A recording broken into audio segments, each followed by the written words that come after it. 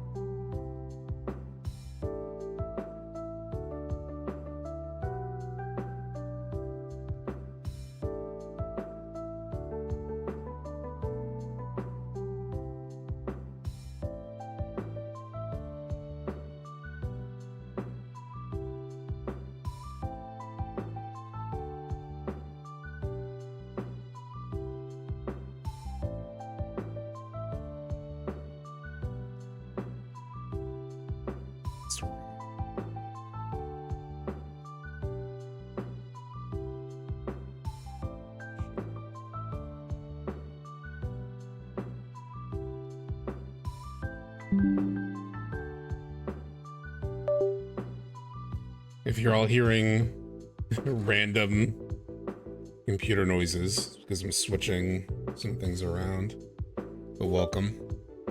A few more minutes. I think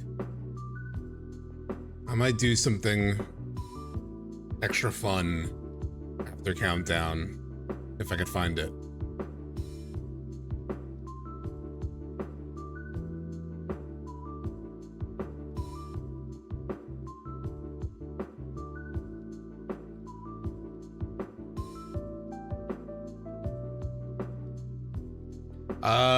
These were, I think these were Rifty beats. shift work life. And I just clipped it, so it's just like forever.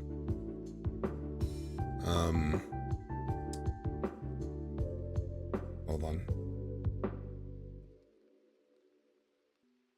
Okay, it's in that folder.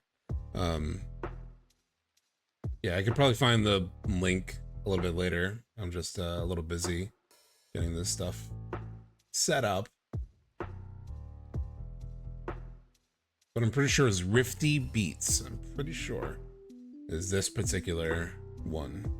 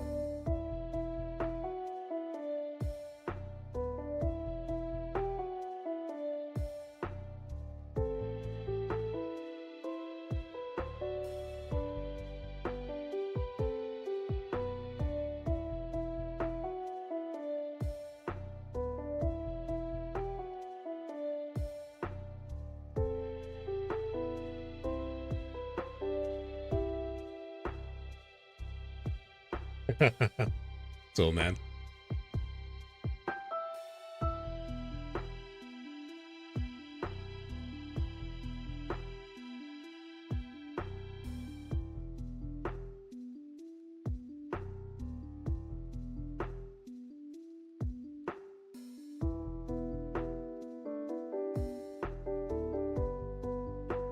The time is running out on me.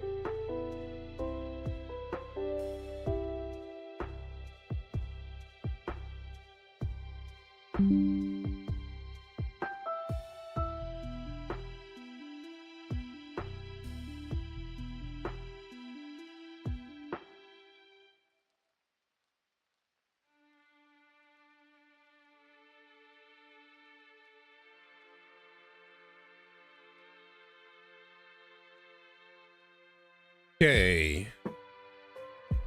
I have so much stuff. Holy shit. Okay. Let me just close a bunch of tabs before I kill my computer. Just give me 1 second, everyone.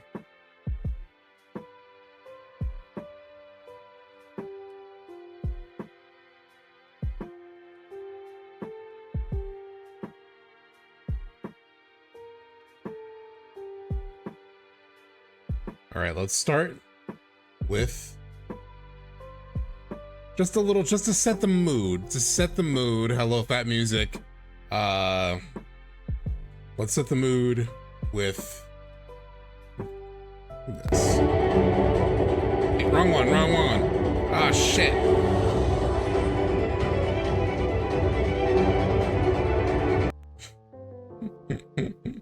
All right, wrong one. Sorry.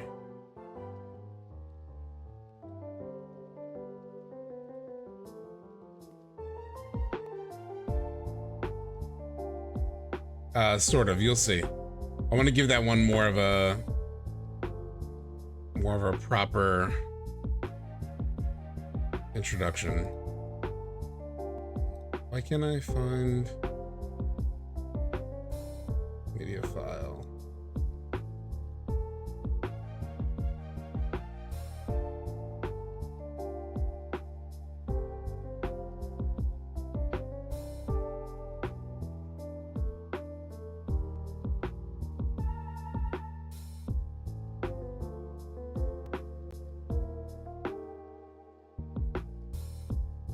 Okay.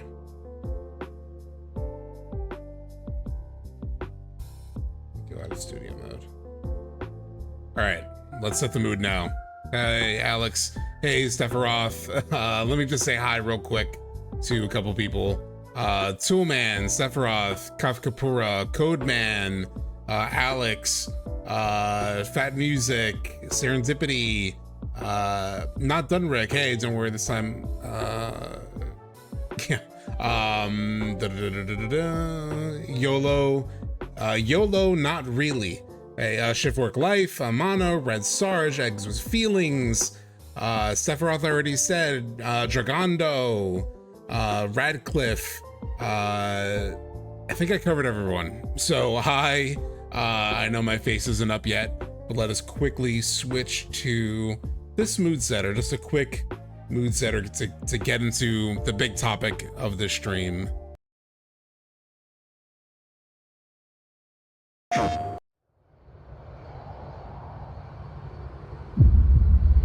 Long ago, we looked upon a foreboding sky. The memory of the star that threatened all burns eternal in our hearts.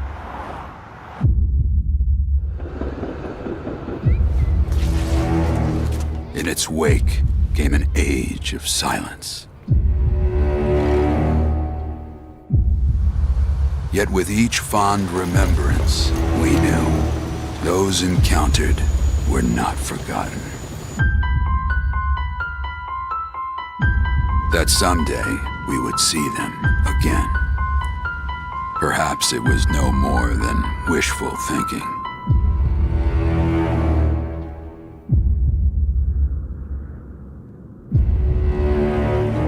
But after the long calm, there are now the beginnings of a stir. The reunion at hand may bring joy, it may bring fear, but let us embrace whatever it brings. For they are coming back.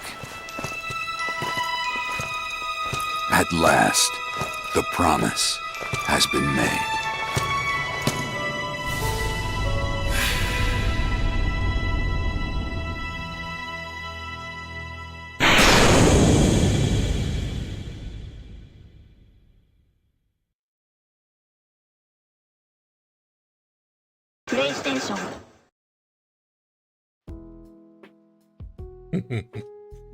Yeah, so definitely wanted to open with that because I think, as you'll see when we get into sort of the dev quotes that I teased coming into the stream, there a couple of them that some people brought up were actually from around the time of that trailer's reveal. Ads are gonna start, but I'll take a moment just to welcome everyone in. I hope you're all having a good week. I had a very long week.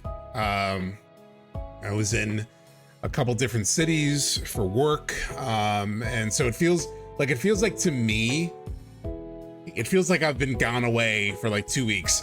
I know I technically only missed the Wednesday original stream, but it feels like I missed a week even though I didn't, because I was away. But hello everyone, how you all doing? I was also yesterday, like I did a decent amount of stream prep stuff last night, but I did it after playing Donkey Kong Bonanza, which I was playing for about 6 hours with just a quick like gym break in between. And I was just so sucked into that game, so I didn't start looking up developer quotes for the big conversation today until around like, I don't know, almost 1 a.m. So I was stupidly up until like 4:30 in the morning because I just got so into like finding things, and I was like, I gotta make sure I gotta find some of these old quotes too that are more on the like the flip side, so it's not a skewed conversation at all. I want to make sure I have as many as I can. I don't think I have all of them, but I have a lot. I have actually 35 slides of different quotes from the developers over the years. But by the way, Donkey Kong Bonanza is so damn fun. Like, I remember getting the Switch 2 and being like, do I need this? Yeah, it was actually really, it's really fun. I mean, Mario Kart was fun, but in terms of like Switch 2 games, like Bonanza they just have this unnatural ability to make a game that just feels really good to play. It's just like, I mean, it's basic, but it's fun, right? Like you just get caught up in the movement and the flow of the way the game feels. And you know, I really wonder what the conversation is going to be like during the Game Awards among like jurists and stuff, because they gave a platformer in Astrobot Game of the Year last year. But for my money, like, and I'm a big PlayStation fan and all of that, but I remember Astrobot, I liked it. It was a good game. For a lot of it, I was a little confused as I was playing through it, because I played some of it before the Game Awards, but then I was working on my video also. And so I didn't get to play a lot of the second half of the game. So I really played the first half of the game before the Game Awards happened. And I was like, this is a solid platformer, but I wasn't blown away necessarily. The second half is better, and there are moments where it's like, oh, that's really good. But I don't know, it felt like the narrative around that game in terms of, and like the nostalgia of like the characters, and you get to do things like play essentially Ape Escape within this new game, really kind of took over some of the conversation around that game, because I don't feel like it was a groundbreaking Game of the Year level kind of platformer. Whereas within the first few hours of Donkey Kong Bonanza, I feel it feels fresher, it feels newer, it feels like, oh, this feels like a Game of the Year worthy type of platformer. But would they do a platformer 2 years in a row? I don't know. I know I kind of like went off. So the trailer is David Lodge, Gina Tak as Bruce Thomas. Yeah, I was never able to fully track down the names, but that's good that you found it. I do think they were slightly different, I had heard, but I never actually tracked down the casting. Thanks for the buzzkill to him, man. Yeah. Wasn't it more of a statement around the studio being backed by the publisher? I think it was like that it was a pretty small team for Astrobot. It was like 60 people. And they created this, you know, fairly large game that was, you know, I mean, it's a good game. I'm not saying it's not a good game. But I do think there's a lot of like feelings caught up with that game in terms of like, you know, you run around and you interact with these, you know, robots that are dressed as these like classic characters, and you get to play, you get to do like gameplay mechanics that are related to God of War and Uncharted, in these games that people love. And I think that kind of like really took over the feeling of it. And like I said, a relatively small team. It's a good game. But yeah, Rebirth is a great game. I think where were all the games that were up for Game of the Year? Metaphor also, which I haven't played all the way through yet, but was very good from what I played of it. Game of the Year 2024 nominees. Let's see. Black Myth Wukong, Elden Ring. Elden Ring definitely shouldn't have gotten it just because it's a literal DLC. Like, I think that sets a bit of a crazy precedent. Balatro, very interesting game apparently. I haven't played Balatro. Yeah. God, Rebirth really could have won this year. I mean, I know there was a lot of heat. There was just so much heat around Astrobot, especially after it came out. And I know Metaphor people really loved. Like, I haven't played it really aside from the opening few hours.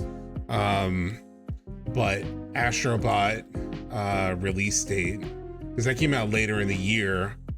That's another reason. So September. That's another reason why I think like Part 3 should probably aim for the second half of 2027 to have some of that heat.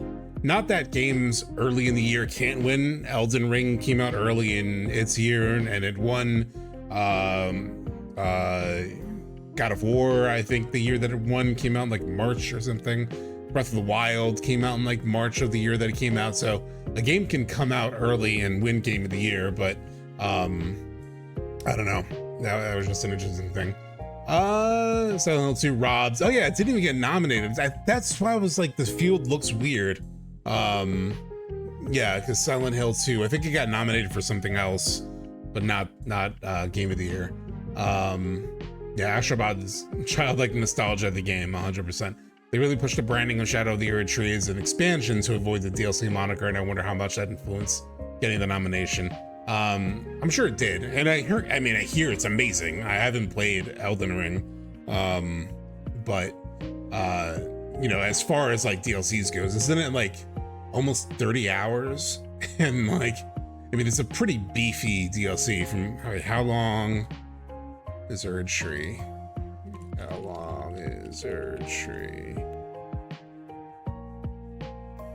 Most players 30 to 40 hours to complete. Yeah, I mean, it's size-wise almost a full game, right? Like, I think it does have new environments and everything too. So, you know, to call it a DLC, to call it expansion instead of just DLC, I get that. I definitely get that. All right, so we have a lot to discuss this week. I was gonna talk about the Ever Crisis stuff. We still might.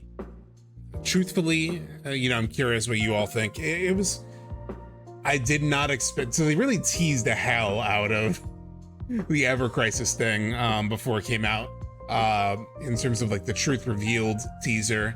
That was the only reason where I was like, are they actually going to do something in this mobile gacha game that might reveal something that I'm still playing, so let's skip it. Yeah, so, you know, not to spoil too much, but there isn't anything huge, in my opinion, that happens in Ever Crisis. Maybe we'll talk about it next week. You know, it represented the original scenes really well. I think a lot of locations looked really good. I think the tagline is related to what happens in the story of the original in that moment, where it's like Sephiroth reveals his plans and, you know, you learn the truth of what the Temple of the Ancients is and the Black Materia and, you know, the truth of, like I said, what Sephiroth's plans are. So I think it covers this vast range of like, there's a lot of things that are revealed in that part of the original. So I think that's what it was teasing. But they just know how to get us talking, right? So that title made people spin out into like, oh, will it actually cover stuff related to the remake trilogy here, like some kind of thing at some big moments? And you know, sorry if you're still playing. It basically doesn't, which is good to me. But there was a moment in time where I was like, people have told me Square Enix, especially with Kingdom Hearts, you know, they tended to reveal things in mobile games, and you know, maybe they might hear, you know, so it was kind of, there was like a 1% chance that they might have shown something. No, but in terms of the scenes I saw, the reveal trailer and up to the temple, it was once OG. After that, it seems to skip a lot. They didn't have the glass staircase, by the way, which bothered me again. The FF7 part of Ever Crisis is slightly different from the OG game. Why? I'm not sure yet. What part is slightly different from the original game? Aside from like a couple of location things, I don't think they really changed too much. Radcliffe.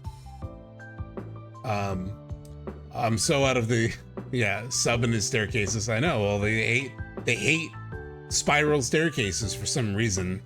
Hamaguchi must have fallen down a spiral staircase in somebody's house as a child, and he just has it out for spiral staircases. They were only able to get a spiral staircase into the Temple of the Ancients because it was very large, very wide, very hard to trip over. Any other spiral staircase, like a glass one that's way too transparent, easy to tip and fall, you don't even see what's really in front of you because it's way too, it's like, it's like see-through glass. So, that's just a hazard. It's a hazard. So Hamaguchi cannot allow that in, he's really just advocating for, proper, safe, entryways and amenities and places. It's a real personal thing. We need you interviewing Hamaguchi. Yeah. Question: do you think the character Danae will show up in part 3? Danae, that might be a deep cut in the compilation that I truthfully don't really know. FF7 Danae. Oh, you're talking about Red 13's wife, basically. I mean, possibly they show her in what's it called? They show her in Cosmo Canyon in the artwork. So possibly. Yeah, I don't know.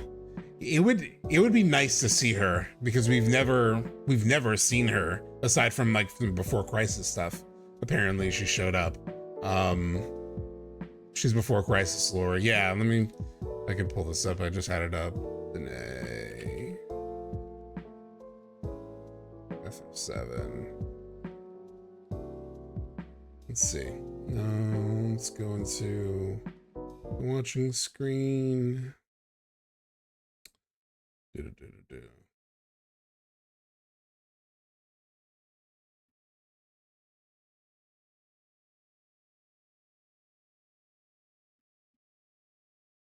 So this is Danae.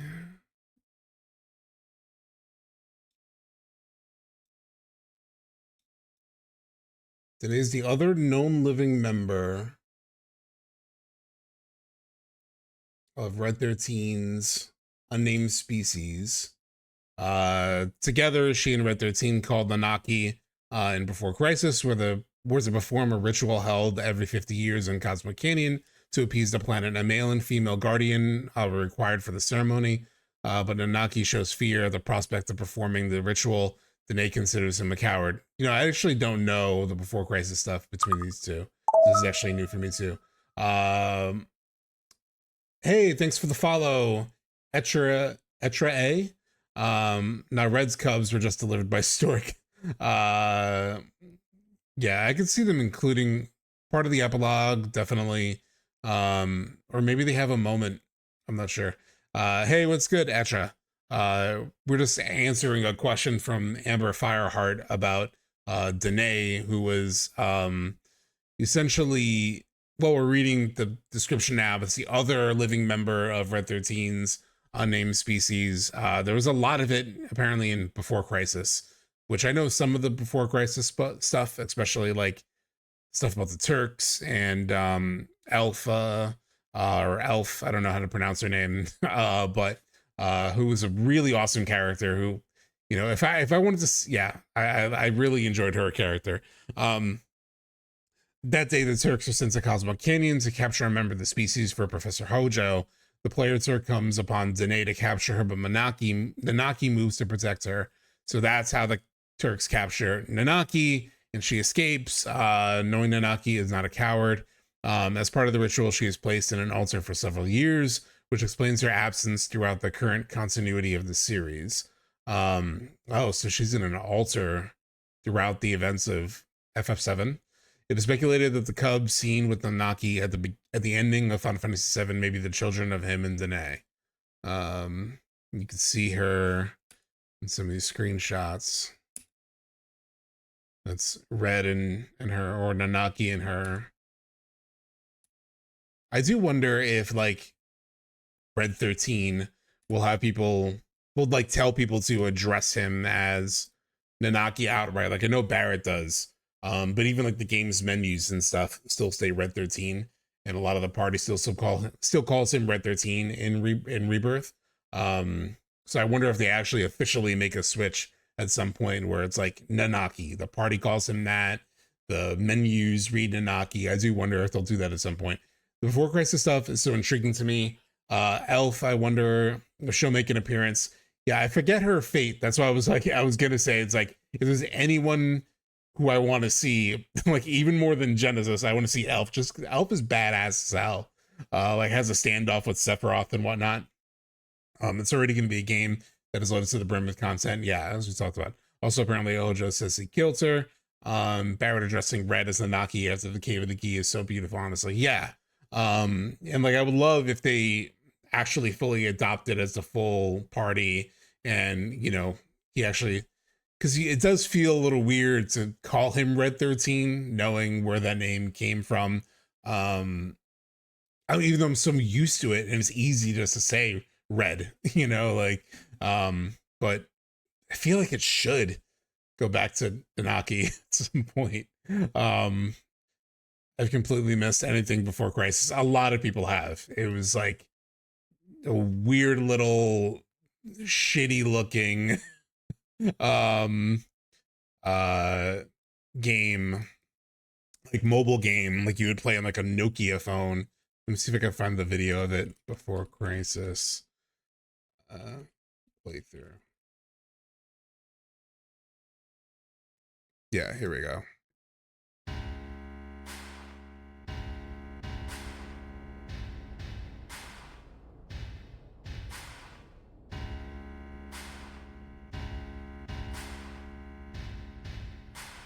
What Before Crisis does have, though, is a sick art. Let's see if it pops up here. Oh, listen to the jams. Doing this before smartphones is wild. Yeah. Like, this artwork is super cool. This, like, Turk shit is awesome. And then there's, like, one shot of them on a yellow background, like, jumping in from the side. That's sick. Let's see if it shows up. I think it does. Same style as Last Order. Yeah.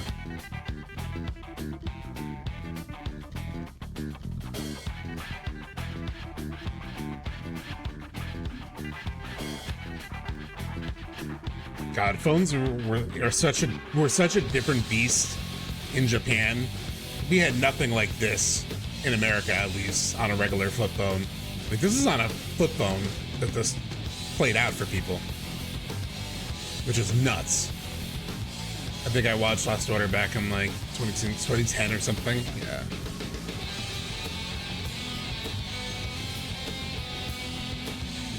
You know, like, here's the art that I love. This art is so sick to me.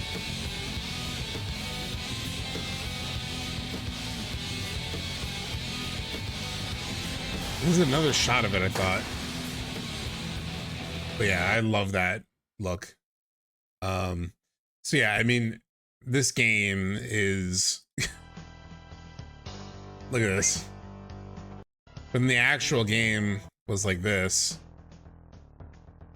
I mean, impressive for the time and for what it was.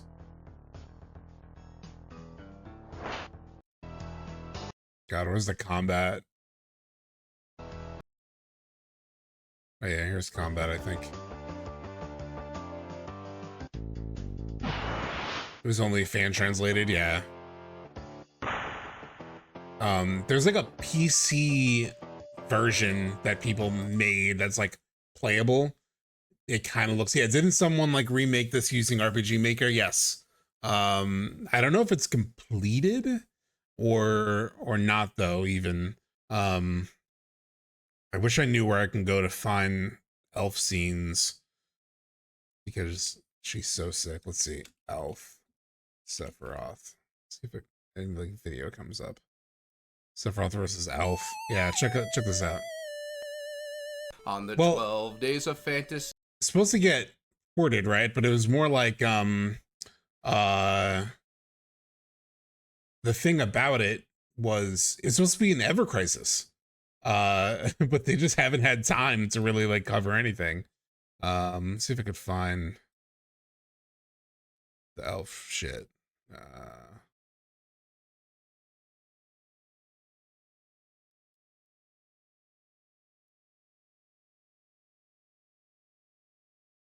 I actually got a.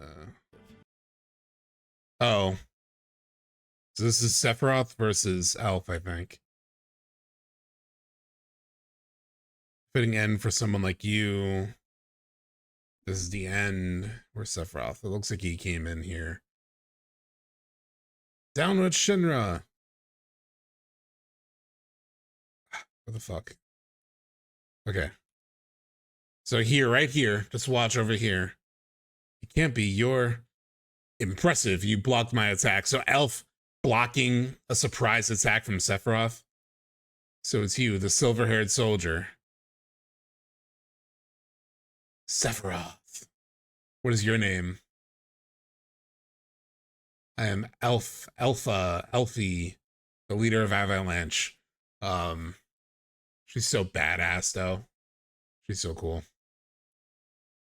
This woman is Avalanche's leader. I forget what her fate is in Before Crisis. But she and Sephiroth have like a little bit of a standoff. Just sick. So very cool. All right. But one of the things I really wanted to get into today, it's going to take a lot of time. I'm just aware that I'm 38 minutes in and I haven't even touched what I think will be the big topic, which is the one right here in the middle, revisiting new dev quotes. So let me bring up the inspiration for this actually, to give credit to them. So this week I posted something, that kind of got a lot of, it was a little snarky, you know, I was being a little sassy, because Sector 6 was also being a little sassy. See if I can find it. Where the hell's my post at? I thought it was more recent than this. Okay, it was more recent than this. That's what I thought. Okay, here it is. All right, let me see if I can pull this up. Big dog, these are all huge topics. Yeah. Well, the first one, so Ever Crisis, we won't really talk about. I also didn't really have time to prep on the Ever Crisis stuff. Like I watched the scenes, but I don't have it all organized. We might talk about it next week, maybe. But there's really nothing. The fire in me wants to talk about the second topic more than anything else. So let's just pull this up. Let's go back to the last scene that we had. Let me turn the browser back on. Okay. So, whoops. So Sector 6 posted this earlier this week. We said if Remake is just the OG with expansion, then why isn't Ever Crisis following its version of events? Because it's just the OG with expansion, right? And the expansions all fit the OG, right? Right? So he's being obviously antagonistic a bit. And like I said, a little, you know, snarky and sassy in terms of just when you look at Ever Crisis. So to touch on some of the things in Ever Crisis, like I remember I was watching Baby Seal's stream of it, and in the temple, Sephiroth, you know, does his big speech and reveals his big plans. And you know what's really stuck out to me there was just like, and it was obvious from playing Remake. Hey, Super Ramio, what's up? But was obvious from playing Remake was that actually, let me send a quick reminder that I'm live and we're talking about this. I'm just gonna retweet that tweet that kind of popped.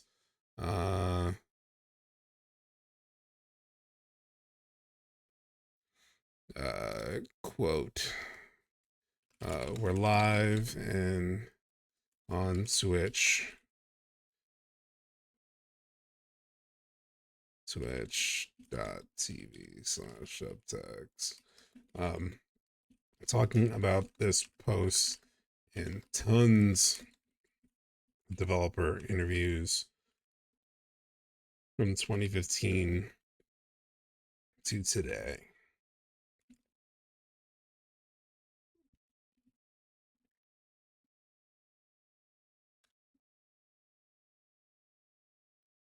Come watch.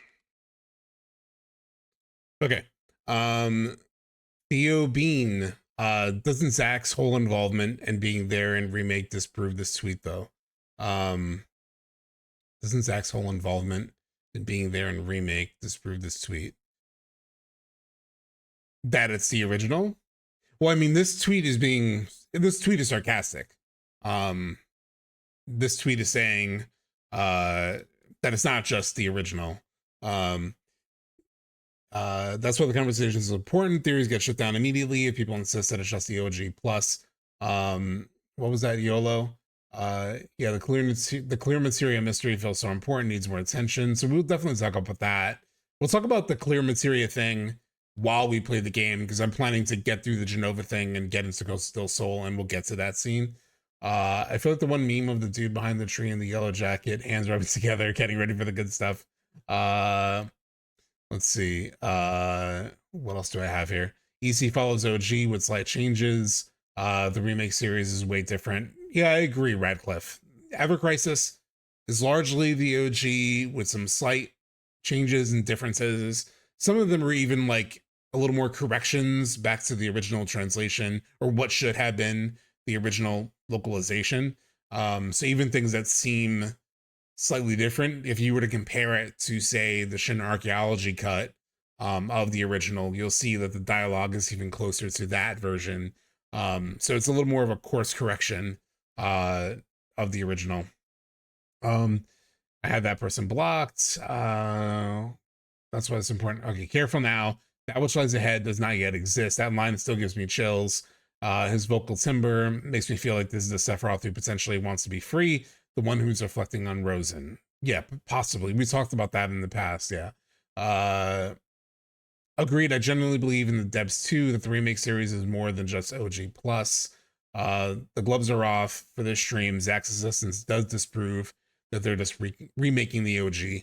Possibly. I do think, I understand why people could even see the Zach thing, the Zach scenes, and be like, well, it still technically fits into the OG. This is Zach traversing the live stream in a way that we never actually got to see. Or it's, a byproduct of like Cloud's delusion. So I could potentially see the way people can view even the Zach stuff somehow in some way fitting into seeing the OG just with more perspective of like events in the live stream that we were blind to.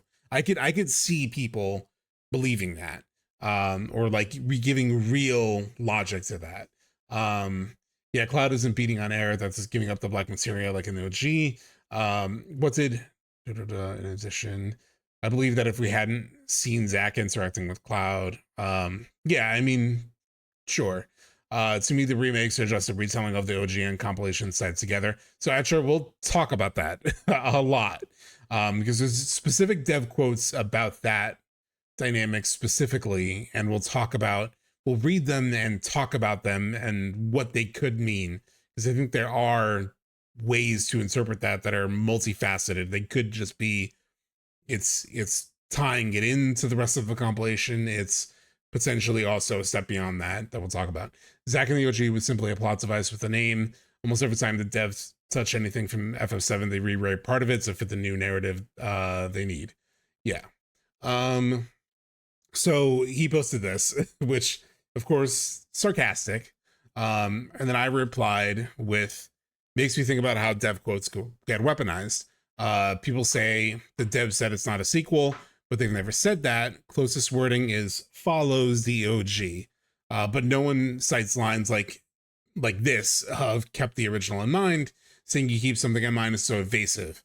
And I was also a little emotionally I think I was reading some of the reactions to Sector 6's tweet, and there were people who were like, but the dev said it's not a sequel, which they've never said those words outright.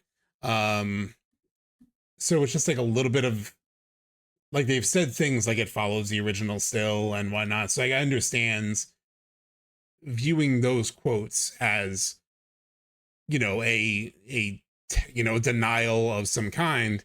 But they've never actually sort of outright denied it. And we'll go through the history of a lot of the dev quotes. There may be a couple that I may have missed. Like I said, I was prepping for the stream after losing way too much time playing Donkey Kong Bonanza. But I have a decent amount, including, like, I went back and reread the Remake Ultimania interviews, which I haven't read in full in years. And there were quotes in there that I had even forgot and were never seen, actually. So here, like, Atase was responding, and we'll talk about this quote later. But in this one interview that came out fairly recently, I'm in the It's a Reimagining camp, but I think there's a lot of vague talk with the dev quotes. Yes.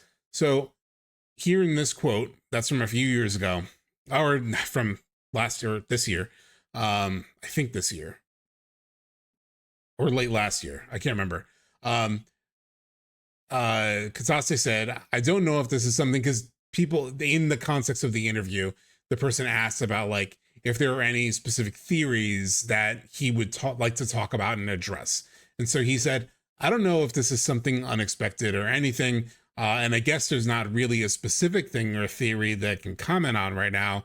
But we do hear a lot of players' different conjectures saying, oh, how much will the story change from the original? And I do want to comment that I don't think that's how it will be. So he expands on this in a minute. And there is a way to read this too, where even that statement of, like, you know, how much will the story change from the original? Oh, I don't think that's how it will be. You could read that as him saying the story won't change from the original, right? Like, I think that's also a fair reading of this quote, that, you know, he's saying, like, people are asking how it's going to change, but I don't think it's going to be that way. And so, you know, in a way you could say that's him denying that it's going to change. But then he also says, we've always kept the original in mind, but I don't think it's going to be a storyline that will betray the fans of the original.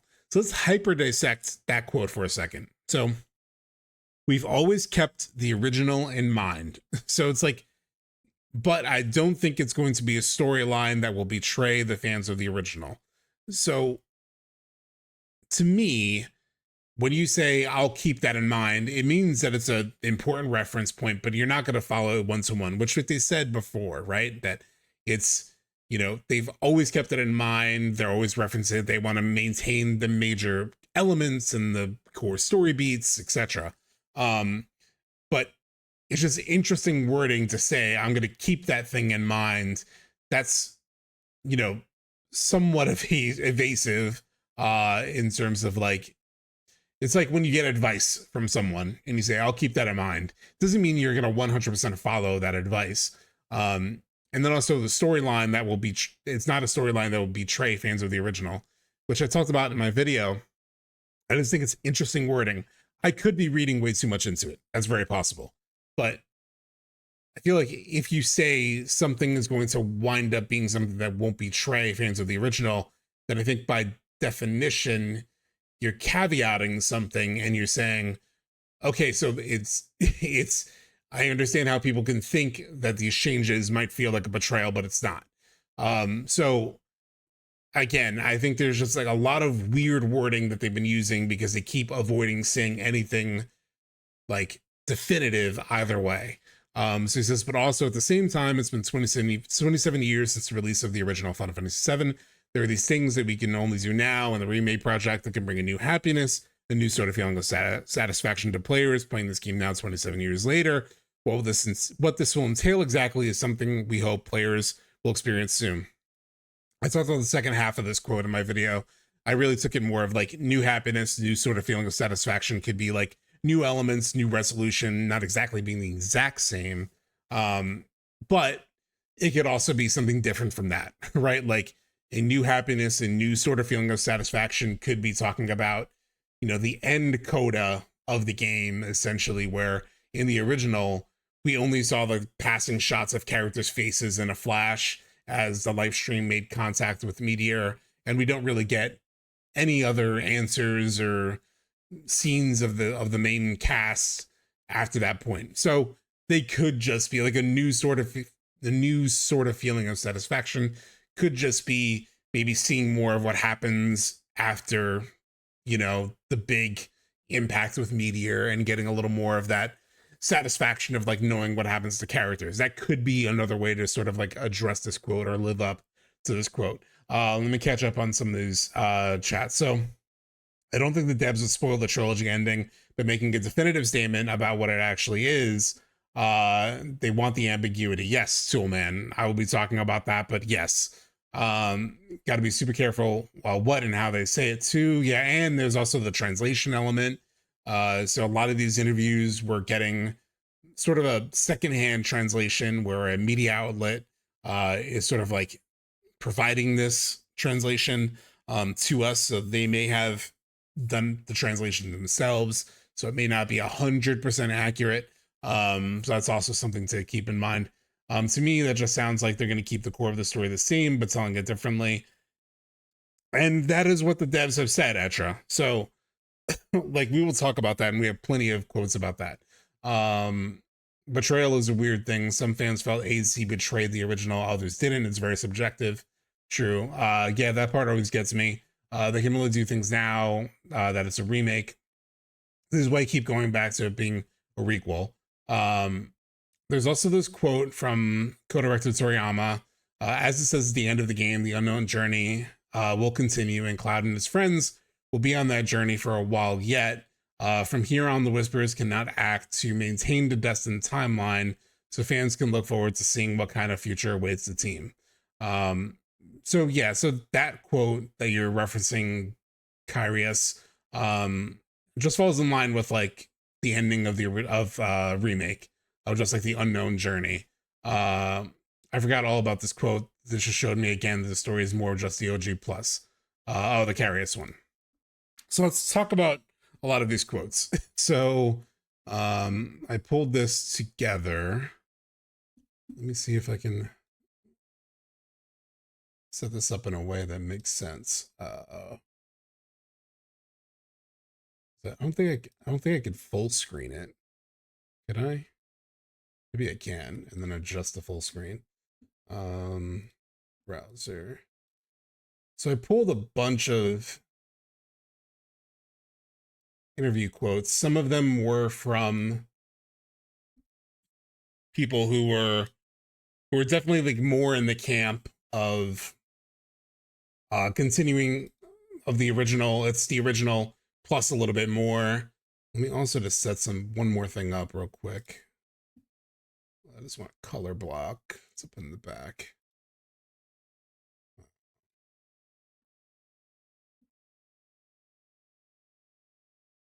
Color block behind this.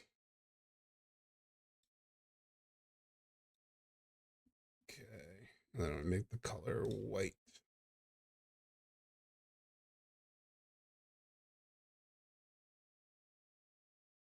This all looks correct. Okay. So pulled a bunch of quotes. Here we are 5 years later, and we're still capable of hours of debate on chapter 18. Dude, I know.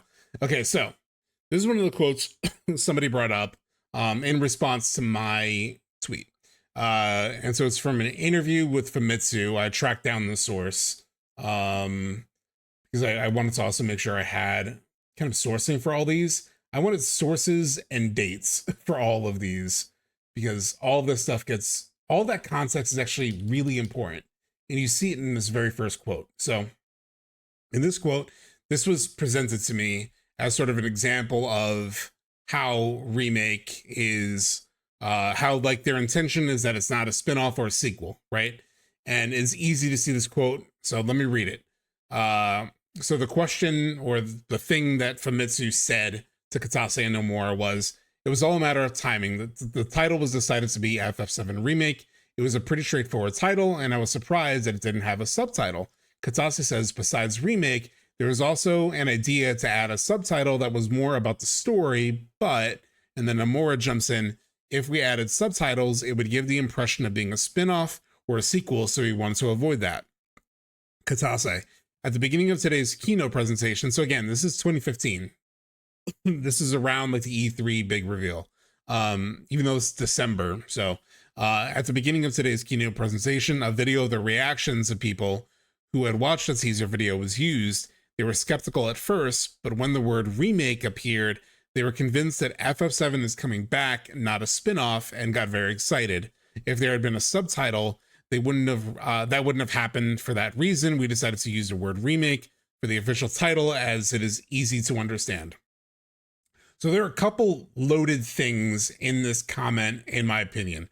So Katase says they thought about a subtitle that was more about the story, but I thought even that is interesting context, right? Subtitle that was more of the story. Now, it could be a subtitle as, you know, like Final Fantasy VII Remake Midgar Adventure, right? Like Midgar Mystery. I don't know, right? Like it could have been as innocuous as just like clarifying that it's a story of Midgar and nothing more. But interesting that like remake in some ways to Katase wasn't sufficient enough, and that there is seemingly even more to that idea of remake. And they talk about that elsewhere. Hey, Twin Peck Huey, thank you for joining. The Nomura says, you know, if we gave those subtitles, it give the impression of a spin-off or a sequel. And there was like, yeah, this is exactly the we wanted to make sure that people knew it was not a spin-off, because remember, in the context 2015, this is when we're in the middle of, there have been so many FF7 things, you know, there have been animes like First Order, there have been movies like Advent Children, there have been tons of spin-off games, some of them mobile, some of them shit like Dirge. And so, and if you remember, I remember a lot of the reactions to the E3 2015 trailer, including I think the Max one or the Easy Allies one, I forget which. They were like, please don't be a movie. Don't be a movie, right? Like people, as it was playing, they were like, oh, you know, there's like, they're like, is this a game? Is this an actual game, right? There was a lot of fear around that. So remake, as explained here, choosing that was just to make it super clear as humanly possible. This is a game and it's a remake of the original, but even a remake might not be sufficient. But for the sake of clarity, they chose that. Shift Work Life. Yeah, the characterization of AC brought all the characters back to the beginning of the story. Cloud being a mopey sad boy, forgetting the character growth of the main game. Then backfilled the reasons why everyone is the way they are. Cloud asked to deliver flowers to the Forgotten Capital. So I will push back on that characterization of Advent Children a bit. So I've heard people say this in terms of, and I felt this for a while too, of like Cloud just ends up being a mopey sad boy, and it seems like he doesn't go through any kind of learning that he went through in the original. And I don't think that's 100% fair.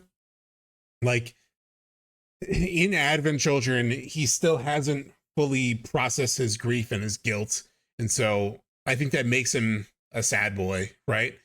But I don't think it's a reversion of his character. I think it's just showing how grief can affect someone. Even if you've, you know, been through a lot of like growth in your life, you could still be pulled back by grief into a different state of being that might look like a reversion of character. But I don't think Advent Children is really saying that Cloud didn't grow. I just think it's showing, and I think really well, the effects of grief.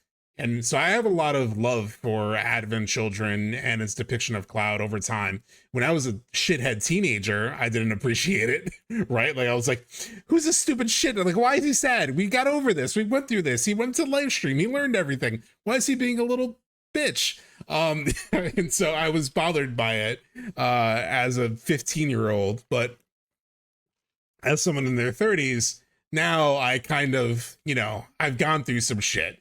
So I understand where Cloud is in Advent Children. And even if like the dialogue is weird at times in that movie and a lot of stuff, and I've seen new people who don't have as much context for FF7 watch it and be like, yeah, it's kind of weird. The way they talk is kind of weird. So that's kind of, that's just generally true. I think there is a true assessment of that. But over time, I've really come to like Advent Children a lot. I do think it's really good in some ways, like in terms of like, really, a link. This is a trailer of Max reactions to FF7. Yeah. So Alex just like links right now, like Nightbot's blocking that just in case of like spammers and stuff, but no problem that you sent that. I don't think I'll watch that right now just because there's so much other things to cover. But yeah. So anyway, long story short, I think Advent Children gets a little bit too much, gets too much slack for seemingly reverting Cloud's character, because I don't think that's the intention. A lot happened to poor Cloud. I love Advent Children Cloud. 100% being someone's, yeah. Grief isn't something that is solved over 1 or 2 events, no matter how large those events are. Yeah, not done, Rick. 100%. It's not binary from sad to fixed. I completely agree. I live with trauma and find that Advent Children Cloud is an interesting insight into what it's like. Yes. So I do think I have a lot of love and respect for Advent Children now that maybe I didn't have initially. It doesn't mean it's great in every way, but I do understand it and respect it quite a bit, actually. It's of the compilation things, I think it weirdly might be my favorite thing. There's just this, I don't know, there's a lot of like soul in it in a way that kind of makes it messy, but it is really good. Just to like really to egg with feelings point of like I live with trauma. So anyway, this conversation about the remake titling. So again, they just wanted to make it extra clear. And then if you actually go into the remake Ultimania, they talk about this dynamic with the trailer even more specifically. So interviewer, it's rather unusual for a remade version of the game to have the word remake in its title as this one does. What was your intention behind doing this? So Nomura says, I was the one who decided on the title, and I did so with 2 intentions. The first was to dispel any worries people might have when the game was first announced. When the debut trailer was played at the game's unveiling and everyone realized it was a Final Fantasy VII title, we wondered if people would grow concerned about whether it was going to be a remade version of the original, a remastered version, or some sort of cinematic work. Just as we thought when we showed the trailer at E3 in 2015, people responded with confusion about whether it might be a film. Therefore, we figured including remake in the title would assuage those doubts and clearly communicate what the work was going to be. Besides that, there's another important intention behind adding the word remake, but I'm afraid I can't explain it just yet. Maybe I'll be able to tell you about it in a few years, and he laughs. So there's a lot here, right? So like I said, those first 2 quotes, the first 2 paragraphs, like clearly outline, all right, we were going to announce this thing. And like I said, there's like so many ways that you can potentially interpret what a new Final Fantasy VII is. It could be a remake. It could be a remaster. It could be another movie. We don't want to make people confused about that. In fact, some people were still kind of confused about that. So given the 15 years or so between, or almost 20 years between the original and the 2015 trailer, there have been so many other types of FF7 things put out into the world, they wanted to avoid it. But this last paragraph, I think, is crazy telling, right?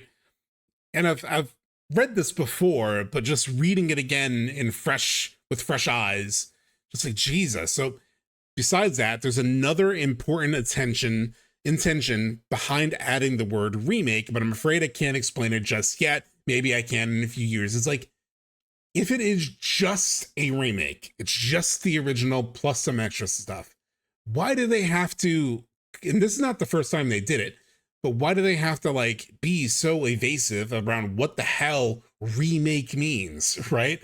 Like it says, they are saying remake means something more than just remake, but we can't explain it.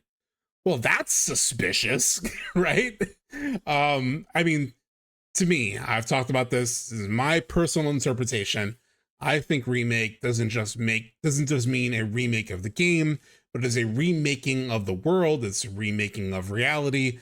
It's a remaking and a finalizing of the entire story, you know, to put everything, including all of the compilation works, into, you know, one final punctuation. And we'll talk about that more by the end of this document with all these quotes. So not so I can't imagine being part of this team, having this 15-year roadmap for this project, and having to do nothing more than say, eventually you'll see for so long. Dude, I also cannot imagine. By the way, hey, Materia Hunter, suspicious, yes. I think it's a reimagining of the story, maybe them doing more that they wanted to do but couldn't before. I mean, they talk about that. I know a lot of fans discuss that. I think it has to be more than that, right? Like if it's just some extra context and just some things they couldn't do before, I don't think they would have to be talking in this way, right? Like this seems to imply that it's more than just a remake. I think that goes a step beyond just, oh, we're going to include some things that we could include before, which they have talked about. They have talked about that. But this is just a wild statement. Agree they changed too much. They wouldn't do chapter 18 if it was a simple reimagining. We'll talk about that. Yes. EC shows that it's more than that. Yeah. All right. So then stepping along the chronology, right? So again, this is 2015. This one's from June 2015. So I also wanted to go back into some of these. I actually think I had this one before I had this one, so it might be a bit of a duplicative point. But anyway, the trailer was vague. It felt like it could be a sequel or even a prequel. So they're talking about the E3 trailer in 2015. This is with Engadget. Nomura says, it's exactly why I wanted to have the word remake into the trailer, precisely to clarify that. At this point, I can't talk to specifics, or at least I'm not allowed to talk about the specifics. But the original is out again. The HD PC version is coming to PS4 already. We don't need two of the same thing. Oh, I thought this was interesting. But the original is out again. The HD PC version is coming to PS4 already. We don't need two of the same thing. Even if we beautified and upgraded the visuals, something that's bound to happen. If it's a full remake, then of course we want to take a different approach. If we actually just upgraded the visuals, there'd be no need for me to direct it. Well, I can't honestly say, but things will change. Which interview? Oh, you're asking Shift Work Life. So Shift Work Life, I feel that too, but the way Nomura. But an earlier when Katase was alluding sequel. Yeah, what was the, I guess, interview where he alluded sequel? But this quote, this first paragraph, I think is really interesting in terms of, you know, he's saying if we were to just beautify the game, you guys wouldn't need me. I wouldn't be needed for this. And, you know, that could be just, you know, making sure that even as they add things that were supposed to be in the original that they weren't able to produce, that they wanted the guiding hand of somebody like Nomura, people on the original team, to make sure that they came to life the right way. So this in and of itself, this first quote, doesn't in and of itself prove that like it'll be a huge change, right? It could just be about him wanting to make sure that even the slight additions feel of a piece with FF7. SubTXT went over it 15 minutes ago. Katase talked about why remake. Oh, okay, got it. I don't know if you did already, but this might be a cool thing to post on your Twitter so that other fans can follow the links and articles. Oh, the actual quote, this actual presentation. Yeah, I could potentially do that. Yeah, what I meant was more that AC was planned specifically for the remake series, as in they wanted to build all this additional story stuff. Uh, just, yeah, what I meant was more that AC was planned specifically for the remake series, as in they wanted to build all this additional story stuff to specifically make remake. I don't know if I'm fully tracking that. You're saying like AC was created with this in mind so that they can eventually link in the right way. SSC, others recorded. So this will be a video. I'm definitely going to make this I think I'm going to make this whole conversation around all of these dev quotes into like a dedicated video to sort of like break this stuff down. So then at the end, is there a comparable remake in gaming movies? Nomura said, if I say anything, then let me move. Hold on. I just realized I might be cutting off on the right side. Shit. Sorry. Okay. That should be a bit better. If I say anything, then that could reveal too much. If I say it's a bit like this, you'll suddenly think, well, then that's going to turn out just like that. In the trailer at the end, I try to reference that the reunion at hand may bring joy, but it may bring fear. But let us embrace whatever it brings. People will wonder how far the game will change and exactly what is going to change. Sure, at first there's the joy that the game is returning, but then the concern that what you liked in the original may change or disappear completely. People have different demands, but if we take everything literally the same, we're turning it into the HD port again. So I think the second quote is really interesting, where it's like, if we make everything literally the same, then it's just an HD port in a different manner, right? In a different way. And the other thing that he says that I think is interesting, sorry, some kind of like no hair got on my nose or something. Hey, welcome, Massotelli. Thanks for the follow. But I thought it was interesting where he says here, if I say anything that might reveal too much, like if it's comparable to anything. So for example, if he were to, reference Star Trek, like Toolman said, or if he were to reference Evangelion, the rebuild movies, that would steer people into thinking of it in a certain way. So, and in a way, it could give away what they might be planning, or it might lead people to think it's too much like that and then not enough like the original. And so either way, if he references anything, it kind of is a trap of a question in some ways. So he's avoiding it, right? He's avoiding kind of comparing it to anything, because then that sets an expectation either way. Yeah, but commentary from the bonus feature suggests otherwise. I don't think we can truly rule anything out as any. Yeah, Najima said he made stuff like AC and AC not knowing it would ever connect to something like the remake series, and he wished he planned it better. Possibly, but there's also something else at the very end of this whole conversation that I think will be interesting in regards to what you just posted, SSC. Hey, Excalibur, what's going on, Wiley? So cool. So let's step into a couple other things. So by the way, ads are about to drop in about 30 seconds. It shouldn't be long. I'll try to manage the ad break, so it should only technically be 30 seconds. I have gotten the thing where it's like ad break ending in 30 seconds, like 30 seconds after the ad break started. So maybe the ad breaks are longer than I thought, but if you want to avoid them, you can subscribe, you could do the Prime Amazon thing. So there are ways to avoid the ads. But we will talk about, I'll come back to, I'll wait for ads to pass before getting into the next quote, just to be fair to everyone. Do you think they planned the end game of the remake trilogy in 2015? This is Materia Hunter's question. Essentially, yes. There was a quote later that we'll talk about where essentially they said they had the outline of the entire remake project at the very beginning of development.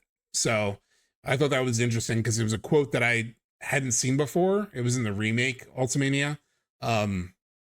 And so I know we've like speculated that in the past of like how much have they had all this plans, but it seems like they have had this plans for a decent amount of time. So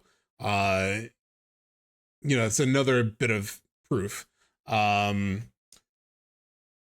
the ad break is going to end in 25 seconds, so I'm just going to kill time a little bit until we can get started. Oh, man, that's a good quote. I don't want people who are stuck in ads to miss this quote, so I'm just going to kill the next 15 seconds to say there's a whole lot here. I'm very excited to talk about it. But even these quotes are interesting so far, right? And again, the context of all of these being like 2015. This is before the game has even come back. Trailers have come out. This is before like whispers have been shown. This is before a lot of context about everything. So this is years before Remake. So here we go. Now we're moving a little bit closer to Remake. So this is the interview. It was with Finaland in 2017. This is actually a screenshot from a Reddit thread that was titled like, why FF7 Remake is not a sequel with proof. So like this quote is in this person's mind, a sort of, sorry, I just need water. In this person's mind, this is proof that it's not a sequel. By the way, sequel to me isn't the right verbiage. I don't think it's a sequel in the way that you would think of the word sequel usually. Just to sort of like get that part out of there. But anyway, we'll talk about that more later. So here in this quote, Gamers Flag, they said, would it take sense? Would it make sense to you to create an HD remaster of compilation of Final Fantasy VII Before Crisis, Crisis Core, Dirge of Cerberus on a unique platform like you did with Kingdom Hearts?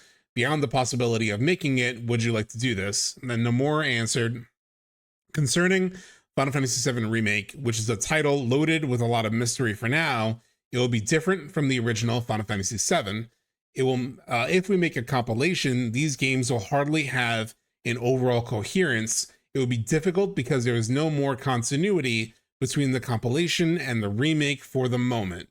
So then this person in this Reddit thread, who's using this as evidence that it's just the original, it's not a sequel, they then added, so this bottom paragraph is added by them, this is added by the Redditor, of this was taken out of context, because what Nomura was saying was that putting the compilation of FF7 into Remake would be incredibly difficult to do for the moment, because it was just Midgar, and we all know that the game was already long enough that it didn't need any more padding. This quote also touches on the compilation, which already answers the first question.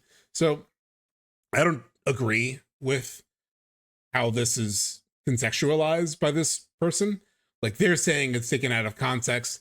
I do think there's the for the moment part of Nomura's quote is interesting, right? So it could be that it's just because Remake up to that point had only covered Midgar. So it's possible that this person is right. But I do think it's a bit of a step to like definitively say, oh, this is taken out of context. He meant exactly this. I see a lot of that in terms of like how people interpret a lot of these dev quotes. And it, it just seems, well, I guess we can all just render any kind of judgment on any kind of quote and just like add what we believe is the right context. Obviously we all have our biases. I tend to see this project as more than just a remake, and it has some kind of iterative change to how we understand what happened in the events of Final Fantasy VII, and it not just being a reimagining. So that's my bias going into it. This person's bias is the opposite. But I do think there's something interesting here in terms of like, so it could be that there's no continuity because Remake just covered Midgar. But I do think it's interesting to say that like there wouldn't be an overall coherence if you put remake together with all the other compilation bits. It's an interesting thing to at least consider in terms of the things that have been said by the devs. Kai Comic, in the end, I like the approach that the remake has taken so far, precisely because we are here discussing what can happen until the last part is released. Yes. So it actually reminds me, Kai Comic, of something I think is really interesting. So when we got to the end of Rebirth, right, I remember there were a lot of people who wanted it to, who expected it to go further than it did in terms of like the changes and stuff. And that could be because there aren't bigger changes. It could be because it is just a reimagining and things are essentially going to stay the same. That's very possible. And it's why they crafted Rebirth the way they did, is I think to help get us all to the point. So in some ways, to people who are really craving that like sequel thing, it can maybe seem a little dissatisfying in terms of like not landing on that.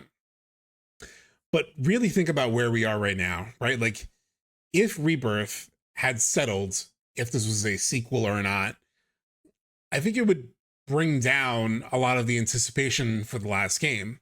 Like it's still an open mystery, right? Like there are still people who believe it's going to be like the original, and there are people who believe, no, it's going to be like a sequel. And there's no way to prove either side right or wrong right now. Like no definitive way to really prove either side right or wrong. If anything, right now, I think it favors people who see it more like a reimagining of the original and not a sequel. I think that's like, in terms of like the overall balance of where things hang now, it's definitely more in favor of that.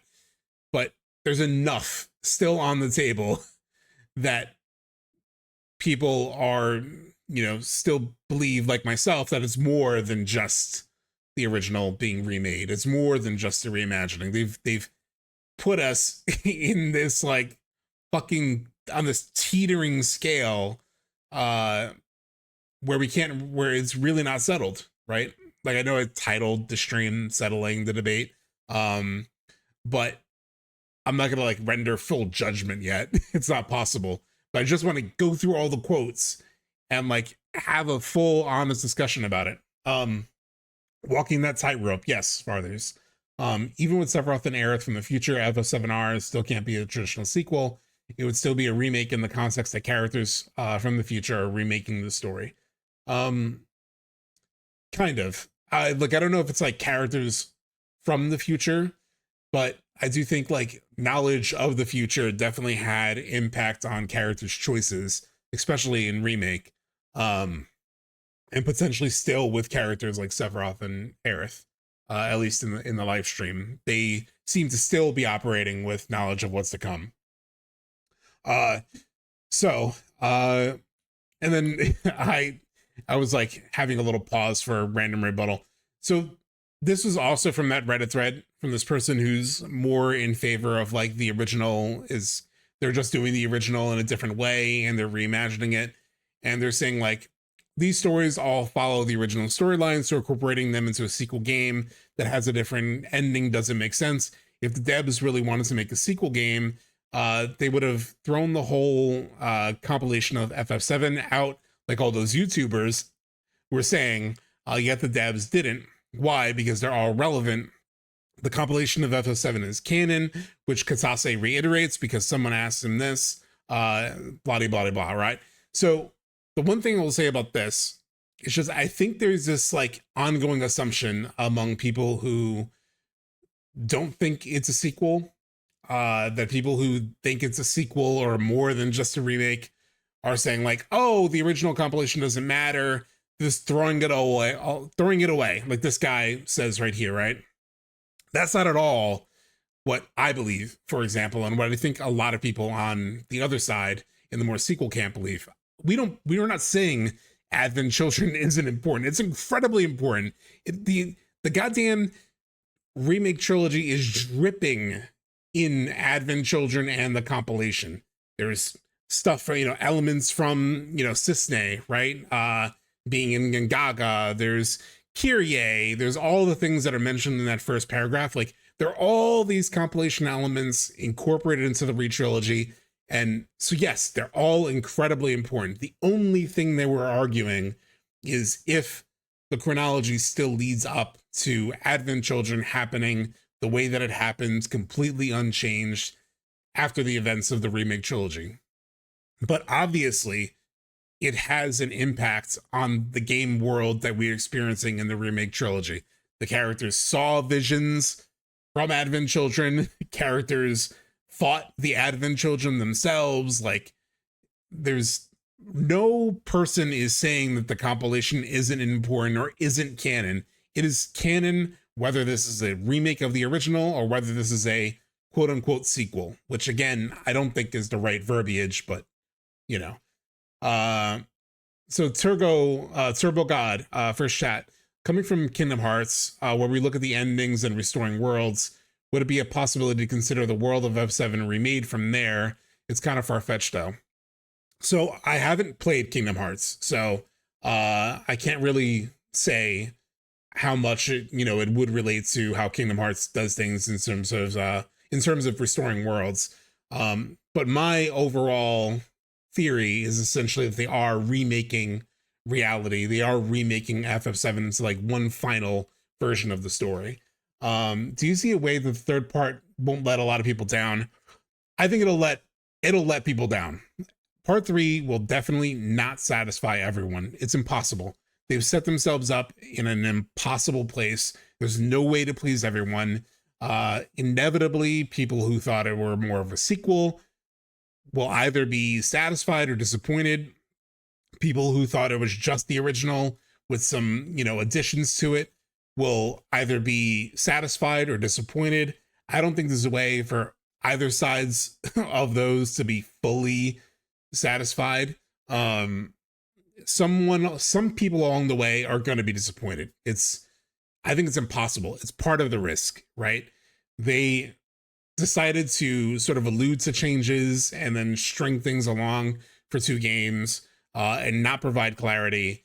And that has set people up in either one of 2 camps, at least original fans.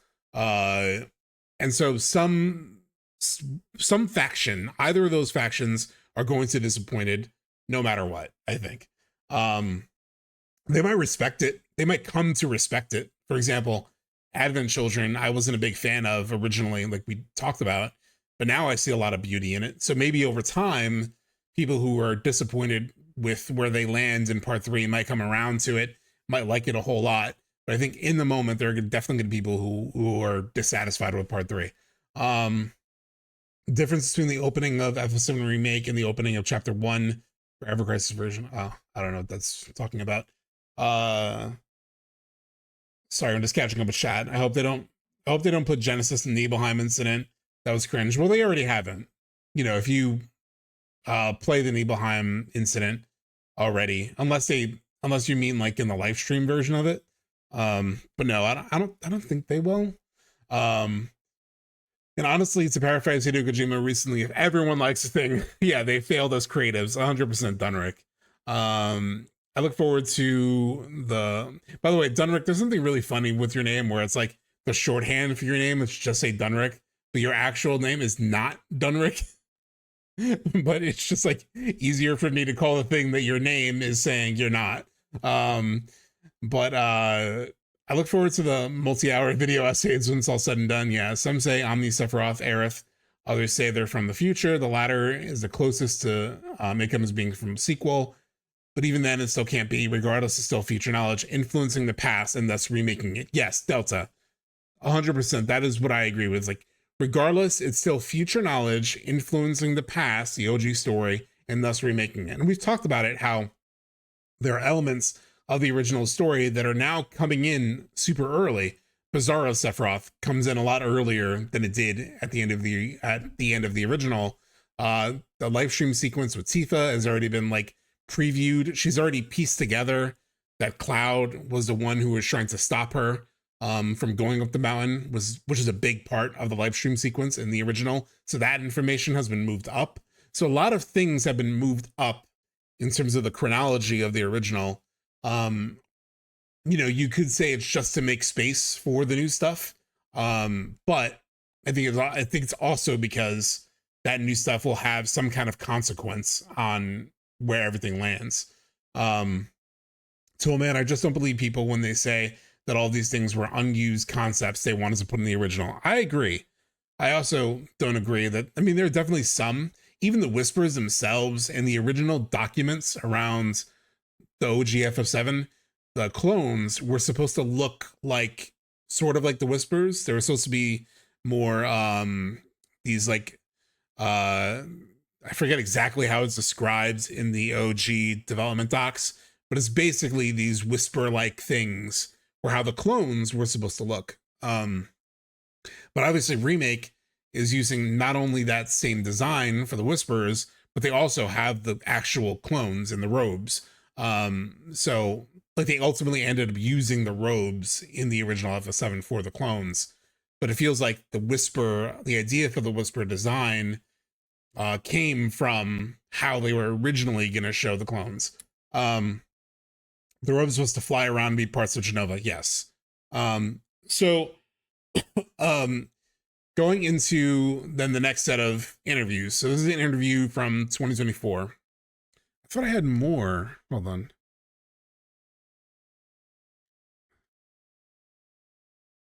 Where's the other one? Oh, it's a Remake Ultimania ones. This one feels out of place right now. All right, this one might be a little out of place, but we're going to go back in time after this one. So anyway, this is March 2024. So we asked if having a fresh set of eyes was an advantage to the creation of Final Fantasy VII Rebirth. With this, Hamaguchi-san answered, quote, however, the veteran team members like Nomura-san have steered us in the right direction. Instead of creating something like a fan-made remake, we wanted to keep the important essence of the messages of the original game. So having the veterans in the team allowed us to go the right way that respects the original vision, that adds new exciting elements to the game with ideas of the new members. I feel that we have the perfect balance of the wisdom of the original creators and the passion of the new creators to bring Final Fantasy VII Rebirth to life. This way, the original fans are also happy with the game and how it turned out to be. So this quote was one that was like shared to me by someone who's more on the side of it's the original, you know, it's just a reimagining of the original.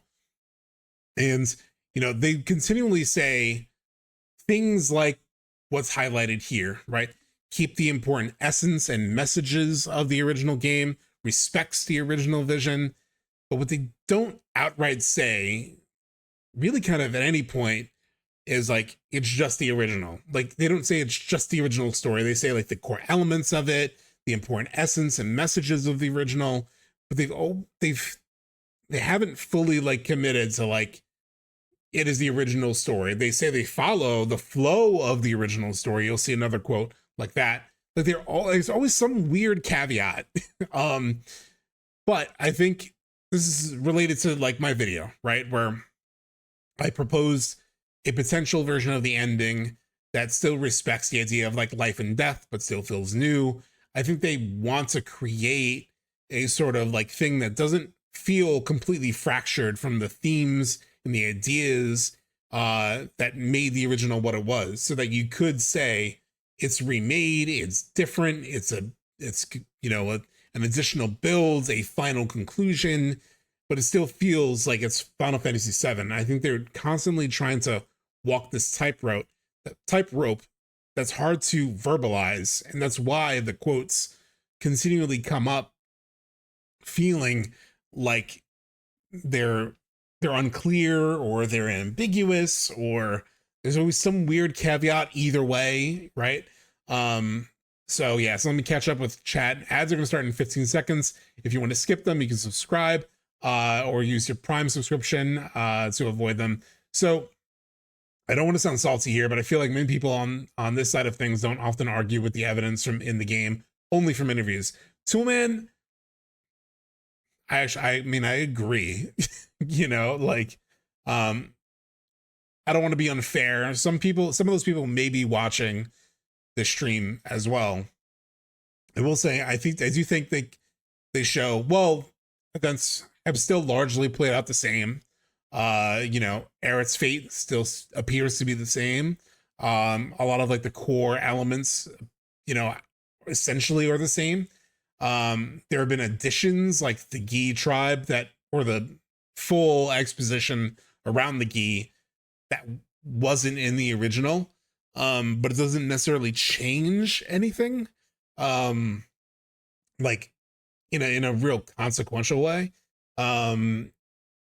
So I do think they have like some in-game evidence. I think when they do defend their position, they use the quotes a lot.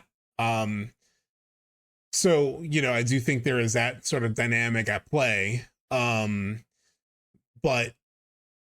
in theory, currently the events have largely stayed relatively the same. But there are these weird things where things seem to come in a little early, like I talked about, or there are like slight differences, or there are things like the Zack stuff, which are much bigger. But again, a little unclear in terms of like, if that will have an effect on the real world. The core is there, but the messaging is wildly different. So Delta Sin saying in those early drafts with the flying robes, they also had a leader of sorts. I've wondered if that's what Glenn might be, since he has a robe like them, but it's nicer than all the others. That's interesting. Sephiroth, I can't wait for interviews with them. Yeah, once all this is over, once I can share everything. Yeah, I really can't wait for that. TurboGad, thank you for the description. Delta, okay. Oh, sorry, I'm trying to like manage all the chatters too. I'll be going full internet blackout until I finish the game. Dude, I don't know what to do in terms of like streaming the third game when it comes out or not. I don't know what I'm gonna do. Because I don't want to be spoiled, but I do want to share my experience with people. But I'm so afraid of people jumping in chat and like spoiling things. Blind playthrough first end stream. Yeah, I've thought about that for sure. Let's be honest, they couldn't remake FF7 without doing certain things. What happens in the future now is what decides everything. Part 3 will have the most creative freedom. Yeah, they've had to craft the first two games so they don't push in either direction a little too strongly. You do yeah, I mean, emote mode for the entire stream is a little wild though. I've been streamed 12-hour days of Rebirth over 10 days when it released, and honestly, it was cool to have that footage, but wasn't an issue for spoiler stuff because everyone was busy playing it themselves. That's funny. Yeah.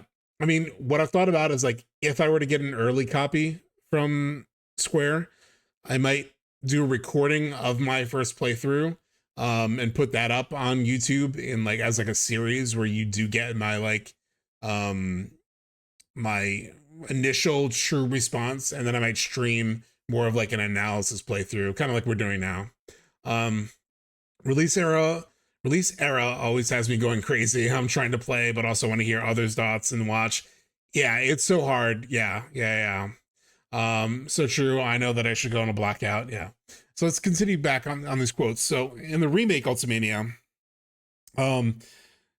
this is from 2020 time, whenever the remake Ultimania drops, which may have actually been 21. I'm not sure.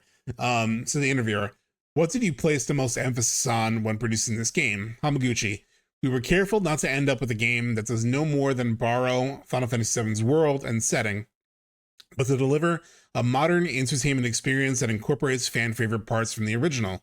Graphics and other visual aspects were considered fair game for individual staff members to modify as they saw fit, but it was our policy throughout development that the game retain the core essence of the original version. When adding new elements, we expanded on ideas and concepts already present in the original game.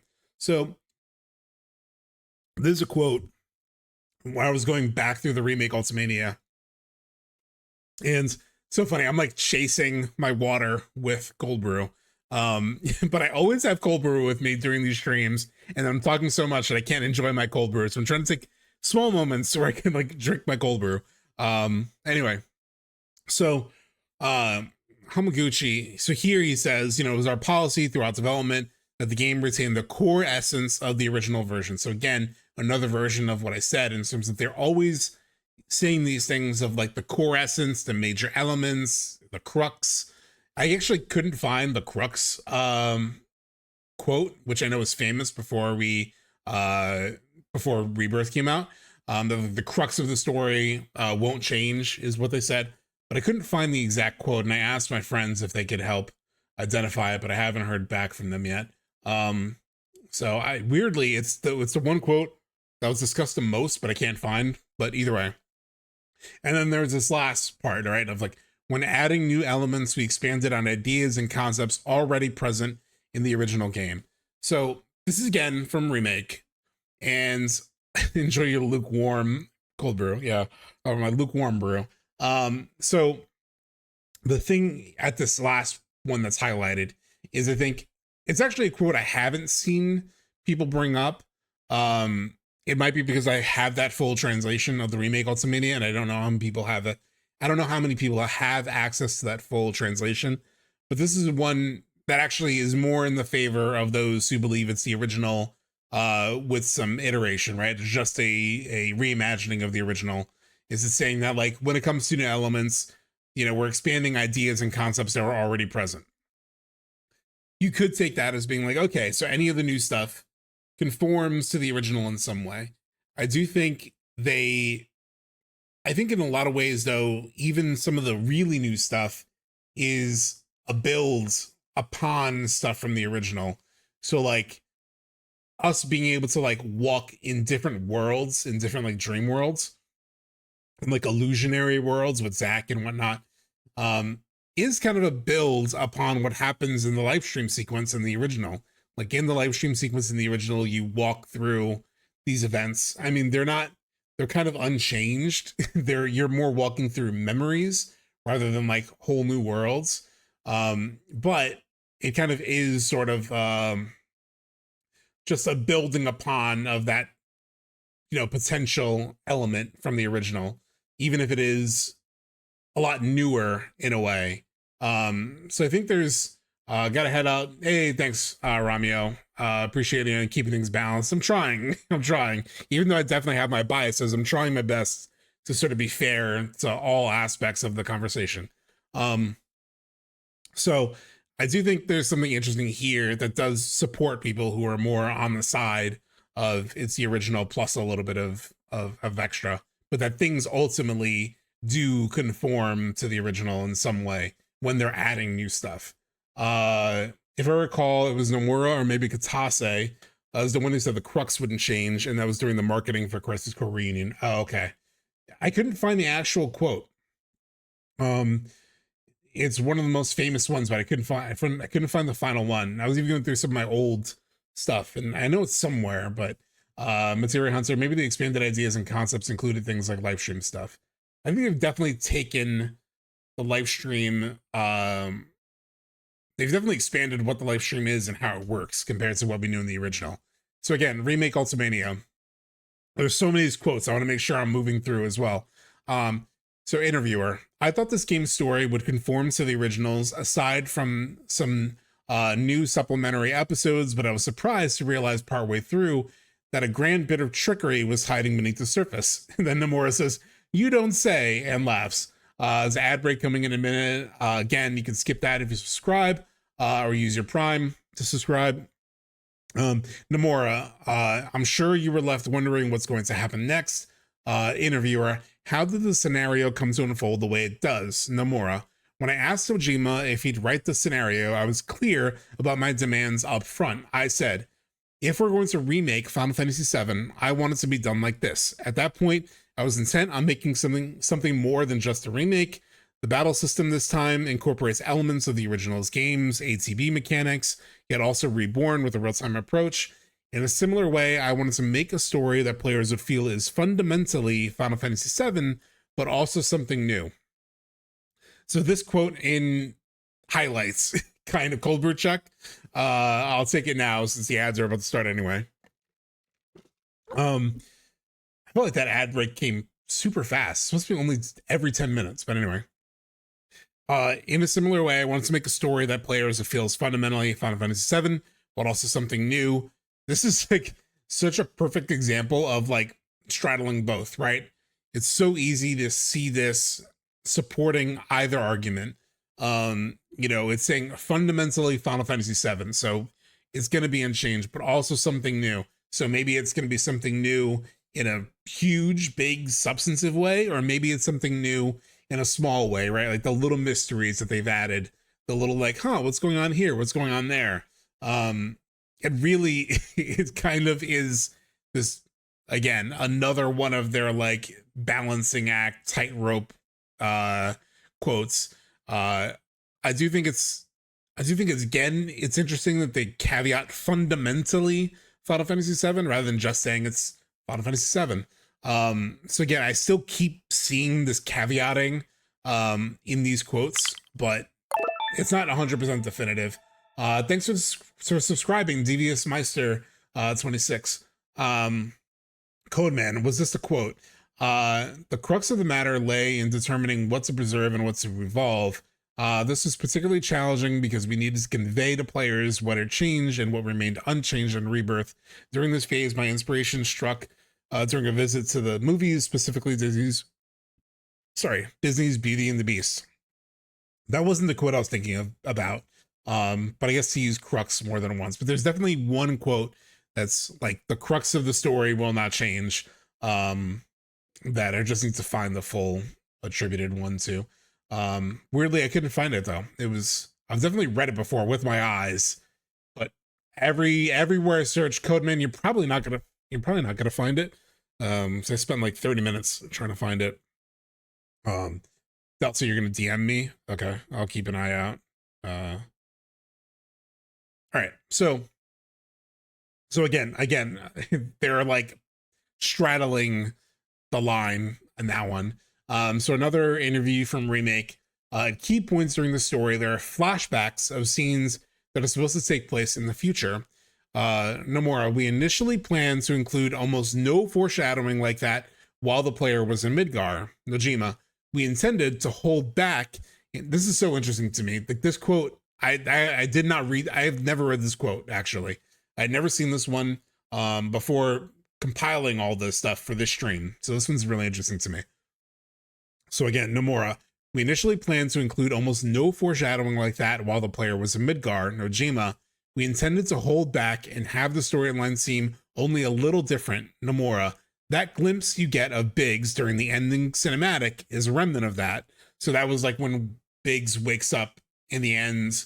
That was supposed to be, as you'll see here, we thought it would leave players the slight sense that something was weird and out of place.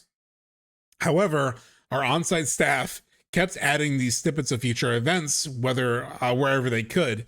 Whenever I discovered one, I'd tell them, no, we can't have these, and make them take it out, but they included so many that a handful ended up staying in. This whole conversation, let me actually adjust it so it's even clearer to see, I think is super fascinating. So again, this is from the Remake Ultimania. Let me just move it over so it's a bit more clear. I'm also super low. So I thought this is super interesting, right? So at one point in the development of Remake, they were not planning to have as much foreshadowing, these like future visions that we see. They want it to be sneakier, yes, for others. And to be fair, that would support kind of one thing that I said at one point where I was like, if it's just the original, it's just a reimagining of the original, then I think, for example, chapter 18 was a step too far, right? That it just shows, it's just so explicit in terms of like, we could change a few errors, saying like, we could change it, make it right. We see flashes of the future. We're like killing the actual, you know, the manifestation of destiny itself. Like we're there's all these moments in chapter 18 that are just like, damn, they're just like hitting you over the head with like things are gonna change. And then there's like, you know, the unknown journey will continue. Like so many things in that final chapter that are like beating you over the head, like expect change, expect change. So I always argued that if the intention was to be more the original, remastered a little, or reimagined a bit, but not fundamentally changing things, then they should have made chapter 18 and Remake a little more subtle. And so it seems like at one point in the development, they were trying to be more subtle. And it was going to be like a couple of weird things, right? Like you're playing the ending and suddenly you see Biggs alive, you know, when he should be dead, lying in the bed, and you're being like, oh, wait, what? That's weird. Why is that there? The original plan apparently was to be a little bit more subtle about it. So, I think it's fascinating, but I also think it's interesting that like they didn't shy away from it in the end either, right? They still did include all the other stuff. I do wonder, you know, when, for example, the Harbinger of Fate came into play in the planning, because that feels like a pretty big, that's a little more than just a little weird, right? Like Biggs laying in bed, a little weird. Oh, why is he alive? That's odd. Are things changing? Fighting the granddaddy of destiny, as I've called him, it's a little more, it's a little in your face. So, and obviously there are a lot more visions of the future or flashbacks to scenes of the future, as the interviewer says it here, in terms of like when you first meet Aerith and you see the white materia falling. He has that vision for the Forgotten Capital when he meets Aerith.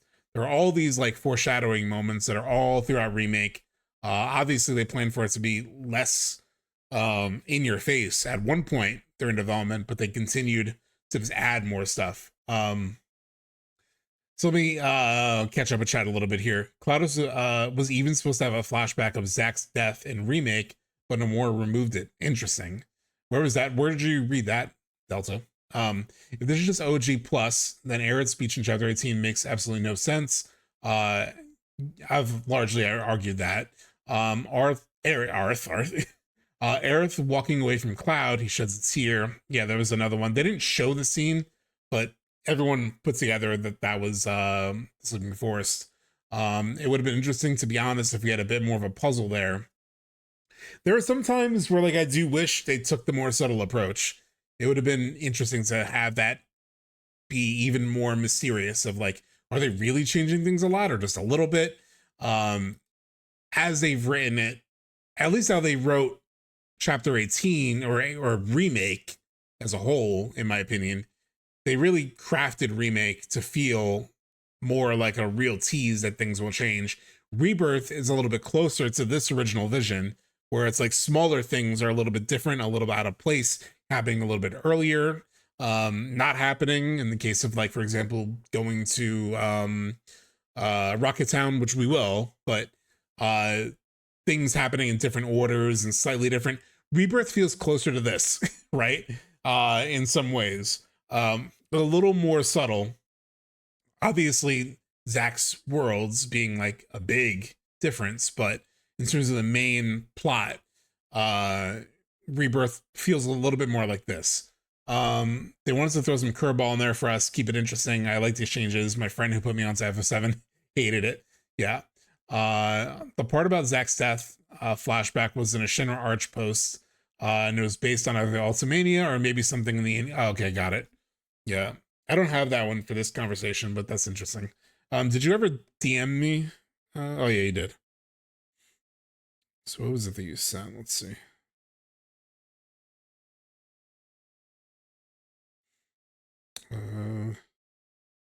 Oh, okay. Let me pull this up, actually. So let me go back. Let me pop out. Let me just add this real quick. Thank you for the Prime. It's 21. Thanks for subscribing. So I'm gonna pull up this thing that Delta just sent me, which I think might be what we're discussing in terms of that quote. Let me just copy it over to this. God, it's huge. What if I... Oh, and this has that quote in it. Awesome. They did want to find that quote, but I couldn't find it earlier.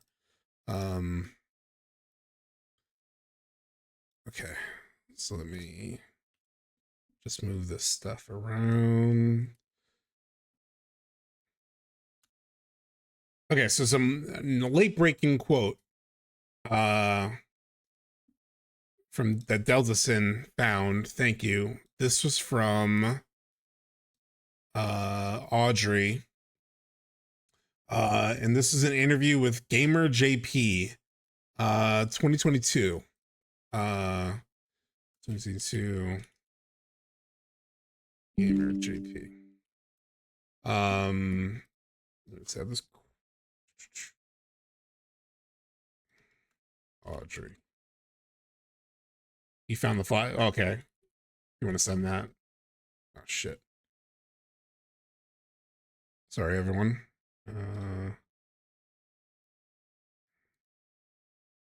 So I have these links. Okay. So let me pull this back up. Oh, dang. How did it get? Oh, because I think it needs to be in slideshow. There we go. So, this is a quote that Deltason in chat just sent me that we talked about earlier. So let's talk about FF7 Rebirth. So this is 2022. Sorry, this has the wrong title on it. This is from an interview with, I think, Gamer JP, 2022. This is before Remake and Rebirth. So let's talk about FF7 Rebirth. Nomura. FF7 Rebirth is a story that starts from when you leave Midgar and enter the vast world before you, but the axis of the story will not change from the original game. For those who have played the original game, watching the trailer might give you doubts, but on that note, you'll be able to enjoy the story more. Whether or not you have played the original game or any of the other compilation games, players new and old will be able to enjoy the story. So paragraph 1 of this quote is basically, the story will not change. It's, will not change from the original. There is this caveat of the axis of the story. But if you were to just take the rest of this in, it's saying like, for those who play the original, watch the trailers, had doubts that it's going to be like the original, don't worry, the original, right? That's what that first quote is essentially saying. But then the interviewer probes on that, right? So he says the same axis. So axis is interesting, right? It's like the axis of the earth is like the point around which the earth sort of like rotates. And so it's saying like that thing, that axis won't change, but then that also leaves some room for, what about the world itself? You're saying this one element in the center of things isn't changing, but does that mean that there's still opportunity for change in the rest of it? So, the same axis, I guess FF7R indeed was almost formed on the same axis, but it almost felt like a different game. If that's the case, then even if FF7 Rebirth follows the same axis, then it still might feel like a different game. So the interviewer's probing on that same thing. So instead of just remaking the game by using modern technology, you took the direction of creating a kind of new game using the same base axis. Can you let us know the intention behind this? So Nomura says, to put it simply, we did see many opinions from fans saying that we should keep the original contents of the game, but just improve the graphics to make it pretty. However, doing only that will be too costly and not make much sense to make a game like that. When we started planning FF7R, we decided that we would want this game to be a new experience with new developments within the story, so that those who already played the original game can enjoy it as well. So, the most balanced reading of this would be to say that they wanted to create a new experience, but still largely keep the same feeling of the story, so that even if you play the original, you would enjoy it, right? That there would be these like new developments. In other quotes, they said like new mysteries. But this is, for the most part, still saying it's going to be like the original, but with just some surprises along the way to keep it fresh, right? So this is not a quote that's like a sequeler's dream, in a way. This is still very much, I think, aligned with what they said before in terms of like, it'll mostly be like the original, but we just want to like keep it spicy and keep you sort of like hanging on a little bit and intrigued and interested. So then the interview continued. A new experience and new developments. Why did you decide on this?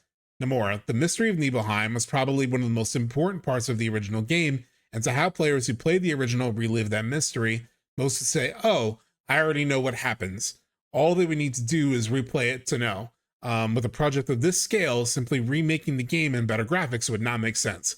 However, there will be no point if the story were to change completely and become something entirely different. The challenge we have been working on is, even if we are to introduce a new mystery into the game, how do we make it so it does not deviate much from the original game? And then Katase, in general, most people would just be content with the nostalgia of the game, where they can just buy it and enjoy the nostalgic feelings it brings forth. However, we have experienced that time and time again. That's why we didn't like the thought of simply just remaking FF7. We hope to make a game that those who were happy to hear of the new FF7 release can play and enjoy, and that old players will also be able to have a fresh experience as well.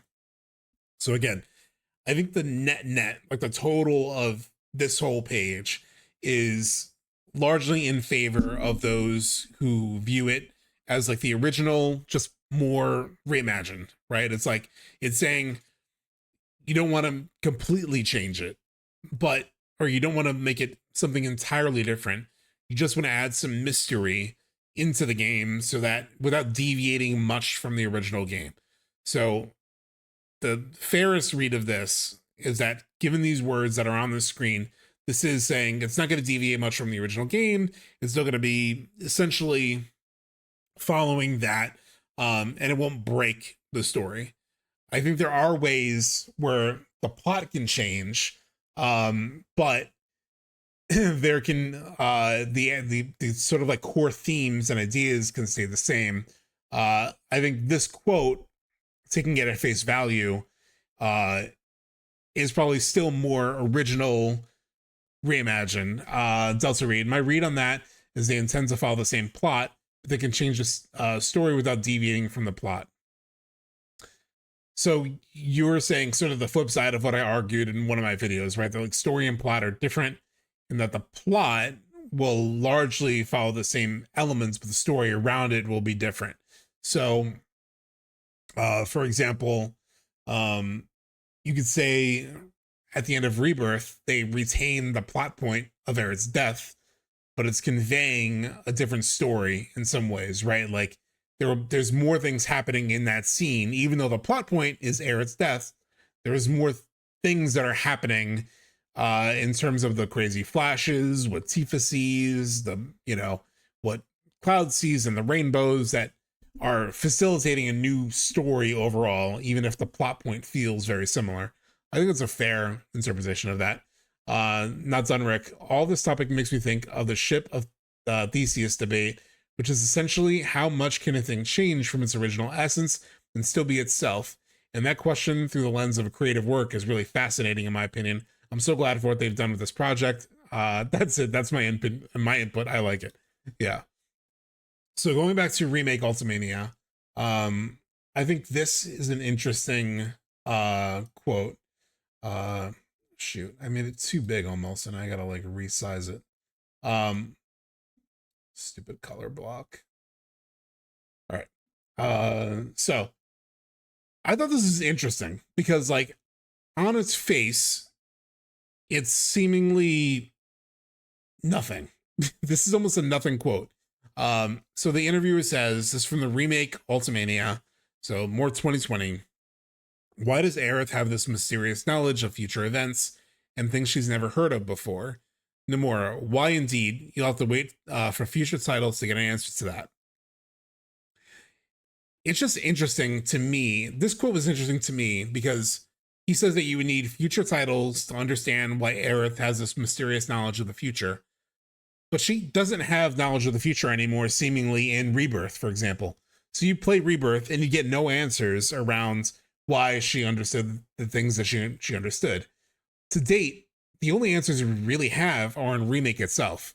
So it's just kind of interesting to me that Nomura is like, you have to wait for future titles to understand why Aerith sees the future a bit. Although having now played Rebirth, it doesn't feel like that clarified this in any way beyond what we already knew. I guess you could say the scene in Calm, where she says that, like, I could see it before, but the whispers took it from me, or maybe it was erased, is really the one moment that she comments on it. Obviously, Red 13 and his gondola date says that they could both see the future, but it's not really explain exactly how. Sephiroth, you probably didn't want to give specifics to which title, but good point. Yeah. Delta, I think it's a good analogy. Changing the story without changing the plot can offer a lot of freedom. The question is how far they'd actually take it. Yeah. He's done a good job of keeping us locked in until part 3. 100% Tool, man. So, moving on to the next quote. So again, Remake Ultimania. So based on how the story went this time, is there any possibility the next installment and those after it will play out in a significantly different way than the original game? Katase. I've discussed this with a lot with Nomura. We very much do not want to remove. So this is interesting. Just look at the progression here, right? So interviewer asks, based on how the story went this time, is there any possibility the next installment and those after it will play out in a significantly different way than the original game? Then Katase, the sneaky little fuck, answers it this way. I've discussed this a lot. I've discussed this with a lot with Nomura, the possibility of like how things will change. We very much do not want to remove locations and scenes that fans of the original are expecting to make an appearance. It's like, bro, we didn't ask about locations. We asked about the story. And he, again, evasive little bastard, like, takes a question about like changes to the story and makes it about locations and scenes, which you could say scenes is story, but kind of the way Delta Sin mentioned in chat, the scene can remain, but the story around it could change, right? Kind of like the ending of chapter 14 in Remake, where the scene of Aerith's death, we get the scene as we knew it, kind of. The scene happens. Sephiroth falls from the goddamn ceiling, stabs Aerith, she dies, but the potential story that spins out of that could be a little bit different. There's still room for it to be a little bit different. Therefore, we're not planning to make what comes next entirely different from the original version. Please rest assured that Final Fantasy VII will continue to be Final Fantasy VII, even in the remade version. So again, then a reassurance, it's still FF7. And I always find it interesting that they continue to use this verbiage, right? This feels like a media trained quote that they keep saying of like, Final Fantasy VII will remain Final Fantasy VII. Now, you could read that as it will be the same story. It will still be the same exact story, but it could be speaking to what they define as the essence or the crux of what Final Fantasy VII is, right? It's like, it's still Final Fantasy VII. It's not Final Fantasy VIII. I know they don't mean it that way, but it's like, it will still be Final Fantasy VII in general, like the same themes and ideas, but it's just funny to me they keep saying it'll be Final Fantasy VII. Final Fantasy VII will be Final Fantasy VII. They don't just say like it's the original. They say things like it won't be entirely different. You know, it'll follow the same flow of the original. It's kind of a non-answer. Yes, Codeman. They did remove the scene of walking down the spiral staircase now. Yes. So they're liars. They are outright liars. Rise up on that elevator. FF7 is also more than just a summation of the plot points and themes. Yeah. Snujima, I'm also approaching the scenario on the assumption that the story will essentially follow the flow of the original game. Just listen to the words that are being said. Who speaks like this? Like, it's just the one thing where, like, it's just this wording is just, you could take this. I understand. If you're in chat or you're watching this VOD or you hate watching this, being like, the subtext guy is such an asshole, he's trying to lie to people. Like, I can see how you read this quote and you see it'll follow the original game, right? But all these other words in between, the story will essentially follow the flow of the original game. It's like, why don't you say the story will follow the original game? Why do we have to say essentially follow the flow of the original game?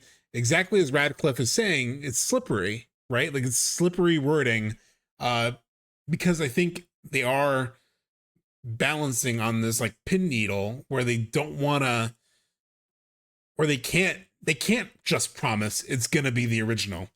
So that in hindsight, when we look back at these in remake, there's plausible, or at the end of the entire trilogy, there's plausible deniability where like we never said it was a sequel. We never said it was exactly the original game. We said it essentially followed the flow of the original game, or like we added new mysteries. We didn't say that we just outright changed it all, or created a new story. We never said that. This is just loaded with plausible deniability to me every time I read these quotes. So essentially follow the flow of the original game with small changes of how things are presented and the events that take place. I'd personally like to include things like villages that first appeared in Crisis Core of Final Fantasy VII. So then also like bring it back to like smaller things, right? Like locations. So we could potentially see Modealheim, which we still haven't. We've still only seen locations that were in the original. So catching up a chat. One example is Aerith's death, though a lot of fans would say that it's part of the plot or crux of FF7, but it really isn't. The elements that make the crux are the battle between Cloud and Sephiroth and the fate of the planet. Yeah, I agree. If they were just sticking to the OG, they would say so in a single sentence. They might, or I think they are purposefully trying to keep both sides, you know, completely, or they don't want to clarify it so that there's no reason to keep playing. Etra A, have you ever read the in FF7 OG dialogue of the NPC, the one who talks about the door to another world or whatever? It's, yeah, I ran into that when I was replaying the original before Rebirth came out, and I was like, what a crazy, let me bring that up for people in chat. It was really funny. Hold on, let me just give me 1 second. I could find it pretty quick. Gotta go into my video channel. LG to Rebirth. We'll just find the medieval chapter. Here we go.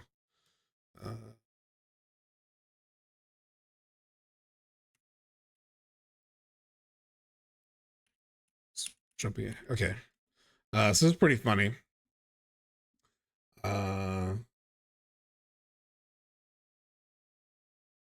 So this is from the original game when you're in Midiel. I was running around as Sid at this point. So you're in this like shop. This is what Etra was talking about. Broke. He's like, oh, do you have the key to this door? And he's like, the doorknob had broken or whatever. He says, and the shopkeeper says, huh? Key? You mean the one to that door? And then Sid says, yeah. So the shopkeeper goes, of course there's no key. It's a wall. We just painted a door on it. And then this is the craziest thing after that. Say what, you drew that door on the wall? That's right, we drew it on there to make it feel like you could pass through it to another world. I was like, bro, what? Sorry to surprise you, but it's not much of an apology. Please take this. I don't know if this will have like any kind of impact on the remake trilogy, but it is funny. Like, I think it is incredibly funny. This random ass door in Midiel talks about like, we drew it so you can make you pass through to another world. They might do something with it. It'd be funny if they did. Yeah, it's an incredible quote from the original. That's easy to miss, very easy to miss. We'll just catch up with there's no way the devs didn't take that dialogue and say, yeah, let's expand on that. Oh, so actually you're bringing that up as like potential expansion, a way that like the worlds fits into the expansion conversation. Yeah. I mean, we could just end up killing Sephiroth Genova for good and technically won't betray original, only anything that is meant to come after. Farther, you're making the point that like, if we were to kill Sephiroth and Genova for good, it wouldn't betray the original, but it would change the events after. I think that's true. If they really cared about courting that demographic, oh, that's a different one. Sorry, I'm just following chat. Medieval door theory is now the hill I will die on for the remake. Yeah, We should bring that up to Jess. I would like to imagine this door in part 3 where you walk through it and it changes everyone to the OG chibi characters, and you walk on an OG Midiel. Oh, dude, that would actually be sick. That would be a fun way to do it. Like doing the door thing to like open into like one of the Zack worlds or something would be one way to do it. But I think the fun way to do it would be like what Delta just proposed, in terms of like you walk through this door in part 3 and you end up in the OG version of Midiel. It's just like a fun Easter egg. That would be like my favorite use of this door, probably. That'd be really cool. I like that a lot. I like that a lot. Okay, so let's jump back into this. Oh shoot. Now I made it too big. Now I made it too big. Of course I did. Sorry. Just gotta resize it. Because that scene. Okay. So we're back on the Ultimania. Did we talk about all of this? We did. Okay. So now, still in Remake Ultimania. There's still so much we need to talk about. How many slides are we in? We're at 14 of 35. I'll try to move fairly quickly. So Remake Ultimania, to wrap up, would you please share any messages you have for the fans who played Final Fantasy VII Remake? Nomura, being a remake of a highly popular game from the past, this title attracted a lot of attention before its release, with many people voicing their concerns to us. However, the staff refused to be discouraged by this and poured all their energy into their work. Therefore, we'll be very pleased if people take a liking to this game. It's a big accomplishment, yada yada. That said, I don't want it to be the case that people stop playing the original game in favor of the remake now that it's being released. The original version and the remade version go hand in hand. For that reason, I love it if fans who finished Final Fantasy VII Remake would play the original Final Fantasy VII next. So this is very specifically, oh, I gotta move it a little bit. So this is like more specifically about, all right, everyone shut up, lock the fuck in. Yeah. We got a lot to go. So I thought this is interesting. Obviously he's talking about remake here. So he's like saying, I don't want remake to replace the original, which it never would, because it's only the Midgar section. So for me, I interpret this as like, when he says remake, he essentially means the entire trilogy. So in that case, I think there's something interesting to the idea of like wanting to do remake in a way that it doesn't replace the original, right? That there's still a valid reason to go back and play the original. He says, I don't want it to be the case that people stop playing the original game in favor of the remake now that it's being released. The original version and the remade version go hand in hand. So to me, that reads as a potential way in which, for example, more of a sequel interpretation of things would go better as like hand in hand, right? Like the original is part of the canon. It facilitated, Advent Children, which inspired, Sephiroth to take that knowledge and enter remake the way he does, where he's trying to change things, err at the sort of a word as well. And then we end up at the end of the entire trilogy with a remade world, a remade sort of like story where it puts a final button and conclusion on everything. But it doesn't mean that it just replaced OG in that there's no reason to play the original. Because if it's more of a sequel, then playing the original sort of like gives remake it gives them like separate roles, right? It's like you can see what was, you can play the original and see how things played out. You can then watch Advent Children and see how, what led to that. You can experience the original compilation all together if you want, all over again. And then you play the remake trilogy and you get the sort of like final conclusion of what it all led to in a way, right? So it goes hand in hand in that way. Whereas if it's just the original and it's sort of like built upon, reimagined, you could reach the end of the trilogy and then just be like, okay, this is the way to experience FF7. I don't need to play the original. There's pretty much no reason to play the original because the remake trilogy is the same story, just said better and with more context. So, in that way, I think this intention kind of speaks to weirdly enough, I think it more supports a version of things where it's like remake is more of a sequel or a requel or a sort of like more than just remake, where there's still a reason to go back and see what was to then see how it all ended up in the remake trilogy. Toolman, my last comment on this: if remake is OG plus, then it fundamentally overrides the original. That's exactly what I was talking about. Yeah, has more layers in the remake for sure. So then the next one, oh, the ordering of this is like, oh, this is the one that I read earlier. But I couldn't find the source of it. So we just talked about that one. So again, 2020 remake Ultimania. Oh, this is 4Gamer. This is not remake Ultimania. This is 4Gamer. I forgot when this was. This is before remake and rebirth. So this is after rebirth was given a name. I couldn't find I would need to like find the exact source again on this, but this is so after 2022. This is after the announcement of the name. So 4Gamer asks, with the announcement of FF7 Rebirth, I think the part that's most intriguing to fans is Zach. Will the FF7 Rebirth story change greatly than the one from the original game? So Nomura, the story's axis will not change.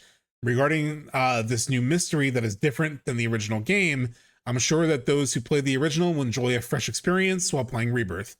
On that note, there will be some changes regarding the progression of the progression of the game. This is what happens when you've been talking for almost 2.5 hours straight. So for example, when playing the game, you might think, wait, did that location get cut out? However, that's because the composition of the trilogy might be why certain places are not visited. There will be changes as to the order of when you head to certain locations, but in general, we do not plan to delete any locations. So again, in terms of like the invasiveness, so obviously, yes, clearly talking about Rocket Town, as Crash S Gremlin talks about, but also, it's just another funny example of like some of the story change. Well, we're not gonna like cut locations. It's like, why are we talking? How are we talking about these things? You're not answering my question again. Again, he does answer the question, right? The story's axis will not change. Again, weird, evasive wording, not saying like the story's not going to change. He specifically says the story's axis will not change. And at a certain point, you have to wonder, why do they keep using these like weird words rather than just saying the story is not going to change? Regarding this new mystery that is different than the original game, I'm sure that those play the original will enjoy a fresh experience while playing Rebirth. So again, this is closer to the other ways that they phrased it, in terms of like there's just a new mystery on top of the original, that you'll still be able to see the original. You'll still be able to enjoy essentially the original with this new mystery on top. So just again, I think it's interesting that it's again just shows the evasiveness in terms of like story's access, but also it's basically for the original with a little bit of a difference, a little bit of a new mystery, and then like locations won't change, and there's this like equivocating all throughout all these quotes. But I could see someone reading this and being like, he's saying the story will not change. It's just a new mystery, but you still enjoy just like the original game. There's a way to read this that's very firmly, oh, it's just the original plus, right? OG plus, like people in comments have called it. So let's get back to the Big Daddy quote, right? This one is a famous one. So we're finally going to link up with Advent Children. Ads coming in 30 seconds. If you want to avoid, you subscribe or use your Prime. We're finally going to link up with Advent Children. That is going to be a part of the canon, Katase confirms. The original storyline, the developments will not go wildly out in a way that will not add up to Advent Children in the end. I don't think anyone wanted that. That's not what we're looking to create here. But to make sure it doesn't become stale and people know exactly where it's going, that it doesn't just follow the original word for word, we add in extra elements which add a little bit of doubt. Getting the right balance of that is so key. Ultimately, we're not trying to change the Final Fantasy VII story into something really different. The overall balance wouldn't really allow for that anyway. Whew. So this is a big naughty quote that I think probably the fairest way to read it. The fairest way to read it, where you're not reading more into it than sort of the words that are on the page, I do think probably supports people who are more OG plus, right? Because when you look at the totality of it, it's saying like it's not going to go wildly out in a way that Advent Children won't, add up. And we didn't want to follow the original word for word. We wanted to add extra elements that add a little bit of doubt. It's not going to be really different. Like, so much of this is a quote that people have used on both sides, right? Like, the people who are more sequel have made the argument about linking up with Advent Children is not exactly lead into Advent Children. And we've talked about it ad nauseum, so I don't even want to linger on it too much. I feel almost tired of talking about this quote, but so I understand, and I've argued similarly that link up does not mean lead into. And so currently things in the game already link up with Advent Children. You fight the Advent Children at the end of Remake. There's so many references to Advent Children all throughout the compilation. And Rebirth, there's the back-to-back scene with Cloud and Aerith standing back-to-back in the white void, similar to Advent Children. In Remake, he grabs his arm like Advent Children, the geostigma thing. There are endless connections to Advent Children. So in a lot of ways, it does link up with Advent Children already. I think the totality of this quote, does feel a little bit more like, it's going to be mostly the original, just not word for word, and we're just adding in some doubt. So a lot of this, you could say, favors the people who are more OG plus. But I do think it's fair that people read into this that link up is not exactly the same, and that you could have a story that's essentially a sequel, where it's that this quote still works because it's saying, Advent Children is still core to the canon, and that FF7 is still going to be FF7 because it's building off of what came before. It's building off of everything that came in the compilation. So it's still Final Fantasy VII. You're still going through the loss of everything, and you're still getting the core themes.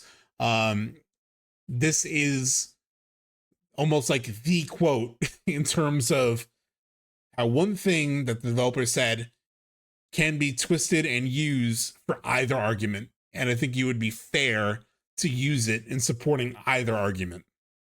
I think a quote like this needs Audrey or Genki intervention, or Shin Archaeology, which are the guys who I use. Unfortunately, this was published in English, so we don't know what the original Japanese was. You can say FF10-2 links up with FF7 because of the Shinra kid. Yeah, there's a lot of ways to use link. But we've talked about that quote to death. So let's get to some other ones. So it's another one that I think was given to me by someone who's more in the OG plus camp. But when we asked about the elements of the original Final Fantasy VII that were preserved, so this is from an interview with a Filipino outlet called One More Game. So when asked about the elements, this is 2024, when asked about the elements of the original Final Fantasy VII that were preserved with FF7 Rebirth's many changes and revisions, Hamaguchi gave a thoughtful response. Hey, D Veritas, what's up? Didn't realize it started. Oh, no problem. We've been going at it. I will be posting on YouTube. I think this whole conversation about is it a sequel or not will be a dedicated video. I think I'll do an entire video all about this. Hope you're well. Thank you. So rather than changing the main storyline, we wanted to add details that we're not able to express before, so the players could come to new realizations and find new information. You might have noticed some changes in the game, such as the addition of the Whispers and Zack. The idea is not to change the story, but to enhance it. If we only keep the main story, everyone will expect how it will go, and there's no surprise element. We wanted to add some changes and give players a sense of anxiousness of not being able to know what's going to happen, and also adding excitement to the game. As a fan of the original game, it is difficult to nail down exactly what part we wanted to keep However, there were iconic scenes that have been engraved into my memory, such as Rufus' ceremony, Red 13 and Naki finding out about his father's fate in Cosmo Canyon, and the showdown between Barrett and Dine. The level of detail of the storyline might have changed, but we wanted to preserve these iconic moments and convey the same emotions. So basically I understand why this is a quote that's like championed by people who are more OG plus, right? More, it's the original with some, added mysteries and excitement on top, because that's what this quote all is, right? This quote is, we didn't want to change the main storyline, wanted to add details that we couldn't have before. So we're going to take even scenes like the ceremony, with Rufus in Junon, and we're going to add this like one-on-one confrontation that adds a level of detail to that scene that didn't exist before, but doesn't necessarily change things, right? So the idea here is not to change the story, but to enhance it. But again, then you get into the conversation about like, what is story, what is plot, the differences between those. Delta Sin talked about that earlier in terms of like, one way to enhance a story is to make it more of like a sequel where you get a little bit more of a finality to what that story was trying to communicate. So you could take it that way as well. But on balance, this one does support more of the OG plus. It's the original plus a little bit more. It definitely favors that side of the argument. And then this other interview, when asked about the return of Zack Fair, whose demise was continuously implied through different iterations of the Final Fantasy VII lore, Hamaguchi-san comments, when you try to remake a game and make it an entertaining game, having the exact storyline as the original would lack the excitement and surprise. I was looking for an essence to add to the story, and Zack was chosen to be this essence because in the original, there wasn't much story about Zack, but in Crisis Core, he had a huge character development. If there was one thing that the users would be convinced would be enough, Zack would be that character. He would give the players more to look forward to and see how the story would unveil itself. Ooh, okay. There's a lot here, in my opinion. It's a short quote, but I think there's a decent amount of stuff here. So it talks about how this is Hamaguchi. So he's saying, like, when you try to remake a game, you want to make it entertaining. If it lacks excitement and surprise, it's just the exact same storyline, then it won't have that element of surprise. So there's a way to read this that just says the Zack thing is a side thing that doesn't really impact the original storyline, but, adds this sort of like extra thing that can like keep people hanging along. That's one way to read it. Another way to read it that I'm having actually in the moment as I'm rereading this again, it feels a little bit like, how do they do Rebirth in a way that the storyline is essentially the same, because they can't change things too much in part 2. Like, they're saving that big excitement of like, where does this all go? They want to keep us on edge, right? They want to keep us, as we talked about 2 hours ago at the start of this conversation, they want to keep us debating a little bit and wondering, are they going to pay everything off where it's exactly the same, or are they building it so that it's just the original? They want to keep that debate alive going into the third game. So for him, he was like, okay, I can't change much of the story right now. Rebirth has to play out essentially the same. But I have this story of Zack that I can look to as being different enough, right? If there was one thing that the users would be convinced would be enough, throw in the Zack thing, right? Let's throw in the Zack thing, because that would keep players hooked as like, but wait, there has to be more. There has to be more to look forward to, even if the core narrative thread of Rebirth stayed the same. This thing is still different enough and weird enough that it might go someplace new. That's another way to read this. So again, with a lot of their quotes, you can read it supporting either way, but it's not as open as shut as it sort of seems, or could seem at first glance. So this interview, this next one is from March 1st. This is with Yahoo News. So what was the, I gotta resize it a little bit. Okay, here we go. What was the guiding philosophy behind this remake series, specifically Rebirth? The goal from the get-go was never to create a one-to-one recreation, so what was the driving tenet? Hamaguchi. The overall concept of the remake project was that we never wanted to do a one-to-one recreation. I do think, to some degree, it would be surprising seeing these, blocky icons that we were used to back in the day, now transformed into this very realistic, CG expression. That would be pretty surprising and maybe appealing to the players. But of course, if we were to continue aligned with the original story precisely going into the second title, I do think that's when players' interest would drop off and decline because they would see that we're just trying to do the same thing.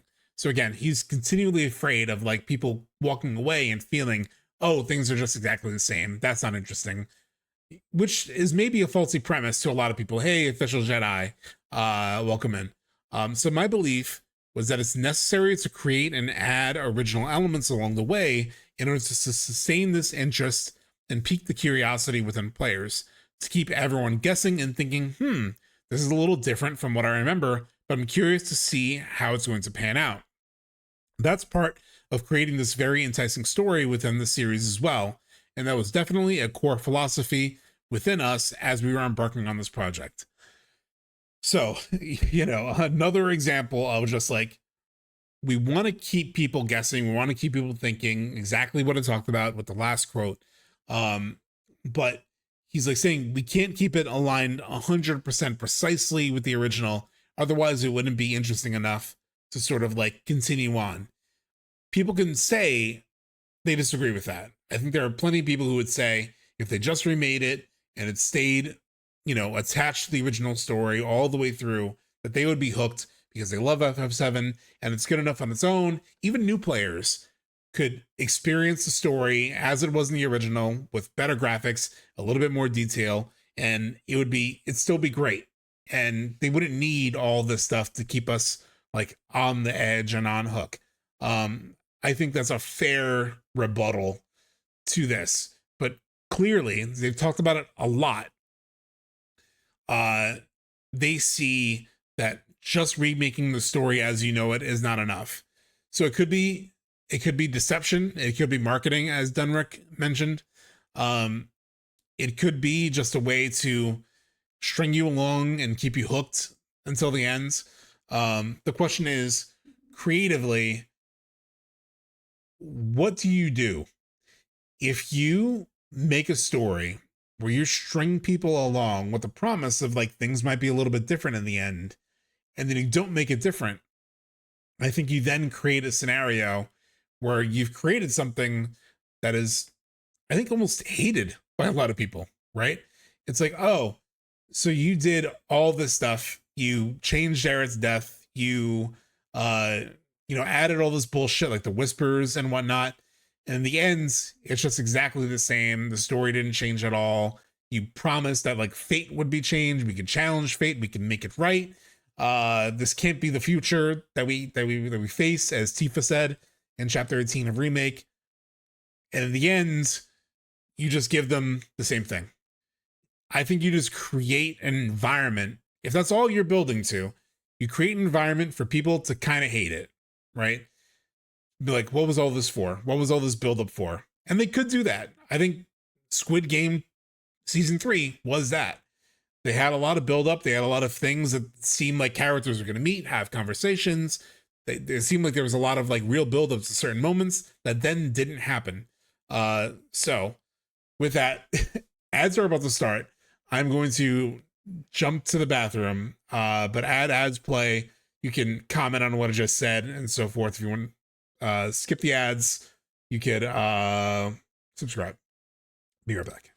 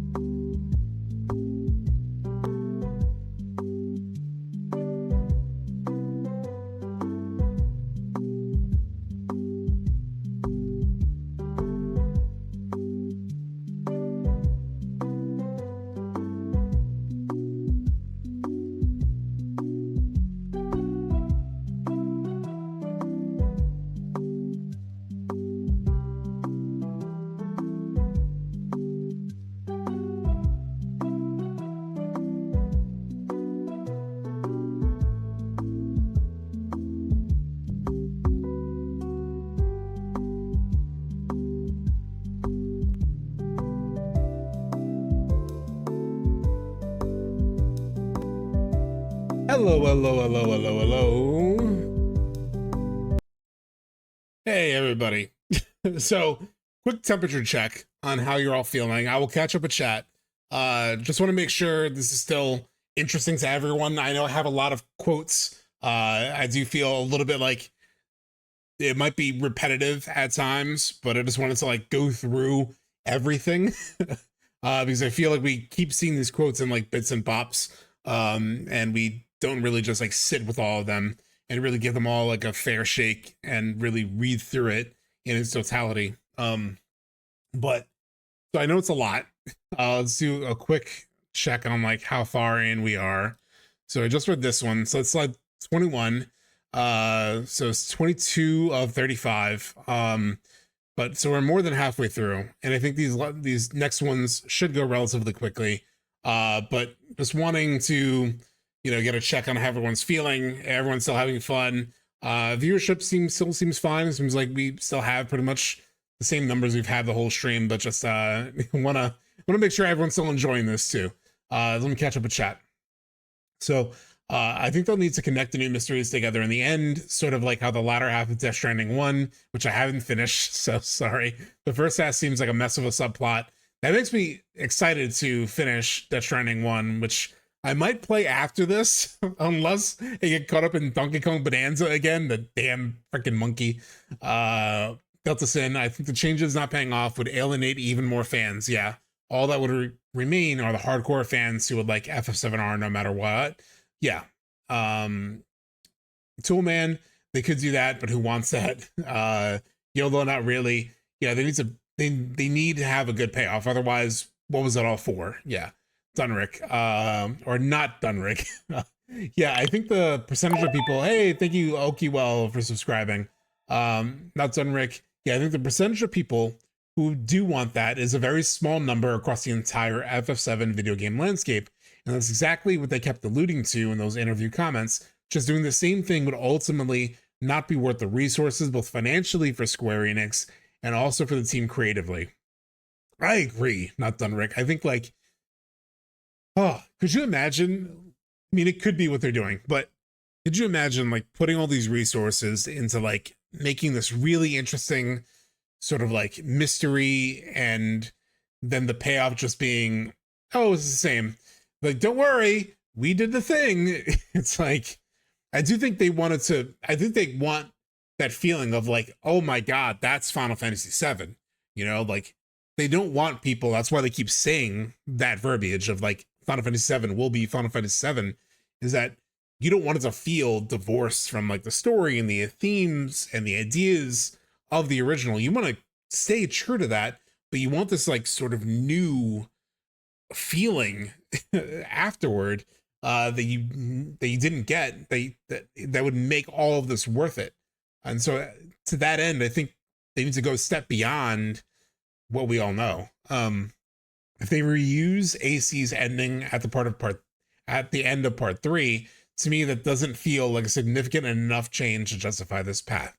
Yeah, and granted, I do think a lot of people in this chat are more in agreement with me, since they're more likely to watch me talk about this knowing my stance of it.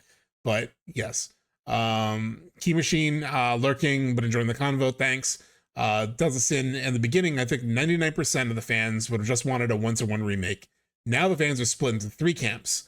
Those who tell themselves it's still just a remake, those who want to see changes pay off, and those who simply stop caring. That's a great summary of where all this stands. It's good to go through it all for context. I'm just soaking it all in, not lots to digest.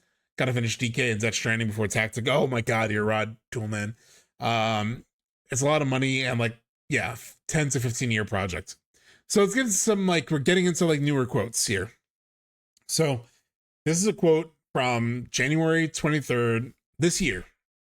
I have 2 versions of it, and I also have the original Japanese here on the side. I wanted to sort of like preserve everything. But the first version that I received was from somebody on Twitter who's more of an OG plus person. And they screenshot this. This is the Google translation. I found the article. It's on Famitsu. I auto translated it in Google Chrome, and it's the same exact quote that's here. So the Google translation is, in an interview, just before the release of the PS5 version of FF7 Rebirth, you said that the third game scenario has been completed, but there are still some things that need to be done. Katase then responded, "The next one is the final installment, so I gave it to Tetsuya Nomura, creative director of Rebirth, as homework to conclude the remake project, while respecting the original and providing a sense of satisfaction that wasn't felt in the original. That was finally completed at the end of the year, and the scenario for the third installment was completed there." So then there's a chat GPT, so I threw the same Japanese text into chat GPT, because there's sometimes just like some ways that the AI translation is actually better. What would have been ideal is if I could get Turquoise Hammer to translate it for me, but I think he's busy, so that's fine. But if I do get a follow-up from him, I have to send this to him. If he's watching, he hasn't seen this yet, because I threw this together last night. So, but if I do get a more like official translation of this, I will share with you guys. So the ChatGPT translation of this same quote: in the interview right before the release of the PS5 version of Final Fantasy VII Rebirth, you mentioned that the script for the third installment was mostly finished, but there are still things left to do. Then Katase said, "Since the next one will be the final installment, I gave Nomura the assignment of creating something that not only respects the original, but also delivers a sense of fulfillment beyond what the original offered, something that truly brings the remake project to a satisfying conclusion. That finally came together at the end of the year, and the script for the third installment is now fully completed." So they both essentially say the same thing, obviously. I do think the chat GPT translation is probably more aligned to what I would be hoping for, and what I think a lot of people in my chat would be hoping for, especially the verbiage of like, create something that not only respects the original, but also delivers a sense of fulfillment beyond what the original offered. And then the Google translation was homework to conclude the remake project while respecting the original and providing a sense of satisfaction that wasn't felt in the original. So kind of saying the same thing, but just interesting that it's like you'll continuously see in a lot of their quotes, as we've seen, that it's like, we want to respect the original, but also give something more than just what the original gave you. Now, there's a way to do that where it's like, maybe there's like a postscript where we just see all the characters and where they ended up, because the ending of the original is pretty abrupt, right? So it could be as simple as that. But I think my interpretation of this, like fulfillment beyond what the original offered, is kind of paying off the trilogy in the way that we've talked about.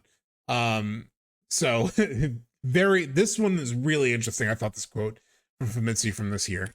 So let's check out the next one. So this one is from 2024. This is with Inverse.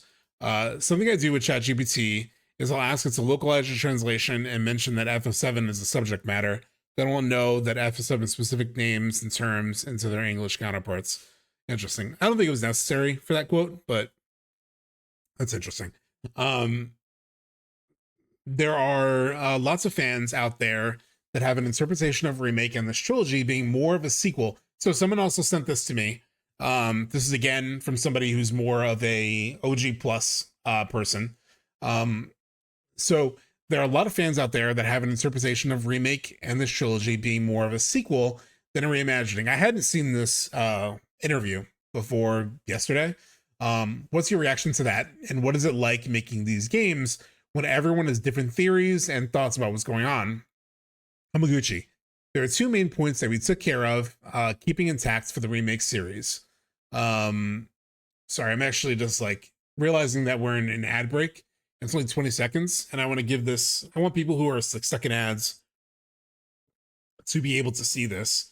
So I might do the sort of like introduction to it again, just one more time in about 7 seconds, just for people who are coming out of ads, and it gives me an opportunity to have my cold brew, which I put new ice in, so it's cold again. All right. So for people who are just coming out of ads, we finished this quote, which was really interesting in terms of essentially says like they want to create a conclusion. This is from earlier this year. This is from the Cold Brew. Yeah. This is from basically when the PC version came out. They asked, in case anyone, I know I'm repeating myself, but just in case people were stuck in ads, it was a conversation about during the PS5 version, that release, you said that you were working on you were still working through things on part 3. And they said, you know, I gave no more the homework for part 3 and how to conclude everything. And while respecting the original and providing a sense of satisfaction that wasn't felt in the original, ChatGPT had a slightly different verbiage, but basically the same thing. But it's interesting of that like balance of like respecting the original while also giving greater sense of satisfaction that we couldn't get.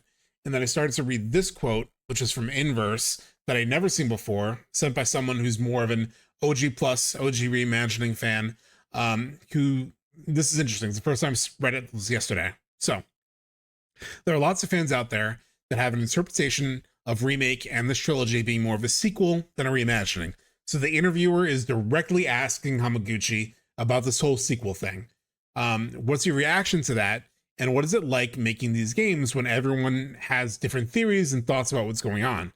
Hamaguchi: there are two main points that we took care of keeping intact for the remake series.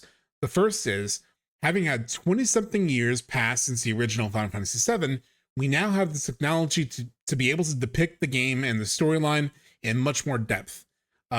So what we wanted to do was look back at the original, see what we can not show and represent back then, and put efforts into making this a reality. So there are probably lots of examples of this. Weirdly enough, the thing that comes to mind for me is something we haven't seen yet. But if you remember in the original, there's the moment where Tifa and Cloud fall into the live stream, and Tifa ends up in this like black void, and you hear lots of like different sound effects. Like there's like machine gun fire and like cars and all these like weird sound effects, but you don't see anything. You're just Tifa in this black void, and she inevitably ends up in the place where she helps Cloud. So I think an example of like something they couldn't depict in the original, I'm very curious how they depict that in this trilogy, right? Like that moment, I think will like feel quite different compared to what we got in the original, because they have this technology now to like depict all of that chaos and that like I still to this day don't know what all of those sound effects are meant to convey. So that's an opportunity now that they could sort of like make that feel the way they wanted it to feel. The second point is that the original title is a work that has a ton of fans. Let me just move this over a little bit. Just realizing my head might be getting in the way a little bit. Okay. Depict a spiral. Yeah, can you depict a spiral staircase? God damn. All right, the second point is that the original title is a work that has a ton of fans and a very well-known storyline. So when you're working with a title like that, when you're implementing small changes along the way, I do believe that this evokes a sense of anxiety in a good way. Curiosity in players that might think, oh, I thought I knew this story, but something's a little different. Is the path the characters lead going to be different? It evokes that curiosity and wonder. I think due to this point being effectively done throughout the series, that's a big reason why a lot of fans consider it to be a sequel and not a reconstruction. As for how it will play out, of course, we want players to see for themselves. But as far as the reactions that we're getting, it's as we expected, and we're happy to hear that. This is such a fascinating, masterful response in a lot of ways in terms of like walking that tightrope. Well, right? So it's like first paragraph, thing we've heard a million times. We want to depict things that we couldn't depict before in the original with all the technology we have. But the second two paragraphs are like, we want to implement changes that give you the sense of anxiety of like, will things stay the same or how will things change? Interesting to me to call it implementing small changes. I would say there's nothing small about chapter 18 of Remake. Rebirth, you could maybe argue the changes are a little bit smaller. But just very intrigued by how they define what small is as a development team. I think But this whole thing of like him outright talking about, so he understands that people are discussing it as a sequel and not a reconstruction, and he's looking forward to how it plays out. He wants players to discover how that plays out for himself, but it's what they expected and they're happy to hear it. So they were building this in a way that, yes, they want you to be thinking it's a sequel, right? They want you to be, this is the reaction they expected. They're happy to hear it. They want us thinking this stuff. They want us thinking it might be that far out.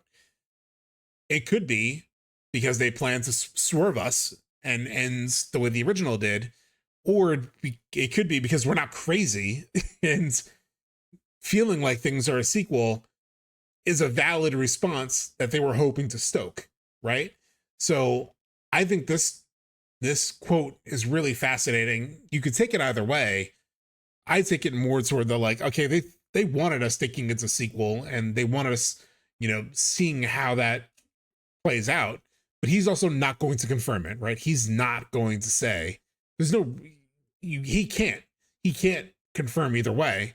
I think a lot of times people look at these interviews like, oh, they're telling us, but why would they tell us? Why would they tell us exactly what they're planning? It would remove all the mystery. It would remove all the reason to sort of like pick up the next games.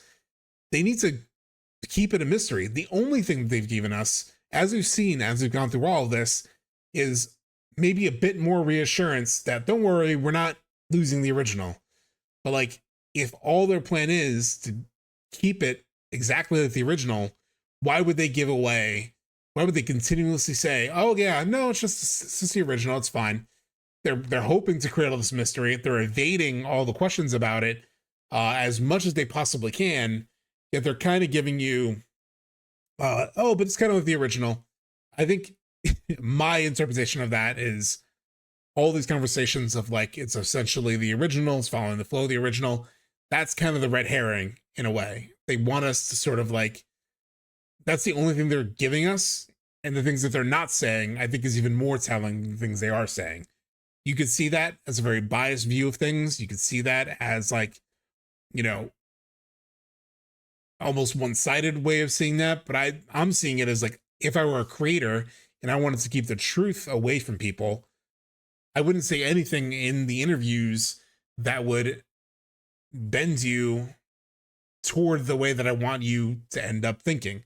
I would want you to continue to sort of like have that anxiety. It's not a loop, it's a spiral. Okay, so moving on to the next quote. So this is great. So ads are starting in 20 seconds, but I have a fun one planned for this. I was thinking about doing it at the beginning of stream. Anybody who was here at the beginning of their stream saw it. But after the ad break, we're going to watch the Advent Children theatrical special feature. I have it on my computer. I actually couldn't find it again on YouTube, but we're going to watch it all together as a fun thing that a lot of people haven't had the chance to see. We're going to watch it in full. Let me promote that actually on Twitter.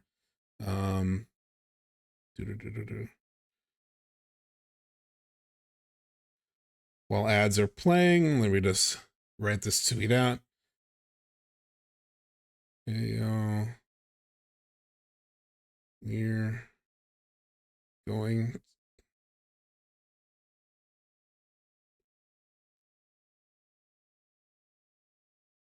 big surprise. Fucking big surprise for stream on now. We are going to watch the Advent Children special feature. I hope I don't get in trouble. But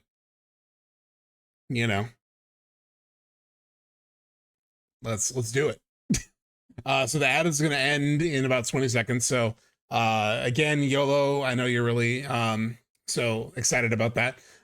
Shift work life. Wow, I get the sitting on the fence part of marketing, but if they were baiting the audience into thinking a sequel to not give a sequel, that would be seen as under delivering. Yes, totally agree, Shift work life. Okay, so the ad break is ending. So I'm going to read this quote. You're going to see it in the video that we're going to watch. So in February last year, there was a special screening of Advent Children for fans where they talked a little bit more about Advent Children, a bit more of the remake project. And at one point in that quote, in that video, Katase said, Advent Children itself depicts the world after the original FF7, but the remake project essentially also follows the major elements of the story of the original FF7. So timeline-wise, Advent Children's story should be positioned as one just beyond the story within the remake project.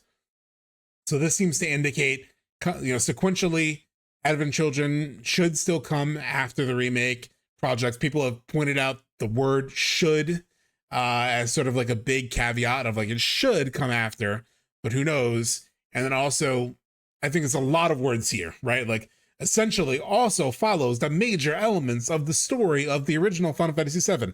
Could be translation, weird things, but again, this is directly from Square Enix. And so I in terms of how much they use language in this weird way, it's very strange. But let's go to the main event. Let's watch this Advent Children movie.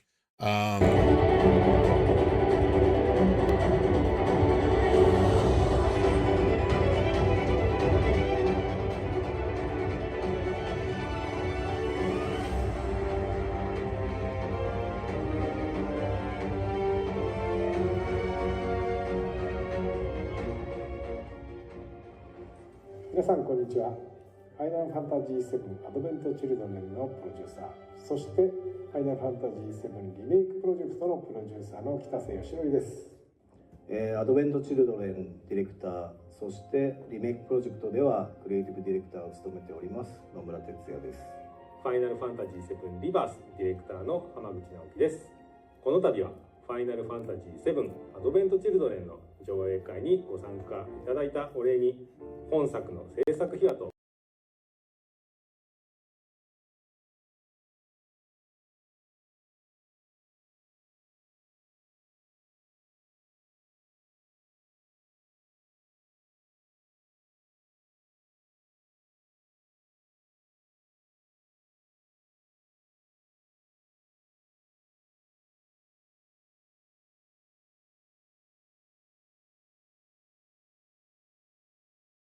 How about now? You hear the video. Oh no, I mean, can you hear me now? Or you guys can hear me? I believe people are saying yes. I can't hear myself again, which is annoying. Okay. Well, as long as you guys can hear me, that's good. I can't hear myself anymore, but that's fine. I can live with that. As long as you guys can hear me, that's what matters.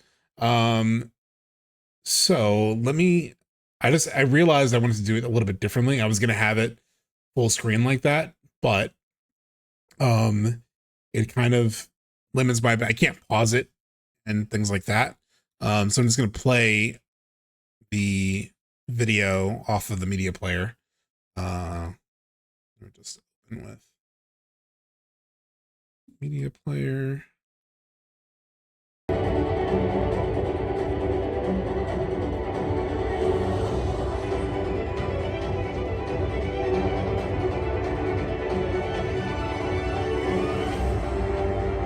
Yeah, so this is yeah,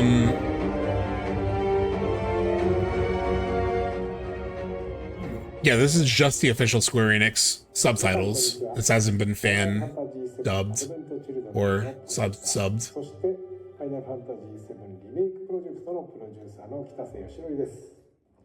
アドベントチルドレンディレクター、そしてリメイクプロジェクトではクリエイティブディレクターを務めております。You can all hear it, right? Just type a 1 in chat if you can hear the video, just making sure it's all running well. I can hear it, but just making sure. Okay, cool. Theater was full. This is so exciting. I was in the theater for this too. I got here a little late, so I actually walked in a couple minutes after this had started. ファイナルファンタジー7リバースディレクターの浜口直樹です。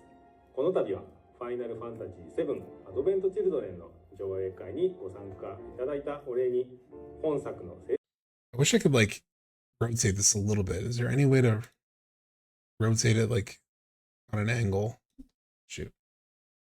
Sorry. No, I don't think so.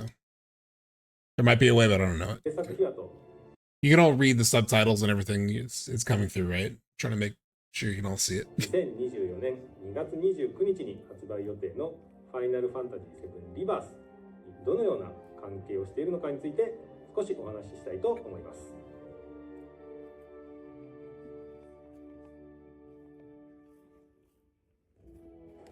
はい、そうですね、原作の「ファイナルファンタジー7」では僕はディレクターだったんですけども、当時のプロデューサーが原作当時のプロデューサーで、その彼が、いつかアドベント・チルドレンのグラフィック CG のクオリティで原作のストーリーを見たいよねっていうのはずっと常に言っていたので、そこを耳に残っていたんですけども、そこがやっぱりその CG 技術、ゲームの中での CG クオリティもどんどん I still think the CG in Advent Children looks pretty damn good, to be honest, considering how old it is.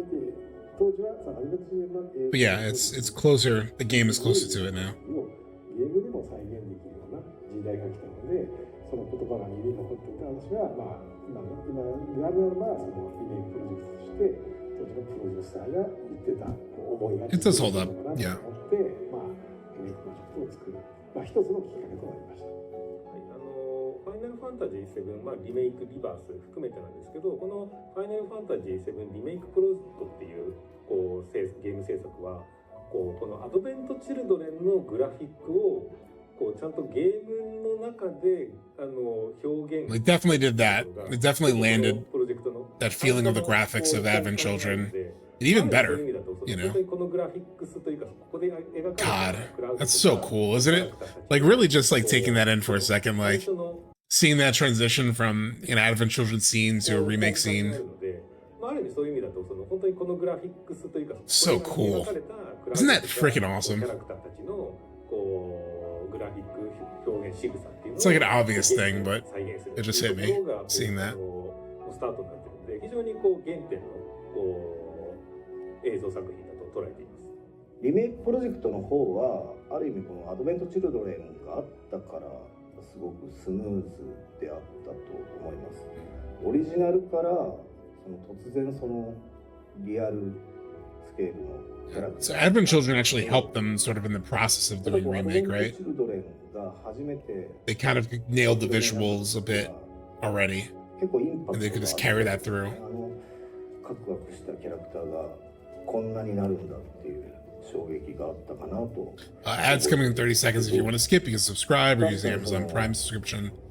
Skip the ads. 最初にアドベント・チルドレンを作るときにどの程度のリアルさにするのかっていうのはやっぱり一番最初の課題ではあって。Actually, I can dismiss these 何パターン right か now. 作 I'll snooze it for っ now. てこれはちょっと変かなとかいくつも試した結果アドベント・チルドレンの落としどころになったというか、最初はもっとディフォルメしようとしてたんですけど、このリアルな表現でディフォルメをしていくとかなり I know the AC outfits shift work life. なんだろう、気持ち And of course the fusion blade. ギリギリの Need that fusion ライ blade. ンを探さなきゃいけないっていうところになっていて、当初もっとWell, there's people in the クラウ front. ドの目も大きく Don't worry, I think their heads kind of move. して Yeah. たんですが、どうしてもいろんな表現をやっていくってことを踏まえたらやっぱりリアルな方にギリギリリアルな方に寄せていった方がいいだろうということで、本当にあの時は試行錯誤でそこに落としどころを決めたという形です。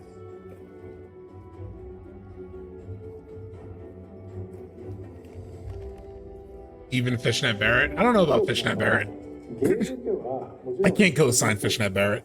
数少ないポリゴンで表現していて、特にあとはゲームの制約上そんなにキャラクターが飛んだり跳ねたり地面からジャンプして空中でバトルしたりっていうのが Yeah, it's like they couldn't do all this sort of like action from Advent Children in the games back in the day, but now they can, right?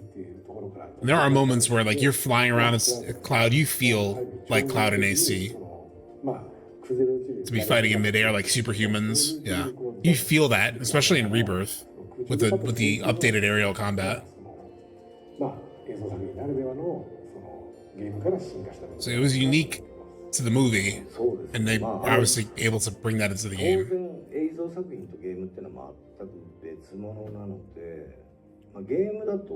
Final Fantasy Remake felt like it was out of AC, yeah.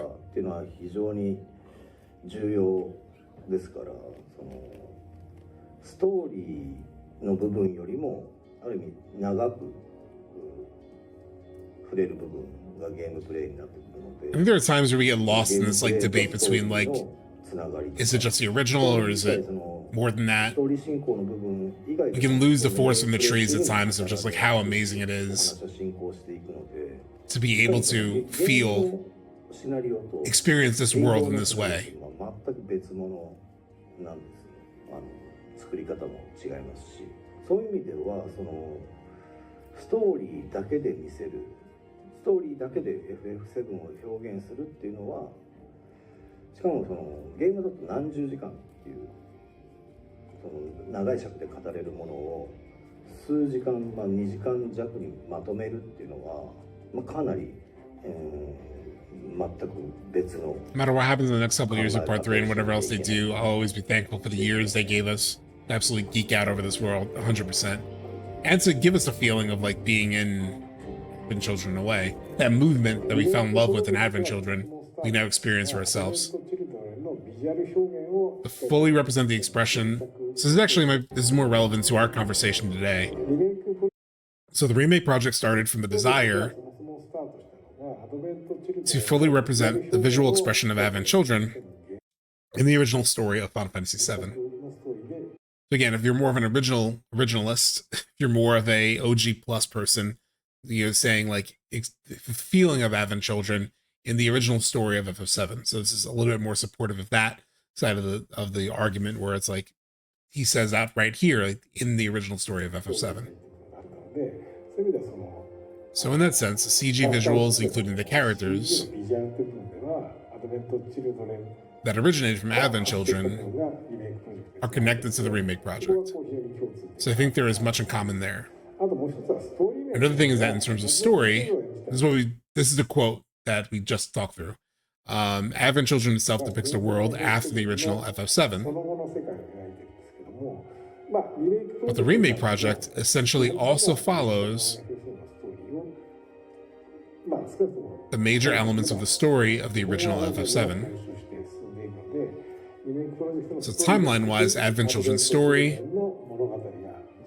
should be positioned as one just beyond the story within the remake project. I think it would be very entertaining to play the remake series, FF7 Remake and Rebirth, while considering how the stories will be connected. And I think this is a part of his quote that I didn't talk about in the video, but I have thought about that. I think it's interesting that he makes this point of like, you know, I think it will be interesting for people to play the games and consider how the stories will be connected. Because on the one hand, he says a quote that sounds a whole lot like, oh, it's, you know, timeline-wise, it should be connected. But then he also says it would be interesting for you to be playing these games and, you know, consider how the stories will be connected. If you take it at face value, it's easy to say, well, you just told me that timeline-wise it comes after it, so that's how they're connected, right? But this quote implies there's something more to it. This quote implies, you know, we want you to be playing these and considering how the stories connect, implying that there is a different way that they might connect than just being Advent Children sequentially coming chronologically right after the remake trilogy.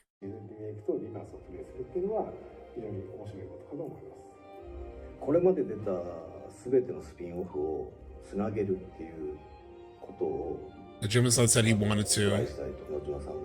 Off topic, but in the Ultimadia, they confirmed the camera movement Easter egg during the fight against the Three Whisperers, which he's about to talk about. If you fight as Tifa against the blue one, he'll use a move called Elude, where he slips behind Tifa and hits her with a big attack from behind, just as Laz defeated Tifa in AC. Oh, that's very interesting. That is a cool little Easter egg. So I also think this quote is important too. So because of that, I'm going to stall on playing for the next 10 seconds as the ad break ends just to make sure everyone can sort of like be here for it. Okay, well, says, remind me of what Hamaguchi says. It was something like, Advent Children, we're not creating some direct tie to the story itself. By watching the movie, one will have this much deeper understanding of the details. Okay, well, was that in this feature? Because we might come around to it. But I don't remember that quote otherwise. If you find it, you could post it in chat. The Nightbot will block the link, but it'll be fine. I'll still be able to see the link, and I'll be able to post that or like pull it up. But I don't know if that's something he says here or not. So it might be something he says here, but if it's from elsewhere, no, from a video. Oh, okay. Let me just copy this. Ooh, and it's timestamp too. Ooh, all right, we'll check that out after this. Okay, so Nojima-san said he wanted to try to connect all the spin-offs that have released so far. So we are currently working on that as a major assignment.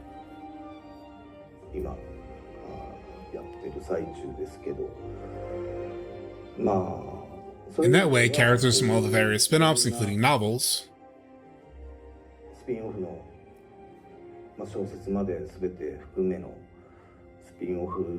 will appear in this remake project. So there's a quote I'm going to read later that I think is interesting. In that it talks about how this whole remake project came to be and how it fits into the compilation. And I do think they've said versions of this before many times, where it's like, we want to take all the elements of all the spin-offs, all the compilation titles and bring them together within remake. People have used that as a sort of confirmation that like, oh, it's just, making the original, it's making the compilation fit everything. It's making remake less of a sequel because it's incorporating all these things. And I don't know if that's I don't know if that's, you could say that definitively. I think that in some ways, like using all the compilation and bringing in the important bits of the compilation into one final definitive expression of the Final Fantasy VII story makes it so that you don't have to experience all those compilation bits sort of on their own in order to understand what happens in FF7 Remake Trilogy. It's a way to make it all coherent within one work. You could experience everything if you want to, but you could also just play the Remake Trilogy and sort of like get the important bits that you need and sort of like borrowing what's needed where it's needed.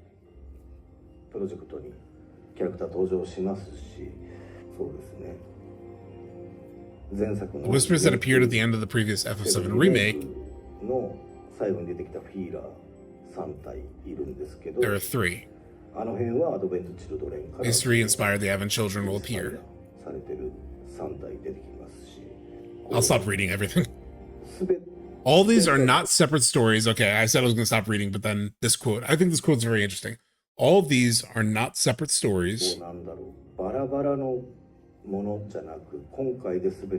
will in some way all be connected this time around. So I think, again, in terms of like how they're using the compilation, it's like, rather than having all these be separate things and you could just experience them sort of like on their own, and you can also experience remake sort of on its own. It's sort of a way to consolidate everything into one experience, and having them all connect versus feel disparate is an interesting ambition.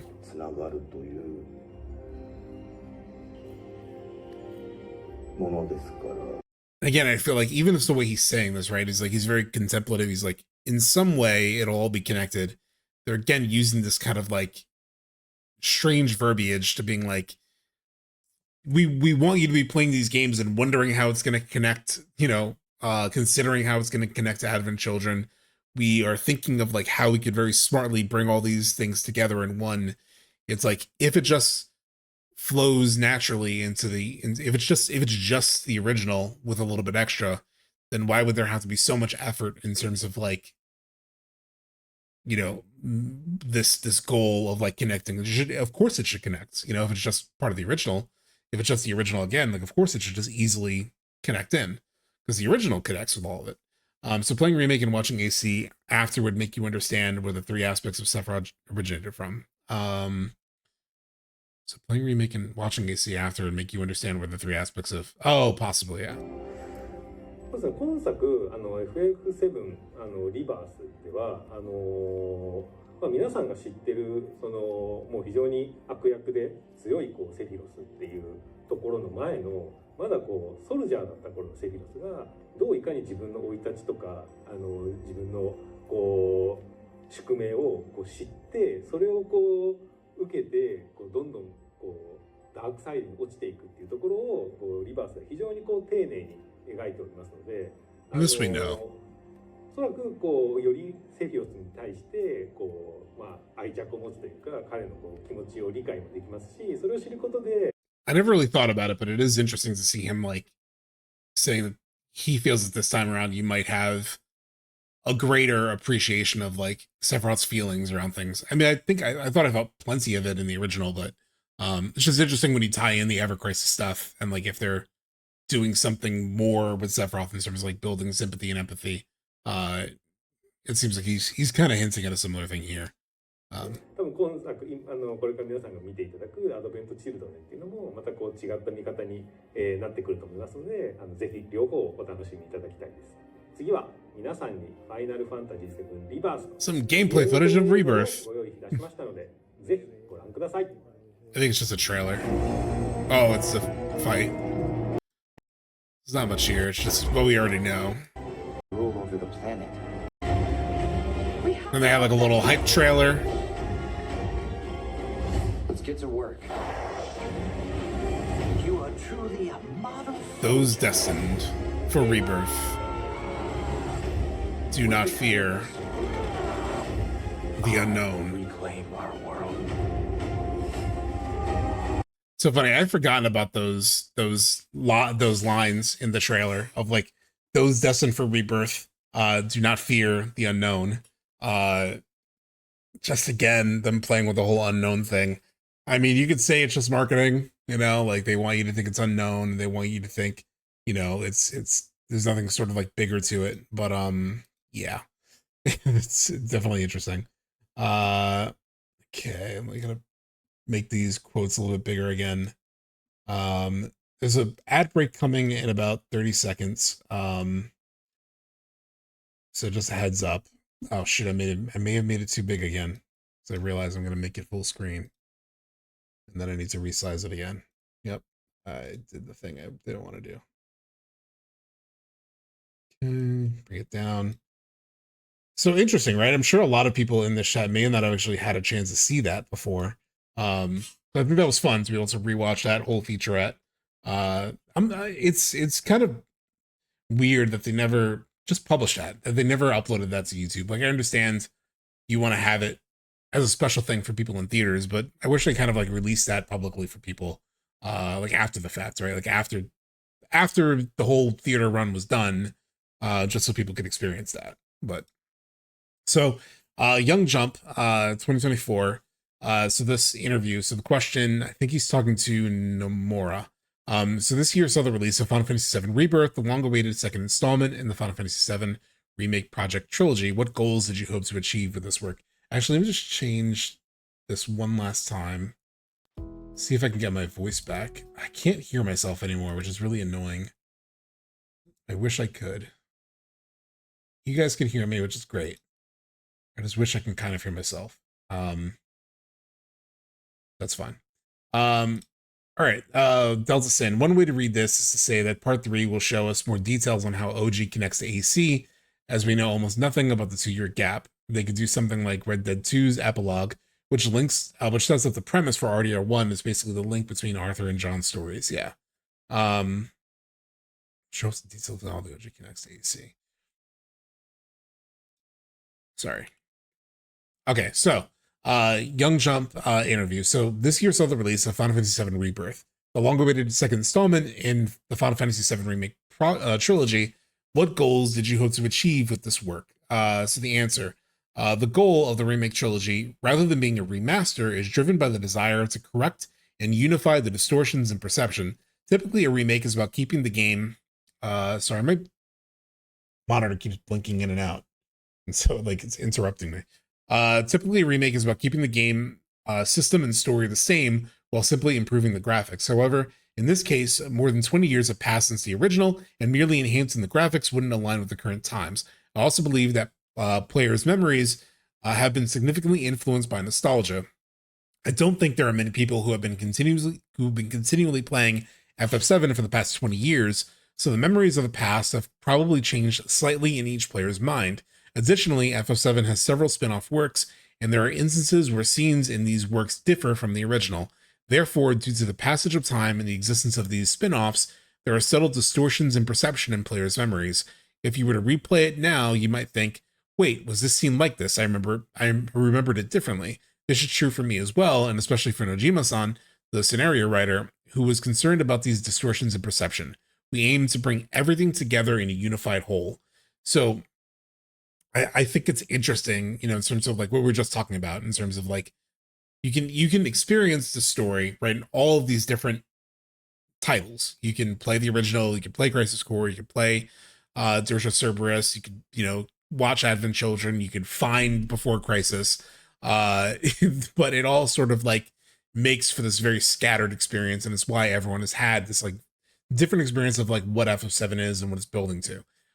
So I think it's interesting to have this sort of, intention of like really bringing it together so that this is you can experience everything you need within this one title. That's supportive of either theory, really. It's supportive of like, that could be because we want you to sort of have the original with all the context in just like one place, so you don't have to do all that. At the same time, they have said that they don't want people to just like not play the original. They want people to feel free to play the original also. So again, them just like talking out of both sides of their mouth in ways. Or you could see it as like, oh, this is the definitive sort of like way to experience FF7. This is going to sort of like tie everything up to make sure that nobody can, see things differently. And like, this will be the definitive expression of FF7, like all the way through to like a new grand, version of it. So now we're getting into Rebirth Ultimania stuff.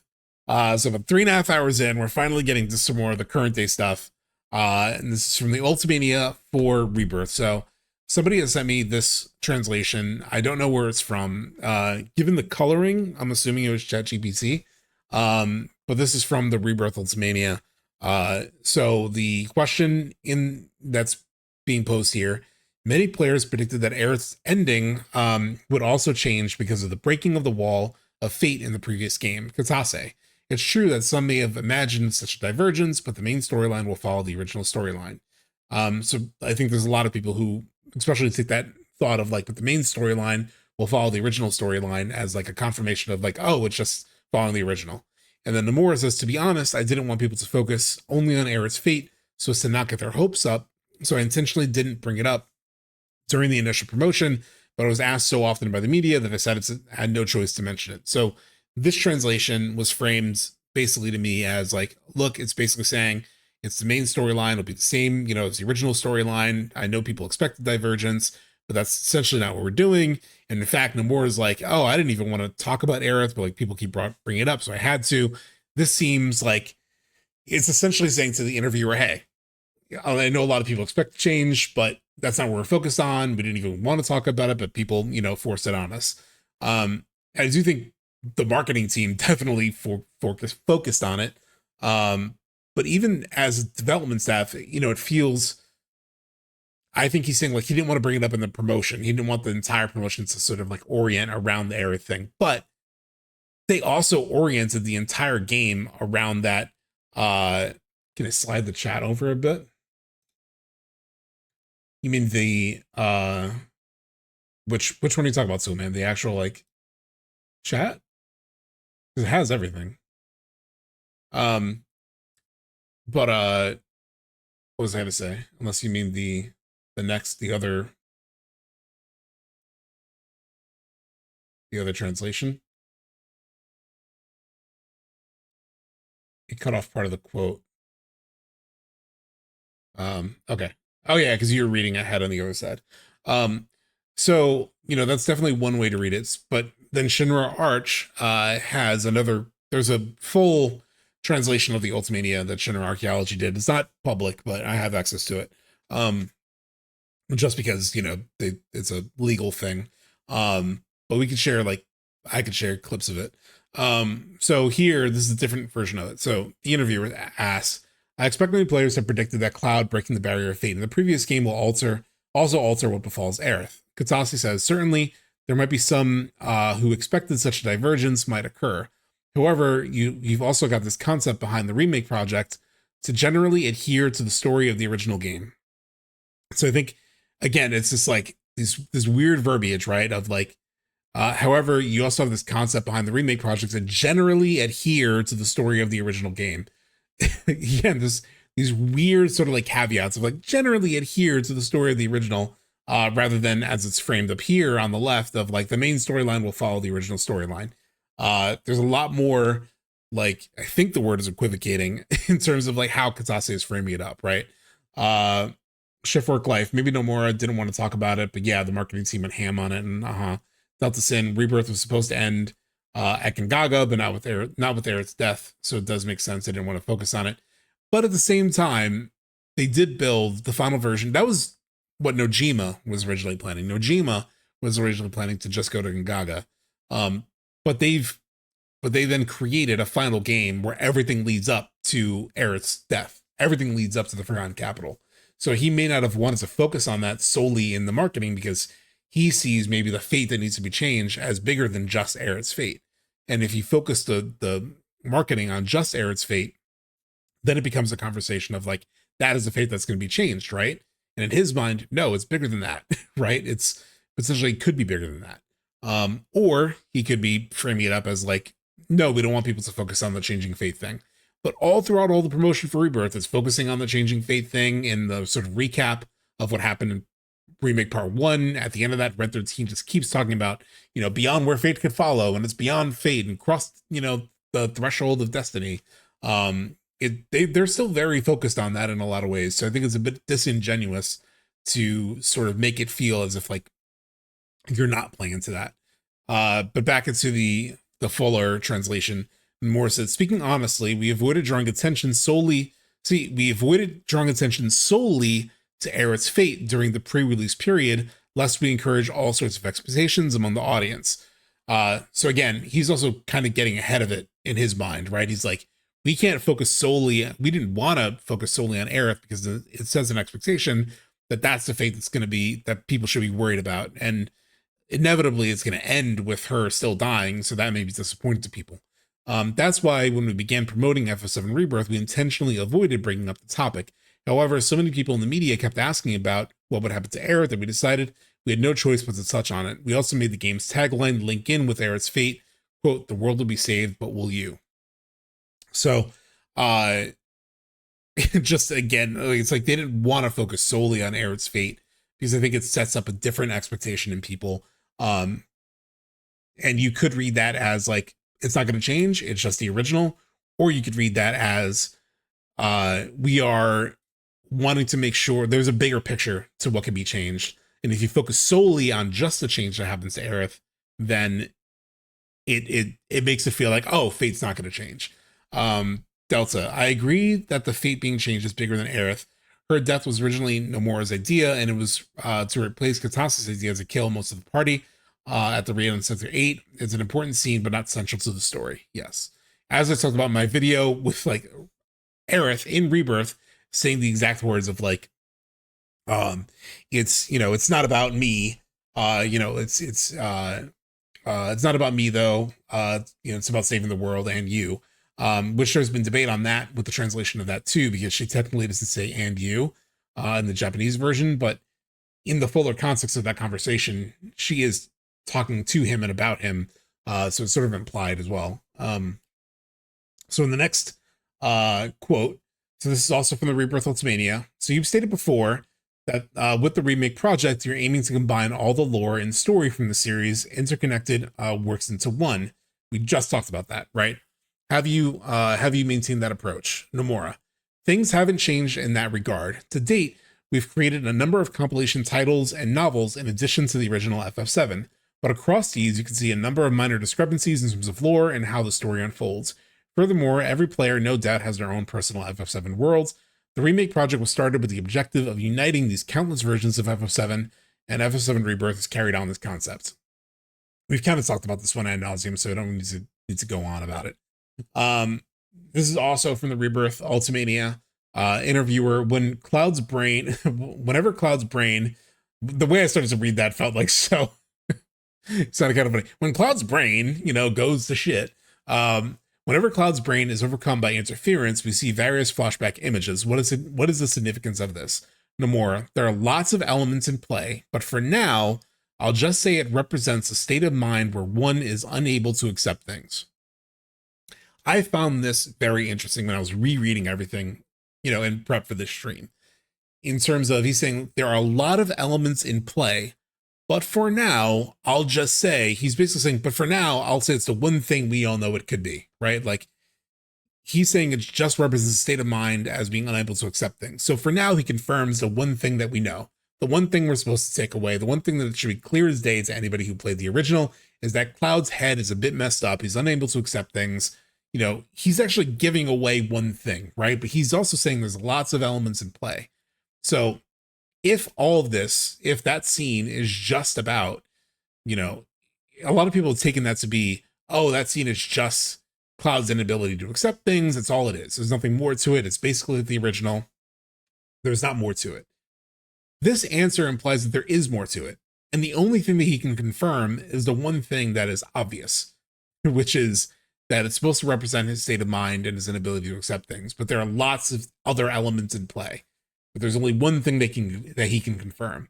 So just like with, we can't talk about the full meaning of the remake title for the first game, we can't say everything yet.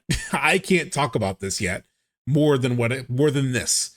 There's one thing that's pretty obvious. If you play the original, that's what it is, yes. But there are lots of other elements in play. I think this is really telling, despite it not being a whole lot of things being said. What is this emoji? What is this emote? Pew pew. That's funny. So also from the Rebirth Ultimania, Mr. Nomura, did you write the English message that displays at the end of the closing cutscene this time as well? Shiftwork Life, I see the for now being a developer being in spoiler-free mode of who Cloud is, but the unable to accept things is more spicy. Okay. Yeah, that's potentially true. Yeah. But I do think there's like lots of elements in play, right? I don't know if he's like fighting with his own identity in that specific moment. I think he's fighting with like what reality is, which could be inclusive of his identity. But again, there's an implication that there's a whole lot more going on in this scene. Mr. Nomura, did you write the English message that displays at the end of the closing cutscene this time as well? Nomura says, yes, I did. I originally wrote it in Japanese, then chose no promises await at journey's end from, sorry. I think this quote is very interesting because there's always like conversations about like localization and is it really reflective of like Japanese intention, right? Or did the localizers kind of like run amok and sort of do their own thing? So in this quote, he's talking about no promises await at journey's end. So he says that he wrote that text. He said, yes, I did. I originally wrote it in Japanese, then chose no promises await at journey's end from among several possible English translations because it most closely reflected the original text. The meaning is something like the end of the journey isn't promised or the conclusion is still totally undecided. I find this very interesting, right? That like, so when I saw the phrase no promises wait at journey's end, I essentially took those same definitions away. I took it as like, oh, the end of the journey isn't promised. Nothing, there are no promises await at journey's end. Like the things that we think are maybe promised at the end of this journey aren't promised. Like things can still be different from whatever that we expect. If we expect it's going to be 100% just like the original, we're making no promises about that. If you expect it's going to be a sequel, we're giving no promises about that. In fact, we just saw a scene from the original basically play out kind of like the original, and a lot of the game was like the original. So, no promises on either end. We're not promising it'll be exactly like the original. We're not promising it'll be, this sort of like fan fiction you have in terms of like more of a sequel thing. No promises either way. And that is exactly what the intention was. And I think it's interesting that like, but I do think there's another layer there that I take away at least of like the end of the journey isn't promised, which is if it's just the original with a little extra, sprinkles on top, if it's just the original plus some, extra bits and bops, and it's a reimagining of just the original, then in some ways the end of the journey is promised, right? Like the end of the journey is known if it's just that. And so from what I take away from this is I'm supposed to believe that the ending will be different than what I expect. That's the safest way to say it. It's not going to be exactly like the original, and it may not be exactly what I expect either in terms of like what it could be as a sequel. But it's definitely saying like, it's not decided. You could think it's just the original, but it's not decided. And so just like with, the unknown journey will continue or will be continued. What is the exact verbiage? I forget. The unknown journey will continue. Just like with that, it's an implication of like, there's no way for you to know. You think you might know, but there's no way to know. Fat music. Sephiroth being attached to Cloud's core essence is probably not helping things. Toolman, no promises await a journey's end is also a phrase that can be interpreted both ways. Barrett uses journeys end in his speech at the end of the play too. Yeah. No comma. Promises await a journey's end. Code, man, that's hilarious. The phrase to me immediately evoked Aerith's line about the future as not being set in stone. Yes, so man, 100%. It feels reflective of that kind of like verbiage that comes from Aerith all throughout both games, really, of like the future isn't set in stone. Even Zack has a line that's similar in terms of like things aren't set. So this next quote, also from Rebirth Ultimania. So the next game will be the final entry in the remake project. What things are you enthusiastic about as you move toward the conclusion? Nomura. The scenario for the third game is already complete, and voice recording is slated to begin soon. And in the midst of all that, Katase threw some homework my way. He requested the inclusion of a certain major something that wasn't in the original game. I thought to myself, man, that's a real doozy of a proposal. But for now, I'm sort of sitting on it, thinking a little, polishing what he pitched me. If we can pull it off well, I think it's an idea that will leave everyone pleased. So I'm really taking my time figuring out how we can deliver it in a convincing way. I suppose you have no idea what I'm talking about, and he laughs. Dosido, the scene when Sephiroth turns to Zack and sword swipes him away, then walks to the church. Is that the same scene where Aerith pushes Cloud with the white materia when we see Sephiroth walking into the church? It's a big question. I think no. I think a lot of people believe that. I personally don't think so, but we'll talk about that maybe after this. So I think there's no way to know what he's talking about, right? I have a friend who's pretty convinced that the major thing, the homework, is like multiple endings. I personally don't see that. But there are like, there's no way to know, but there is something here in terms of like an inclusion of a major something that wasn't in the original game, and it's a doozy of a proposal. It could be as simple and innocuous as like the way you get on and off the high wind. It could be, about the ending of the game. There's no way for us to know. It could be a multiple ending mechanic, right? Like my friend thinks. There's no way to know, but there is something. They've been teasing this. They've teased it multiple times. They teased it here, and they talked about it here in terms of like the major homework that was given, right? So there's a major thing that they want to include that will, respect the original, but also deliver a sense of fulfillment beyond what the original offered. And he's talking about the same thing in this quote of like this doozy proposal. We don't know what it is. I would think that given this quote of like, respecting the original, but deliver fulfillment, it's something story related. It's not just gameplay related. But either way, it's a major something that wasn't in the original. And I think, the question is framed around moving toward the conclusion. So it seems like they keep teasing there's a big something. There's a big something coming that will change the way you appreciate Final Fantasy VII. There's no way to know what that is, but it feels in some way like some kind of promise that we are going to get a payoff to what they've done in the original, to what they've done in this whole project. That's not a promise that it'll be like a sequel. That's not a promise it'll be a sequel, but it is a promise there will be payoff. So in that way, I do think it's like reassuring to me that, okay, all of this is not, there is something they're planning. We don't know what it is yet, but there is something they're planning. Delta Sin, some important context is their explanation for Zack's choose your own reality sequence at the end of Rebirth. If that now exists with Cloud, then Aerith may be allowed to live, but he may also be led in a bad reality into a bad reality by Sephiroth. The 7 seconds line does imply that fate rests on Cloud's choice. Yeah, which is what I talked about in my video in terms of like Sephiroth may dangle that idea of, you know, the Aerith world in front of him. Don't they specifically show you the Shiba dog for that scene with Zack? Yeah, they show you like a particularly, yeah, oh, you're right, Tillman, you're right.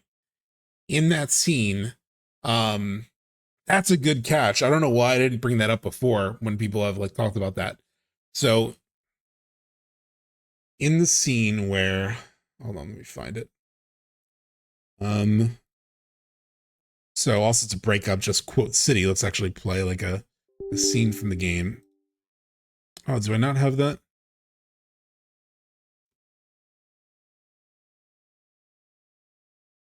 Do I have the wrong?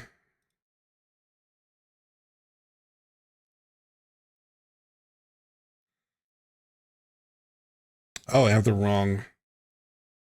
Hold on. I need to swap SSDs. This device is in use.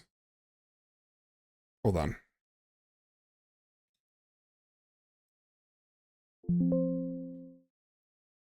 Shit.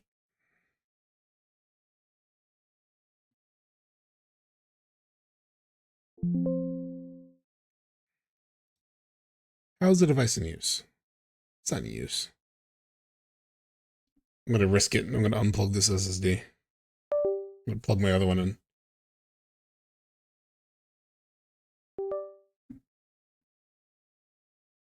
Okay. Okay, here we go.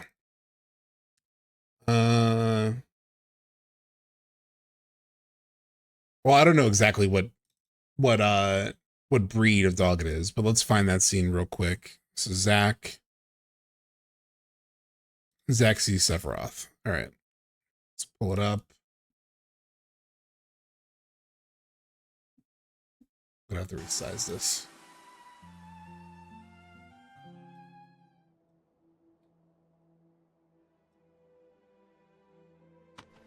Cloud. So here we see this other dog, right? Like this breed of dog right here is what we see, whatever that breed is. It's Corgi, Shiba, I don't know dog breeds that well. But we see this version of Stamp in the scene where Sephiroth then, you know, slashes Zack away, right? You want a piece of me? So to answer the question from Saito. So in this world where the slash happens, we see this dog. Cloud. And then in the scene in the when Aerith and Cloud have the church goodbye, because people see Sephiroth walking into the church and they assume that's connecting to Cloud and Aerith. I never thought that. I mean, the biggest reason for me was it just wouldn't make sense that, because like if Cloud and Aerith were walking toward this church, Zack would be sitting outside of it, or Zack might be inside of it before he's outside of it. Either way, they would bump into Zack, which would be a major thing, right? Like there'd be no way to sort of like miss Zack in that interaction. And so it always felt like they never, you know, passed each other, because it just wouldn't make sense. Like, you know, it would have to be a different world.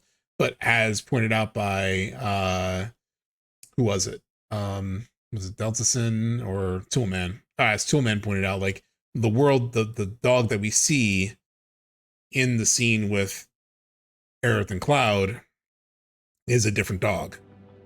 We see, where is it? We see this dog over here, right? We see this version of the dog. So their world is separate from the one that with Zack that we see. Oh wow, I gotta catch up on a lot of things to chat. What does a finished scenario mean? Is the overarching narrative done with details to fill in? Is everything storyline wise laid is everything story wise laid down, maybe? Scenario is everything. Scenario is story as well as like gameplay moments. So like for example, part of the scenario in Rebirth was the card tournament on the boat going to Costa del Sol, which wasn't part of the story, but was part of the like overall gameplay scenario that you experience. So it's everything. Johnny walks by with the dog.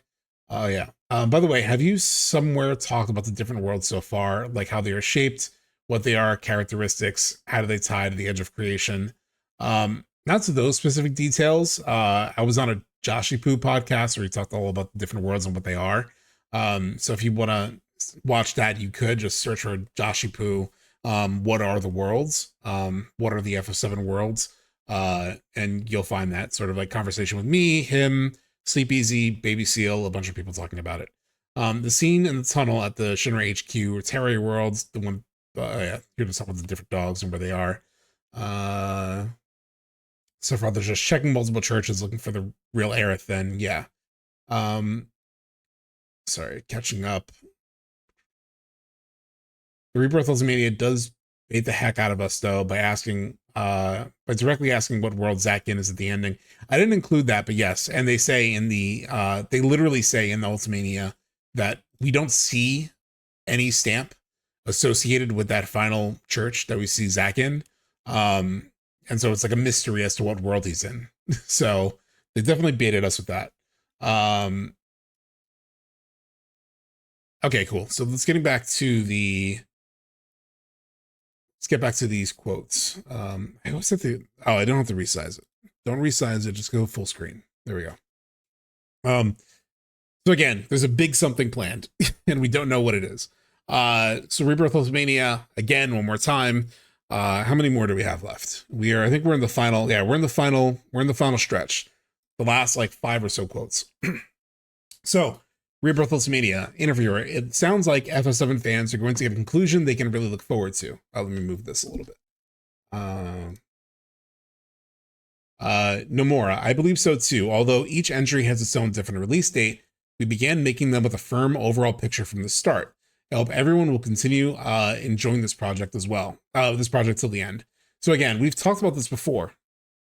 Of like, although each entry has its own different release date, we began making them with a firm overall picture from the start. I hope everyone will continue enjoying this project till the end. So they had a plan from the outset. There's another remake. Quote that I thought I pulled that also said that they had it all planned out from the very beginning, or we may have talked about it at the beginning of the stream. I don't even remember anymore. It's been a while. On the account of my age, this next game will probably be the last FF7 related work I'll be directly involved with. Of course, there's always a chance the world of FF7 will continue on in the future, but for now, this is the end of it. With that in mind, I hope Cloud and all the other characters will finally find happiness. Though we won't know how the story ends until it's actually finished, I'm personally wishing that it will conclude without any unresolved feelings remaining. So I mentioned this in my video, so you kind of get my thoughts on it here, on it there. But again, it's like we don't know how the story will finish. So it's like no promises await at Journey's End. You might think you know the end, you might think it's just the original, you might think it's something completely different, but you don't know. So again, it's like if it's just the original, they keep reiterating you don't know the ending of this, which I think is interesting in terms of like supporting that it will likely be something more. And again, you can make something more of like, I hope all the characters find happiness, which is something that kind of doesn't really happen at the end of the original. So this next quote, again, Rebirth Ultimania, how did you go about Let me look at the chat actually.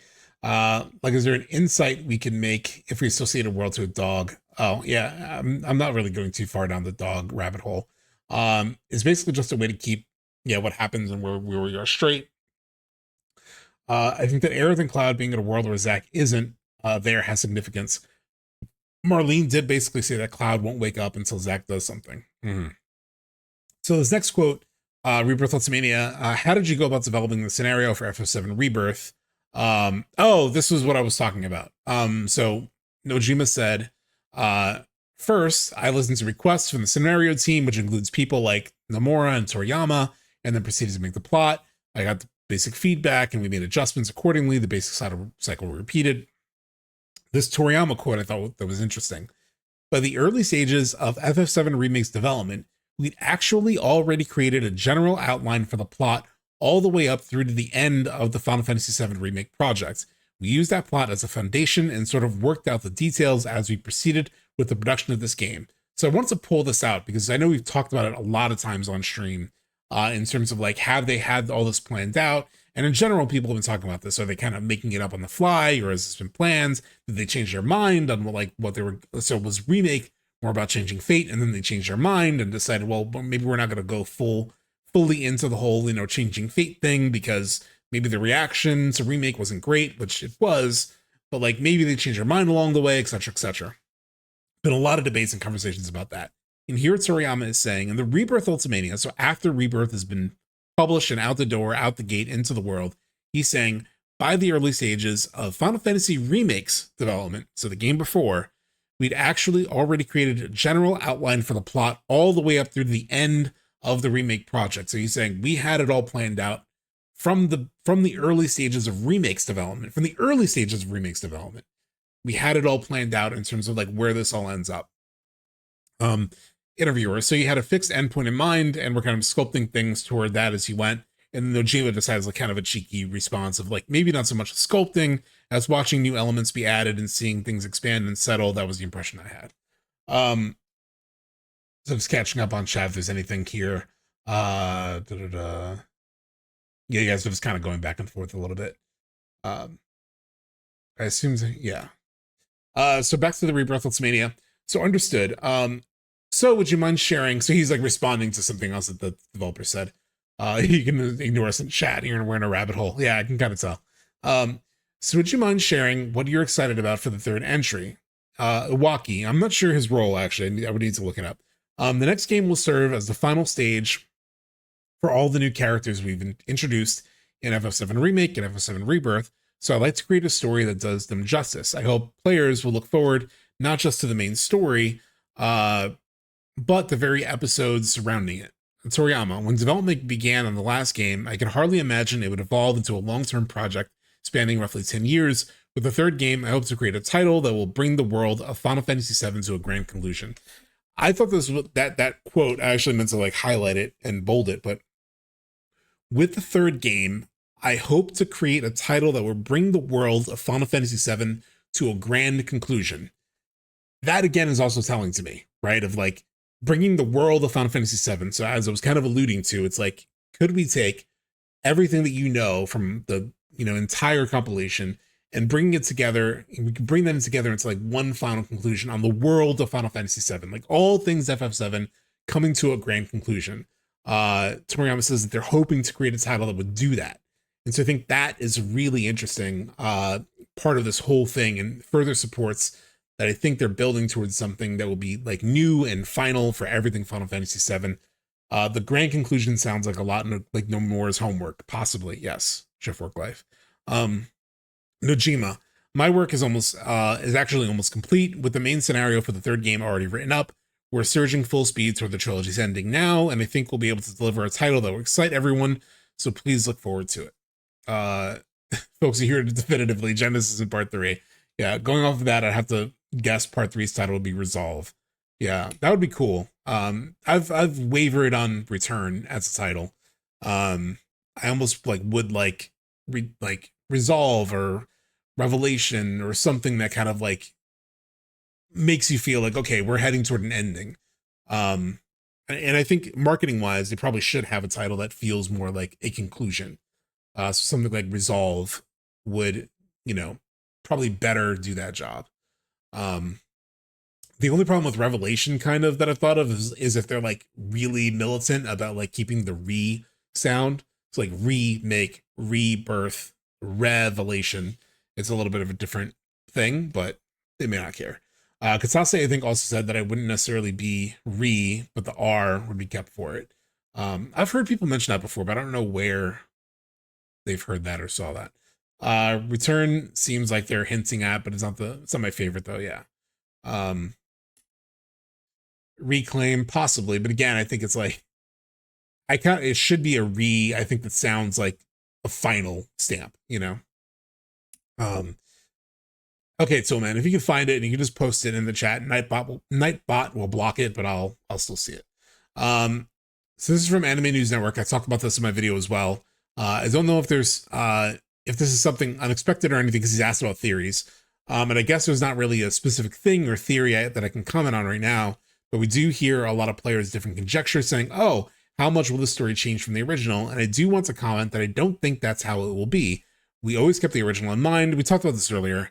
But again, the new happiness, new sort of feeling of satisfaction 27 years later. So again, keeping the original in mind, and there'll be a new satisfaction.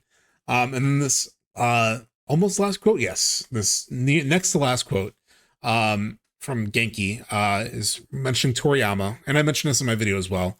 But this Part 3's ending will be even more moving than the original. I want to promise that we will resolve. Delta, we got resolve. I want to promise that we will resolve all the mysteries that were opened up in the ending of Rebirth and deliver an even more moving ending than the original. So in some ways, right, like an even more moving ending than the original. This is a different translation than the one that I used in my video. The translation that I had found that I used in my video was like exceed the original game. But like an even more moving ending than the original, promise, yeah. Deliver an even more moving ending than the original, again, just sort of implies that it's a different ending than just what we got originally. And then I have one last bomb for you all. So we're reaching the end. Actually, so let's go back to the remake Ultimania for a moment. So is everyone ready? I want ones in chat if like people are like locked in. I just want to make sure people are locked in because it's been a long stream. We're 4 hours in to talk about mostly these quotes. And I want to make sure you're all here. It's like sit down, have your asses in seats, have your heads locked in, your eyes locked in, ready for something. I was going back through the remake Ultimania to find any quotes that might support the other side, actually. And I found this quote that I thought was super interesting and potentially a little bit telling. This is again from the remake Ultimania. This is back like 2020. Interviewer, roughly, when did the Final Fantasy VII Remake project begin? Katase, the project itself has actually existed for quite a long time. Oh, we're still in ad break? Oh, an ad break is coming. I'm going to snooze the ad break. It's my last snooze, but we just need to get through this. So Nomura, back when we were developing the compilation, so the project itself has actually existed for quite a long time. Nomura, back when we were developing the compilation of Final Fantasy VII, it was launched as the 5th entry after Advent Children. After Advent Children, before Crisis, Crisis Core, and Dirge of Cerberus. Though only as a project plan. However, since I was the only person attached to the project, it quietly went dormant after I became busy with other work. Let's take this in. It's been around, this idea has been around for a long time, and it was launched as the 5th entry of the compilation after Advent Children, before Crisis, Crisis Core, and Dirge of Cerberus. I should have highlighted all of those. It was planned as the 5th entry in the compilation. Granted, it's not that anymore, obviously, but if it was the 5th entry in the compilation, wouldn't that also kind of like cue that it is like some kind of further point in the story? Like it is some kind of like final conclusion to everything. And maybe that's why at times it feels like a sequel, even though it's happening within the world of the original, storyline of the events of the original. It's kind of giving us if it was to be the 5th entry after all the other entries in the compilation, then it should have given some finality to everything. And so that's why it feels like that to us. What if Ever Crisis was its original name? Possibly. Solid Snake, thanks for subscribing. I don't know. I saw this quote and my brain exploded. It's in the remake Ultimania, and just really fascinating that like this was supposed to be the 5th entry of the compilation after everything else. And so maybe that's why it feels at times like, fuck, it feels like a sequel. Like it's building to something that sort of feels like it's taking everything that came before, the entire compilation as a whole, and it's giving us a new sort of like point of finality. Obviously, this changed quite a bit. It's no longer like the 5th entry in the compilation, at least officially. But if you were building something and that was what it originally was, and then you then sort of like changed it up, this to them internally is a project that has existed for a long time, for quite a while, right? So they're just finally bringing to life in a different form than what was originally planned. But odds are that there's some remnants of that original plan, that original role as being the 5th thing in the compilation. Some of that has to be baked in to how they're structuring and building this. So I thought this is a hell of a quote. I don't know if you all in chat feel the same way, but this one really took me, really like hit me like a brick. Because I think that's fascinating for it to be the final, like the 5th entry of the compilation after everything else. Which is why it kind of feels like that when we're playing it. So let me also bring up this video that somebody had linked of this director interview.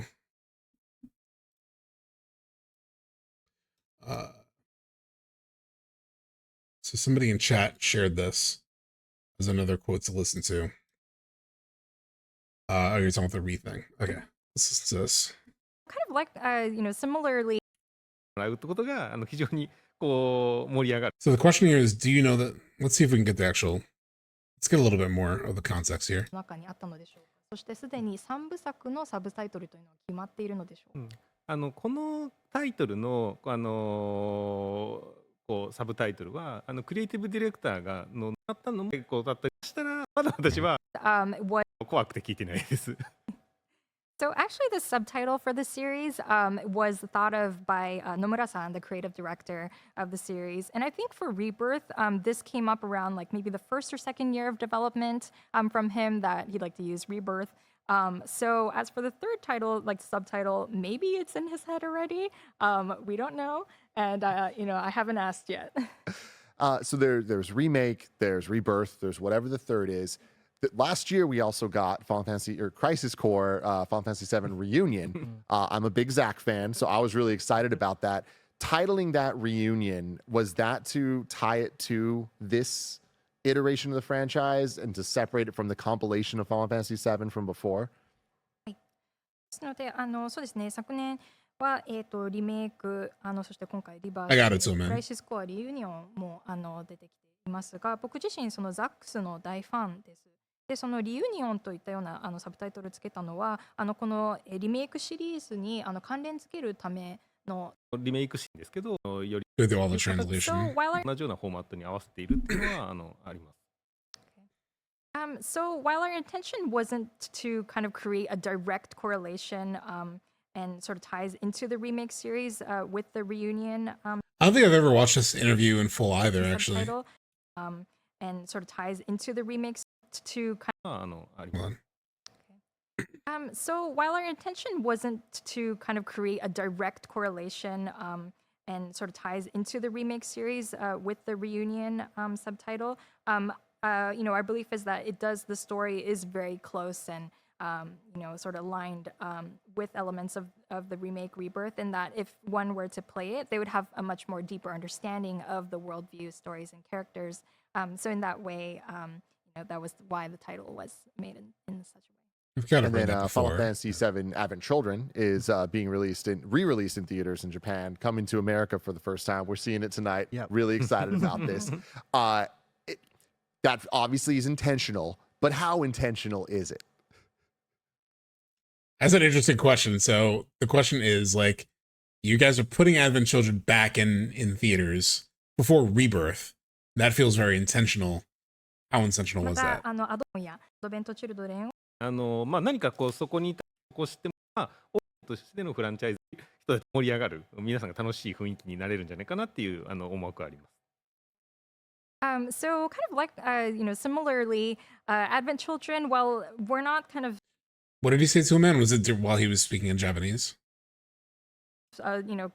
Creating some direct tie to the story itself, by Let so me kind of take like that back 雰 in. 囲気になれるんじゃないかなっていう思惑があります。So kind of like similarly, Advent Children. While we're not kind of creating some direct tie to the story itself, by of course watching the movie, one will be able to really understand, have this much deeper understanding of the details through the film as well. And I think generally, we were kind of thinking of this being a time for sort of all of the Final Fantasy VII series and its sort of related contents to be celebrated, and among the fans, both old and new. And so I think this was a really, great opportunity for us to kind of bring this back. What's your favorite piece of the Final Fantasy VII compilation? Like not including Rebirth, because that would be unfair. But like what between like Advent Children, Crisis Core, and all that, what influenced you and which do you like best? That's an interesting question. It really seems like these guys in charge of the remake series weren't in charge of Crisis Core Reunion. They feel like they wanted the reunion tagline for Part 2 or Part 3. Yeah, totally Shift Life. Shift Work Life. I agree. I get that feeling too. They've kind of talked about it that it wasn't the plan originally. 石はやっぱり一番こ He's really thinking on that one. うので、 So in もう一回復習しとけみたいな The 話は person who sent this to me. Oh wait. Oh, we covered basically. 確かにありました。 Anyway, let's listen to this. I'm curious. So, in terms of sort of influence, I would say, Crisis Core is a title where there are some sort of overlapping narratives for this current title as well. And so that was something that from the other dev team members too, we were all saying, okay, like, let's all replay this so that we're familiar with the storyline. あと野島さんの回 Interesting. This is. I'll definitely have to like revisit this. I will not revisit because I never listened to this interview. I'll have to check this out off stream and like see if there's anything interesting here. This was an interview that kind of like went by me a little bit.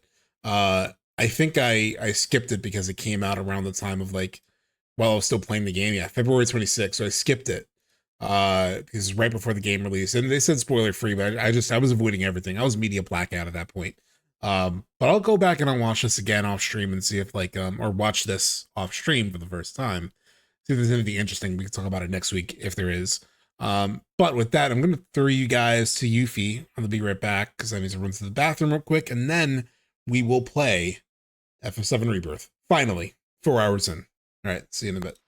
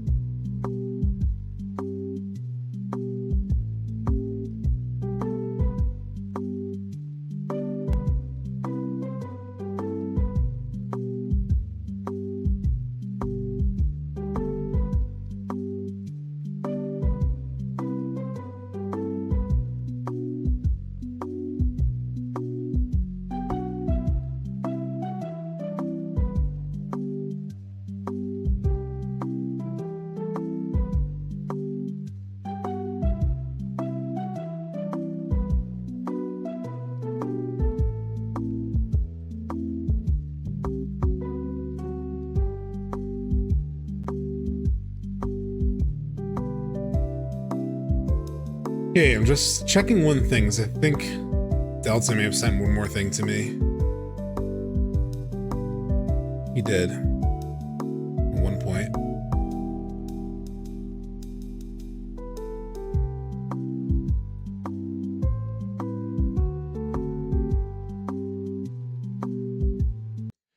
All right, let's take a look at this real quick. I don't know what this is, but we'll talk about this, and then we'll, I feel like I owe maybe like a final, you know, I titled the stream as like settling the great debate, which, you know, I was never really going to be able to do, but I did want to go through everything as much as I could.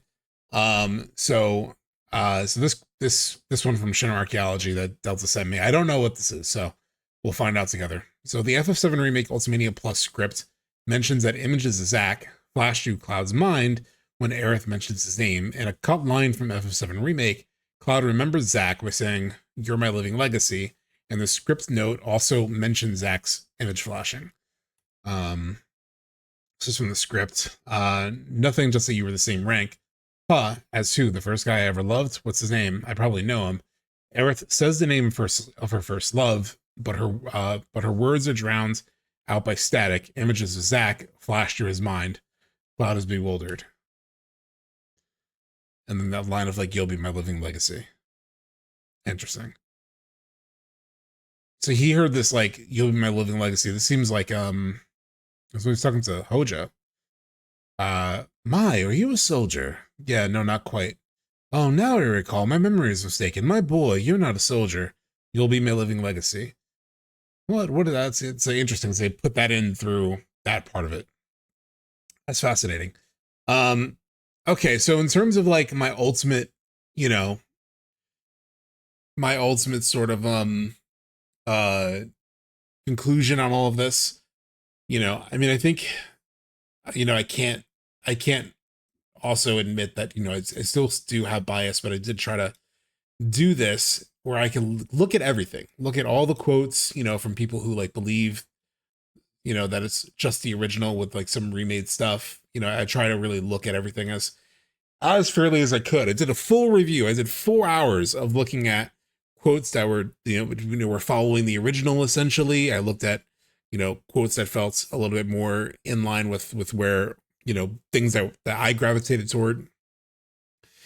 And I still think, you know, I think there's a lot of valid reason why people who think it's the original, with just like a little bit extra on top, you know, there's definitely been a lot of quotes supporting that. You know, on balance, there's probably more quotes supporting that. There's been a lot of quotes that are like, you know, it's essentially also following the basic core elements of the major elements of the Final Fantasy VII story as you know it, of the original game. And it's like, you know, they've said it in a lot of different ways. Again, I feel like they're obfuscating it all by like adding so many caveats every time they talk about it, by like saying, oh, it's, you know, it's the, you know, like I just said, like the core major elements of the following the flow of the original, rather than just saying, you know, it's essentially the same story.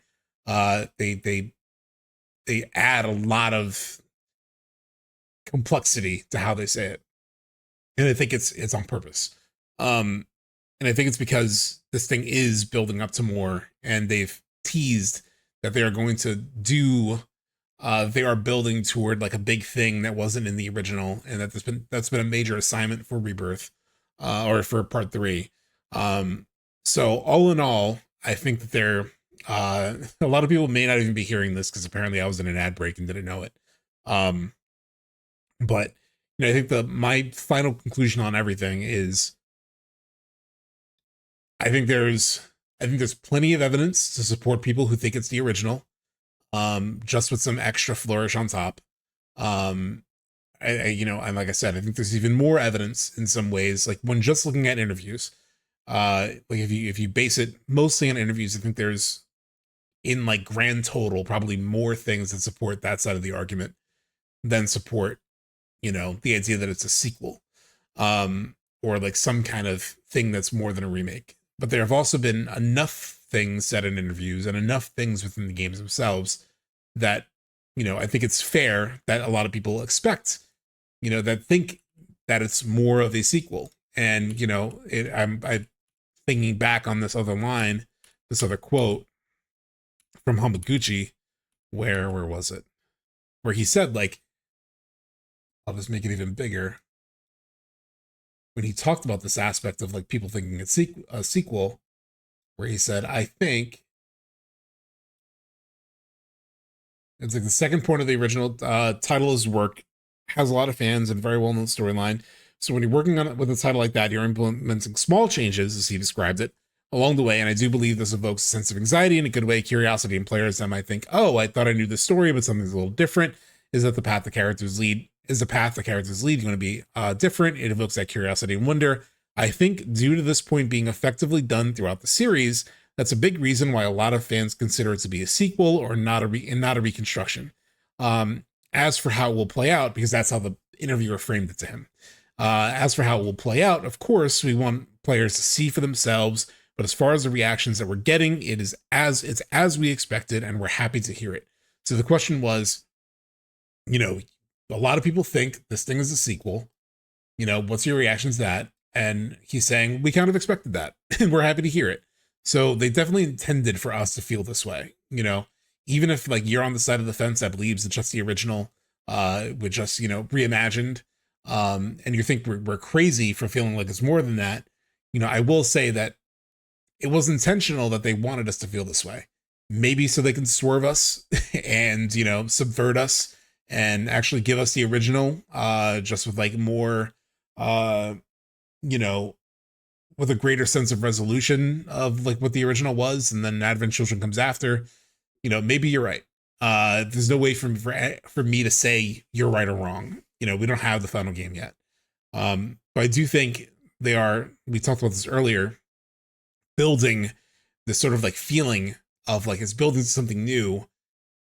It would probably work against their interest to not pay that off, because I think it would feel like a build up to nothing. And if they crafted all of this with the expectation of like you feeling that way, it would kind of be a creative failure to not pull it off, to not pay that off, to not have that build up lead up to something that felt worthy of that build up.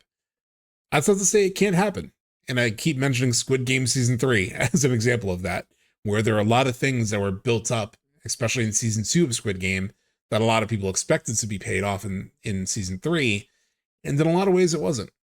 There were conversations that were, you know, essentially built up toward that were either not satisfying or non-existent.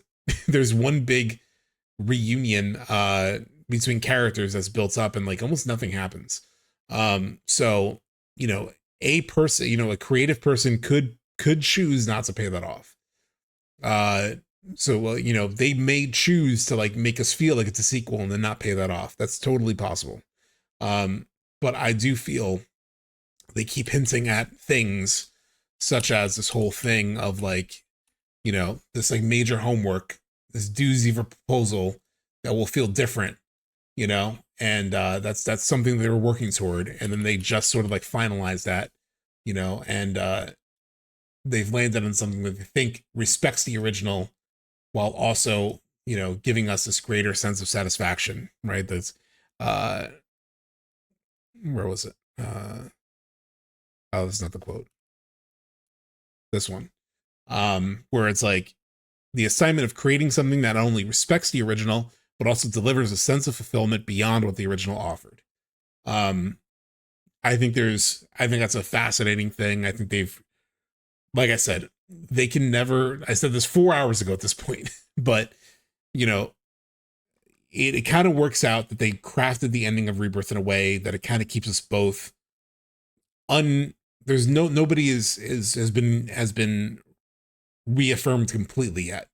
There's enough weird things that happen in terms of Tifa in the live stream and seeing elements from the live stream sequence early and fighting Bizarro Sephiroth early, titled now as Sephiroth Reborn, and all the things in terms of like how they portray Aerith's death that leaves some things up in the air, the things with Zack. There's enough to keep people who believe it's more than just a remake feeling like it's more than just a remake, but it's also still tying so closely to the plot points of the original that people will feel but there's also good reason to believe, oh, it's just the original, and they're not going crazy. They're not going wild.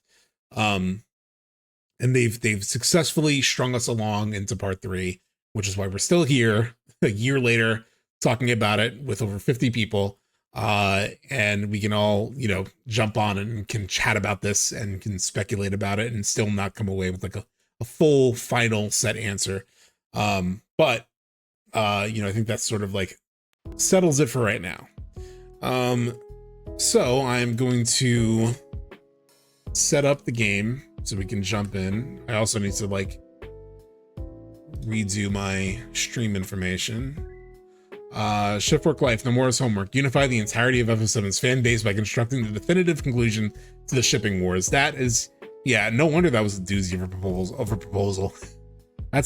That's pretty much the most impossible task that could be given to someone. So let me update the title.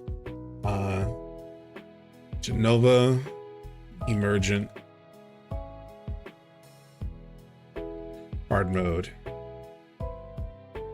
I'll say and more. I don't know if we'll get through Costa del Sol today. That first part of the stream took up a whole lot of time. It was quite long. And let me change into the correct category. Rebirth.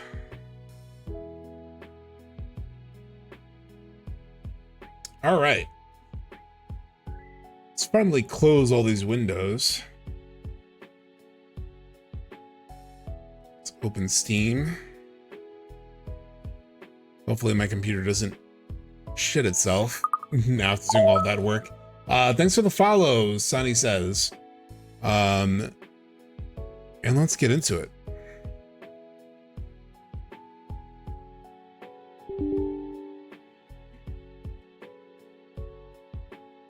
The most dangerous job in the world. The only way to end the shipping wars is to let Sephiroth win. I gotta head out, but I'll be back to watch what I missed. Have a good time, everyone. Thanks, Sephiroth, for dropping in. You don't have to worry about the shipping wars if you accept that the boys' date is canon. Yeah. Is this game gonna boot up or not? It's acting weird right now. Why is it running an install script?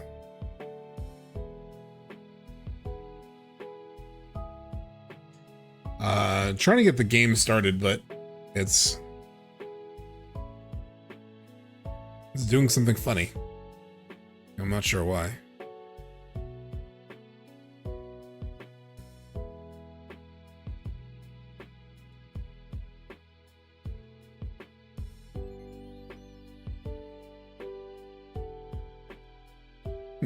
It's on my internal SSD. It's almost like acting like it's a new installation of the game. Maybe it updated recently? It's doing something funny. I'm not sure what. Is a recap of the last 4 hours of discussion. I mean, I'm sorry for wasting everyone's time. I've been lurking, but discussion was great. Thanks, Exit Feelings. I don't know why this game isn't starting. But that's not good. I'm just gonna cancel that. Why is it bringing up?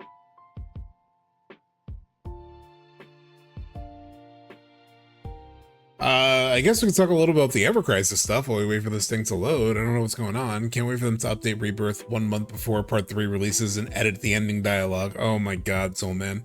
No, they won't do it a month before. They'll do it on the day of release, like they did with Remake. Literally, it was like the day Rebirth came out. Okay, it says it's launching now. When the day that Rebirth came out was when we got the that's when we got the update on Remake and the ending, the dialogue. I'm waiting with bated breath. Here we go. Seems like it's booting up. Wow, that was a brutal process. Let me switch to the game. I'm not getting any audio from it though, which is a little weird. There should still be audio. There should be plenty of audio. Let me go into the volume mixer. So mixer. Rebirth is at 40. Oh, there we go. Okay. Look into here. Here we go. Can you all hear it? Can you all see it? You should be able to.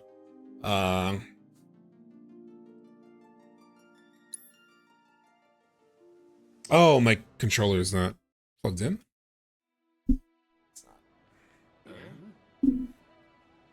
So, what's on the agenda? Surfing for me. The waves in Costa del Sol are second to none. I'm gonna go diving. I'm all about rare fish, and they've got loads of them out there. All right. So last stream, in terms of gameplay, we stopped with the Queen's Blood tournament, which was a ton of fun. We beat Red. I wasn't even trying to beat Red, but I whooped Red's ass. Hold on real quick. Why is this so loud in my headphones? So we're going to continue on the main thing. We're gonna end up doing the Genova fight. Everything's gonna, we're just gonna go into it. I don't need to do a whole recap, but we talked about a whole lot. This version of the main theme is so great and got me really emo when I first played it. Love this whole chapter. This chapter is so good. You know, the boat could be not the most amazing chapter, but they did so much with it. This is fun.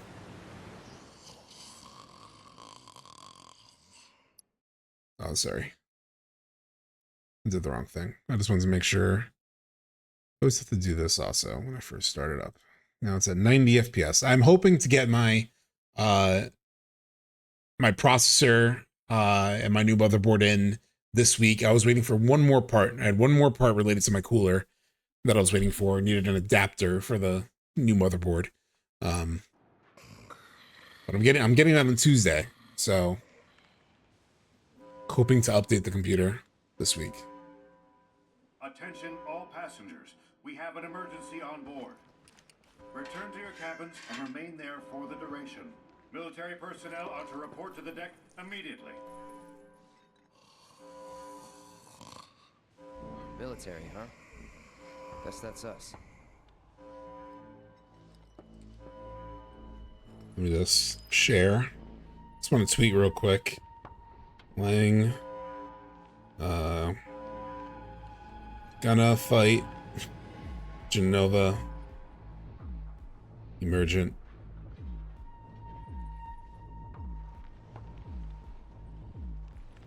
Attention all passengers. We have an emergency on board. Return to your cabins and remain there. Military personnel are to... How many times will it kill me? I died in this fight a lot the last time I did hard mode. I think I actually did I think I stopped playing the game. I took like a break because it killed me like several times. A lot of times. And I like went back to it the next day. Like I spent a decent amount of time getting my ass absolutely whooped by Genova. The lasers in this fight suck, yeah. All right, time to lurk for a while. Thanks for the stream, SubTXT. Thank you, Toolman. Excellently well put together and accepting of both sides. Thank you. Yeah, I definitely tried to sort of be as fair as I possibly could be. Because I know how everyone, you know, views me and how I view things. And there's a lot of people who are like, oh, these, you know, happened this week of like these content creators are just trying to like skew things their way. I'm like, no, I'm not trying to. Please, you have to help. Copy. We're on it. Good. I'll round up the stragglers, but there's a lot of ground to cover. You, give me a hand. Lead the way. Thanks. That classic combat music. Come on. Oof, getting a lot of frame stutter today. Probably because I've been doing so much stuff on my computer.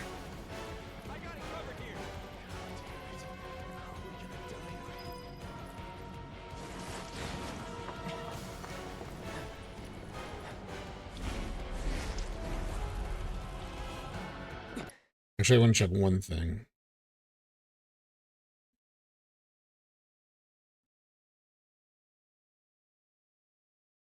want to check how my system is doing everything. Temperatures and things like that.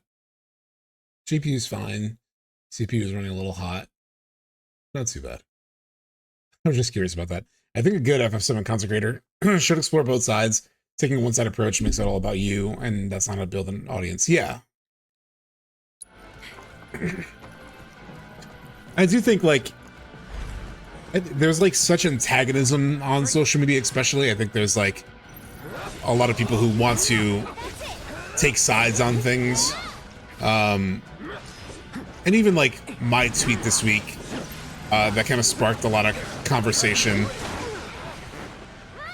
You know, it was definitely, like, a bit sassy, in terms of, like, it was a bit antagonistic, but because I had just seen so many other takes that were also just, like, so definitive.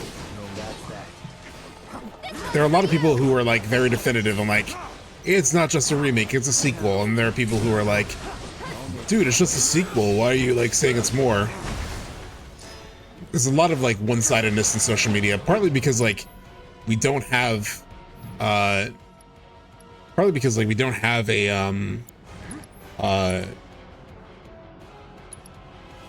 which one was weak to Thunder? I'm gonna say it's that one. Yeah. You don't have a lot of space on Twitter. You have, you know, 280 characters, basically, and so people can't really explore nuance. It's not even their fault, it's the fault of the, like, it's the fault of the, it's the fault of the platform itself that, like, incentivizes people to kind of be, just deliver one-liners. All right, Aerith, just like, I'm coming.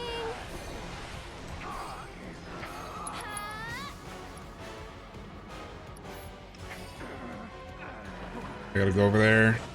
Oh shit, deafening screech, shit. I got this.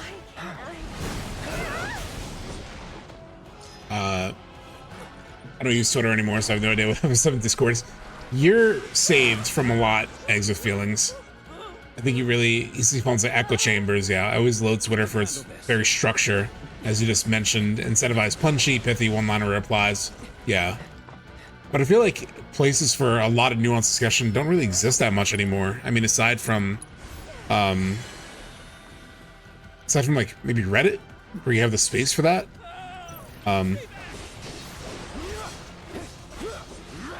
There's really not a lot of, like, message boards aren't really a thing anymore. And I kind of miss them. They have their own toxicity in a way, but I do kind of miss the, like, message board format of, like, online conversations. There's still some, but not really a lot. I've been tempted to take on another 6-month break from Twitter. Yeah, I mean, unfortunately, as, like, a content creator, it's kind of impossible to do that. Ah, shit. What are they counting down to? After the countdown, they'll use Deafening Screech. Oh, okay. So basically, it'll be shitheads in a few seconds. It's on you.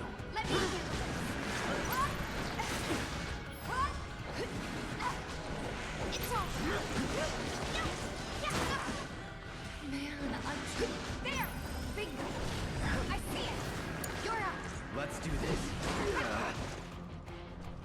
Piece of shit. Get ready. Sorry, I blocked that? Sorry, I blocked that? You like that? That's how you do it. But Reddit's no better. The only upside is that shippers don't have as much presence there. Interesting. I know people don't love Blue Sky, but it's so much better for my mental health. Yeah. I probably should spend more time on there, but I just feel like there's more people and more conversation on Twitter. I'm, like, addicted to the toxicity of it in a way, which isn't healthy, but it's true. Especially for, like, connecting with people and, you know, having people know when my stream is going live, and to, like, find me in my content. You know, my tweets can very easily get way more views on there than Blue Sky, so I'm not as active on it, even though I do support it more in theory.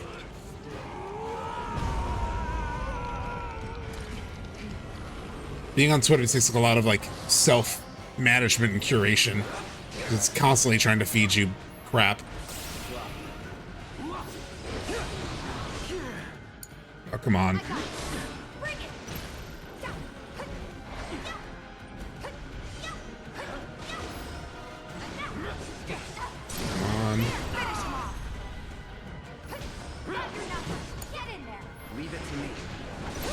Okay, first one done. Oh, you saw that? Oh, schooled his ass.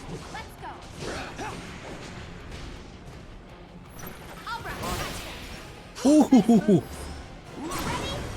Oh, baby. Oh, baby. Let's synergy him to the end.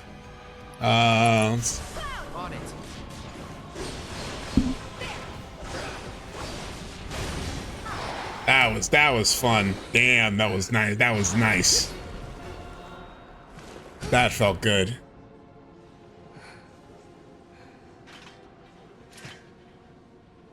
Those guys aren't being targeted at random.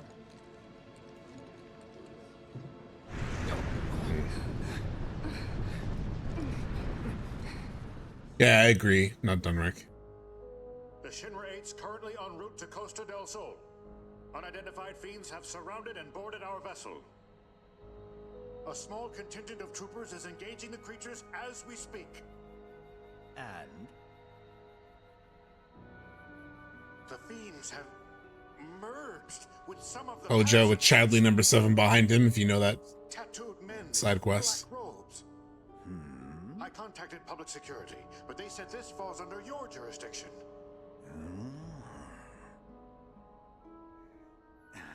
There's a decent amount of Twitter FF7 that's not shipping.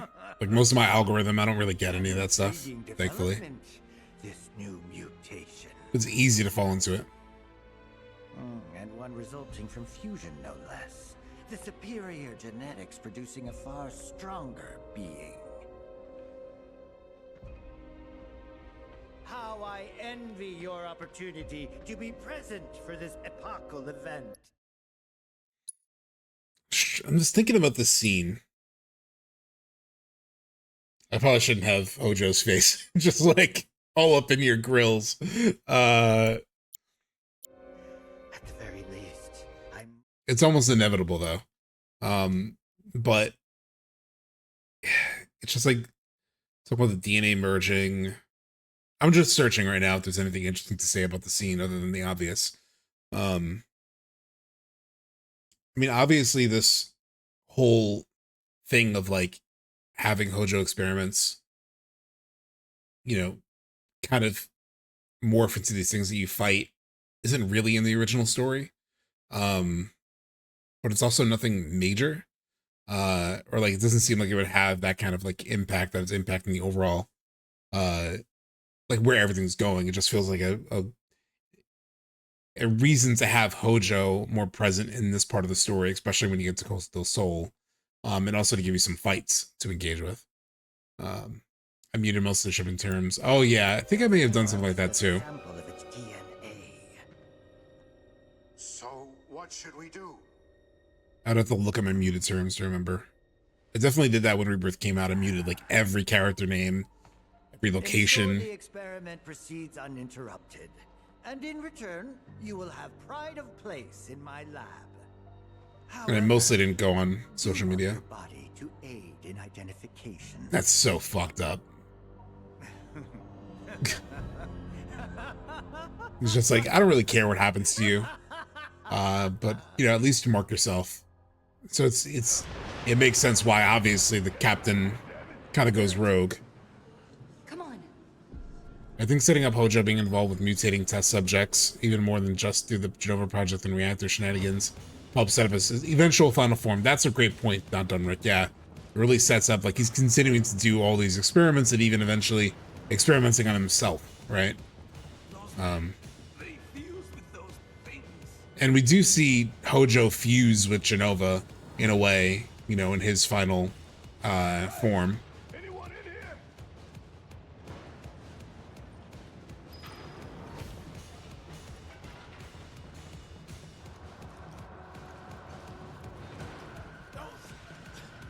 And there's a classic track right here. Wasn't this music originally in the OG games? Like, no, it wasn't the OG, but I was thinking about it in a different scene.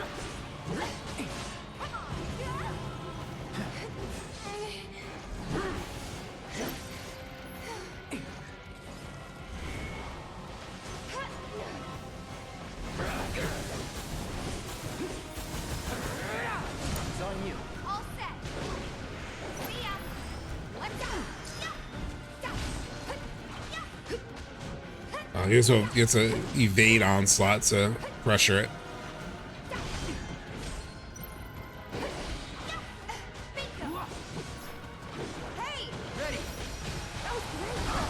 Oh shit. You're gonna feel this one. Heads up.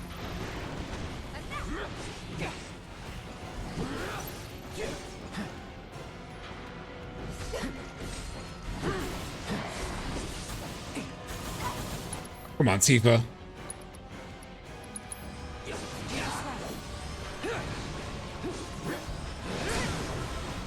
Okay.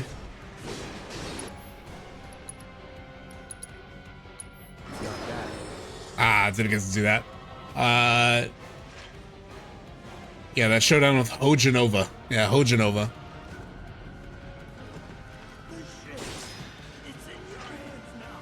I do like how they depicted sort of the death and destruction that's happening on the ship. Where did that go? Like, obviously it was really fucked up in the original game too. In terms of that, how they depicted that, but I can't see shit. Okay. Don't overdo it. Let's go. Okay. I could not see anything I was doing.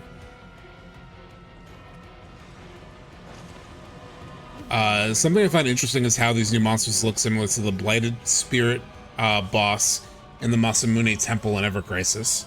They seem to be setting up that location as the origin of the Black Robes.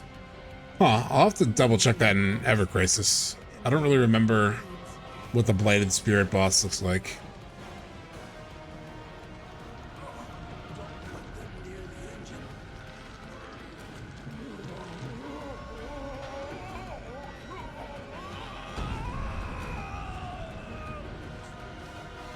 You post that on Twitter, okay.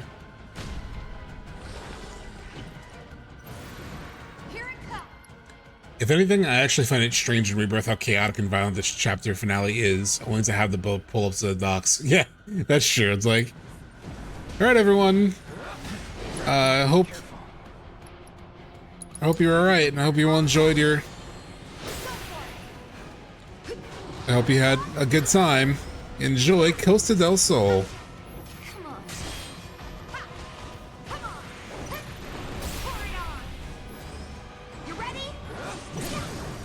Got him.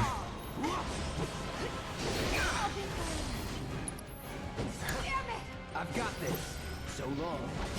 It's not over yet. Tifa.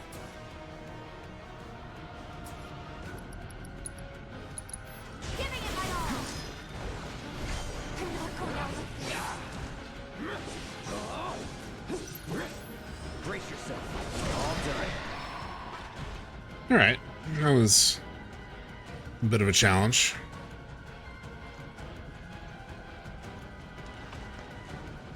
I think I have a bench coming up. Did we go over the Ever Crisis stuff? We didn't. We didn't because like there wasn't really too much to go over, and truthfully, I spent a lot more of my prep for the stream pulling together all those quotes that we went over. Thank you for the follow, EasyQNYC. So we'll do a, I might talk about it maybe next week, but there also wasn't like that many big things that came up. So it didn't really, you know, I knew we were going to talk a lot about those quotes, and obviously we did. We talked about it for about 4 hours. So I pivoted to that as being the main focus of the conversation today. Let's see. Just because they seem to make a lot more sense for what we had left to go. So if anything, we'll talk about it next week. If there's nothing big to talk about. All right, so I rested. Okay. Oh yeah, I do want to check.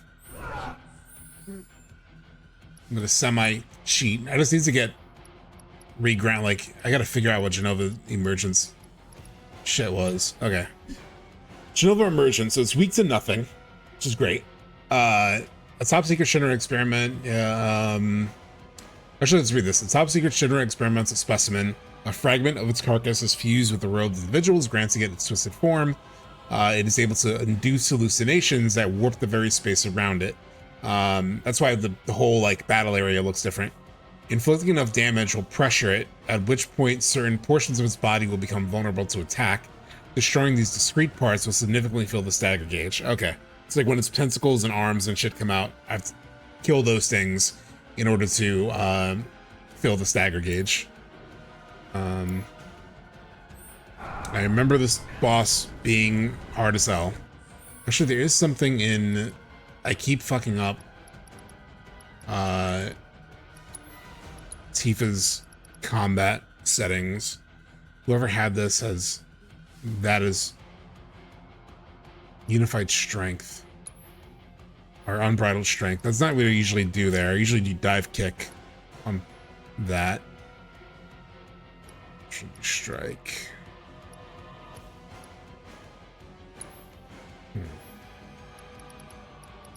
Guess I'll do unbridled strength maybe on that.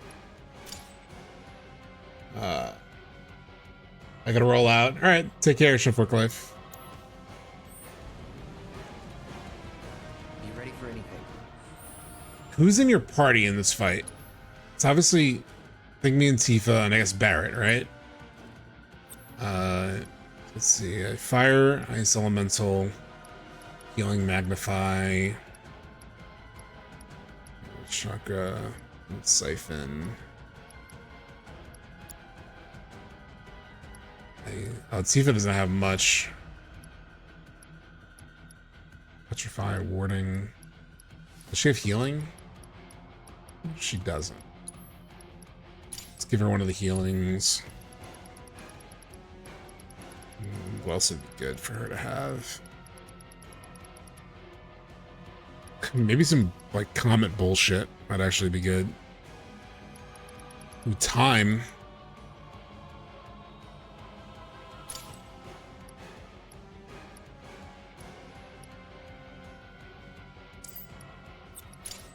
Let's do time. Like magnify maybe?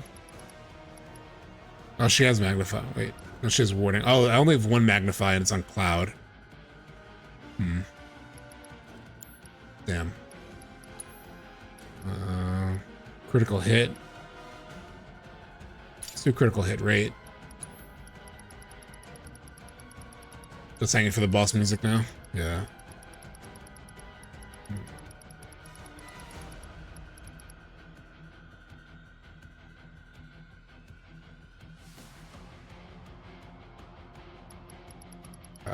Sorry guys, I'm just deciding. I feel like I never used disempowerment and whatnot. I feel like I may have used it in like some places. Pairing with warding materia grants assistance, allows you to use physical and magic induced spells. I don't think it brings up any shell at all.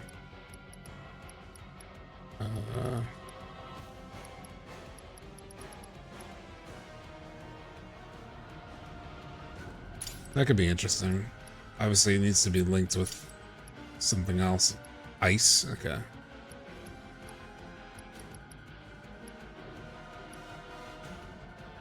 don't think I need that. Anyway, we'll just roll with it. Let's see. What does he have?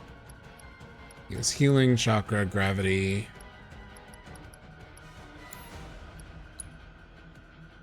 Why does his defense feels like a really shitty bangles on him, and it is a shitty bangle.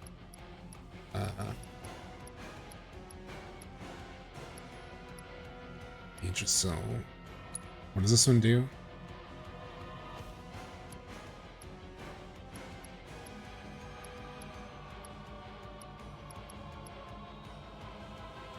Garm, should we do the Garm bangle? It's time for me to peace out. Good luck with Genova, and thanks for the stream. Thanks. PS I've DM'd you something. Discord. Okay, cool. I'm laid out to rewatch stream. So much happened, especially with Ever Crisis. We didn't go into the Ever Crisis stuff actually. But we did talk about a whole lot of stuff. We ended up going over like a lot of the dev quotes from like 2015 to now. So odds are we'll talk like Ever Crisis stuff maybe next week. I think there was a lot. I didn't think there was a lot of super interesting things that came up in it.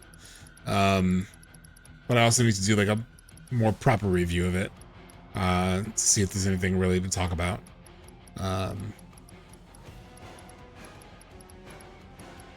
He has enemy skill already. Give him Dark Side. It's fine. Okay. Copy. I thought Ever Crisis was closer to the original overall. Like some settings and stuff were more similar to the original. I meant to say Rebirth, but Oh, hey. Been busting my ass trying to keep these guys alive. They won't fight back. Stand aside now. like obviously the water burial scene looked more like it. Becoming monstrosities bent on killing us all. But no more. Not on my ship. Hey, take it. I like that in T-Top is a good example of like characters in this world behaving according to like their interests, and so it's really well written in that way in terms of like this makes sense to T-Top, and then also it is sort of a very dark like, oh man, we're just killing these guys, but he has no choice. You know, Hojo doesn't care about him. He's like, mark your body so we can identify you. And it's like, things are going wrong. And then Yuffie's reaction here is like so related to her whole DLC arc, because all this purple stuff is like very reminiscent of Nero. I think she's because she freaks out because of how similar this seems to Nero. She's like, keep it away, right? Because all this imagery is very similar to Nero. How is there just a random Genova limb? They may have been carrying it. It's possible they were carrying it. That she can peer inside you. Or Hojo's doing, yeah. The very depths of your soul. That she can become those you hate, those you fear. And they keep hinting at this like shape-shifting thing, which obviously Sephiroth uses to try to turn Cloud against Tifa, but they keep building this idea that Genova can become things. That's why it looks like Glenn with Rufus. Oh god, the music. Gotcha. Back to the planet. Deal with that. About damn time.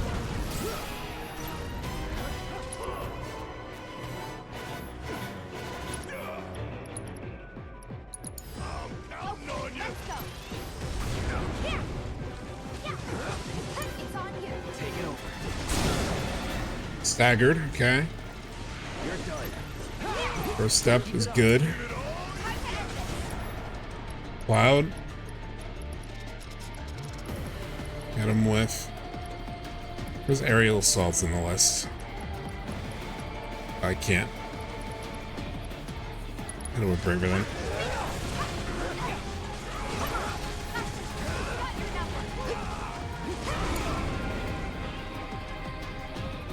God, this music.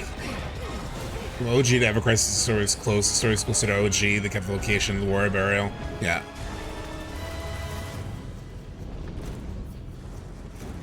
All these like arms and eyes.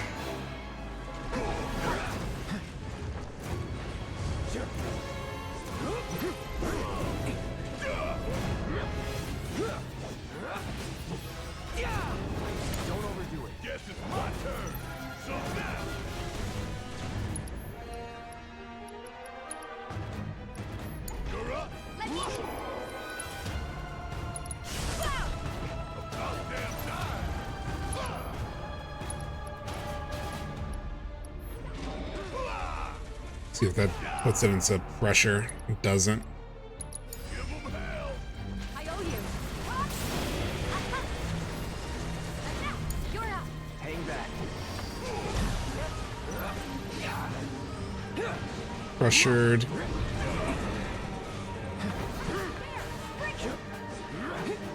What is it weak to, supposedly? Ah! I wasted that. Shit.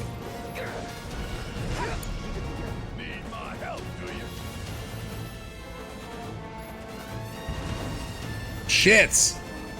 Oh my god, what was that? God damn it. Can't let him grow back. Ooh, buddy. Oh, buddy.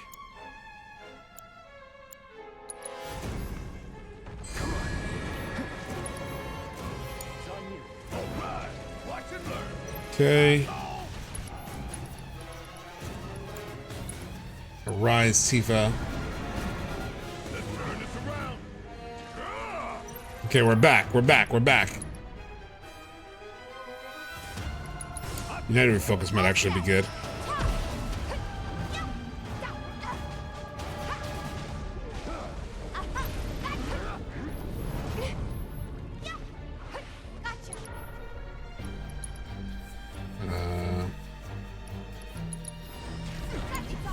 Let's do this. Sorry. There we go. There we go. Barrett hit him with the focus shot. Tifa. Hit him with the focus strike. Gonna build that pressure up. Staggered him. God, I don't want to waste my limit because he's gonna form shift again. Tifa.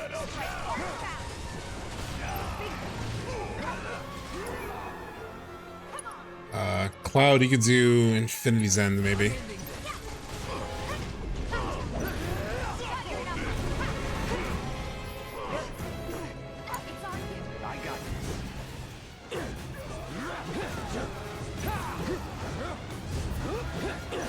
This ends here. Don't think you'll walk away from this. You're dead.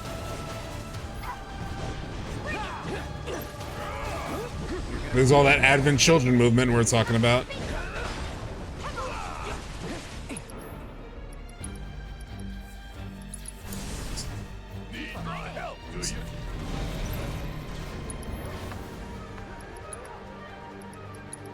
Okay, let's do... Oh, nice. Focus shot it.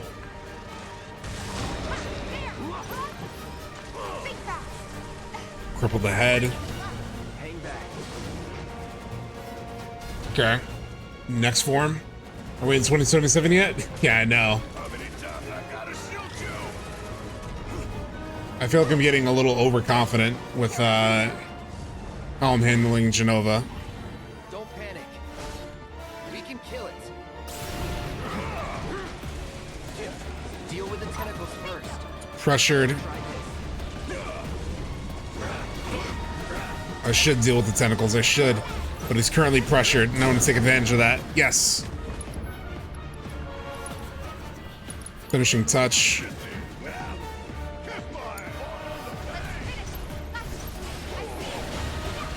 Increase the damage on him. Tifa.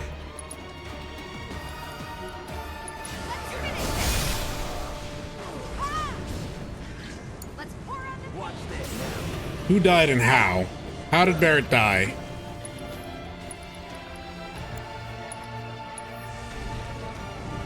You okay? Gotta be careful. Oh, shit. Shit. Yeah, those damn lasers. Shit. No!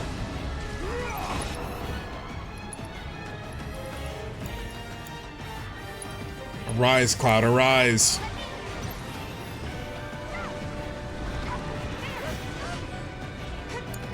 Jesus.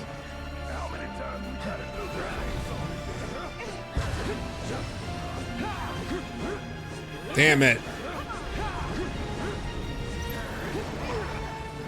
Holy Jesus.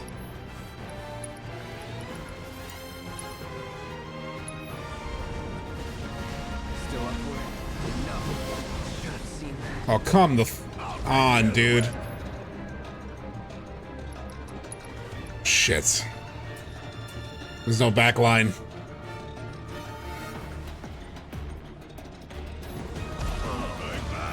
Oh, damn. Satellite beam him, I don't care.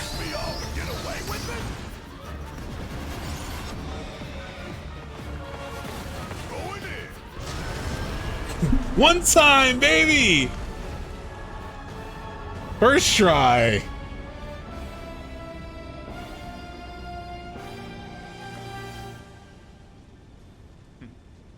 Cloud, don't let her fool I have such trauma from dying so many times in my first hard mode run.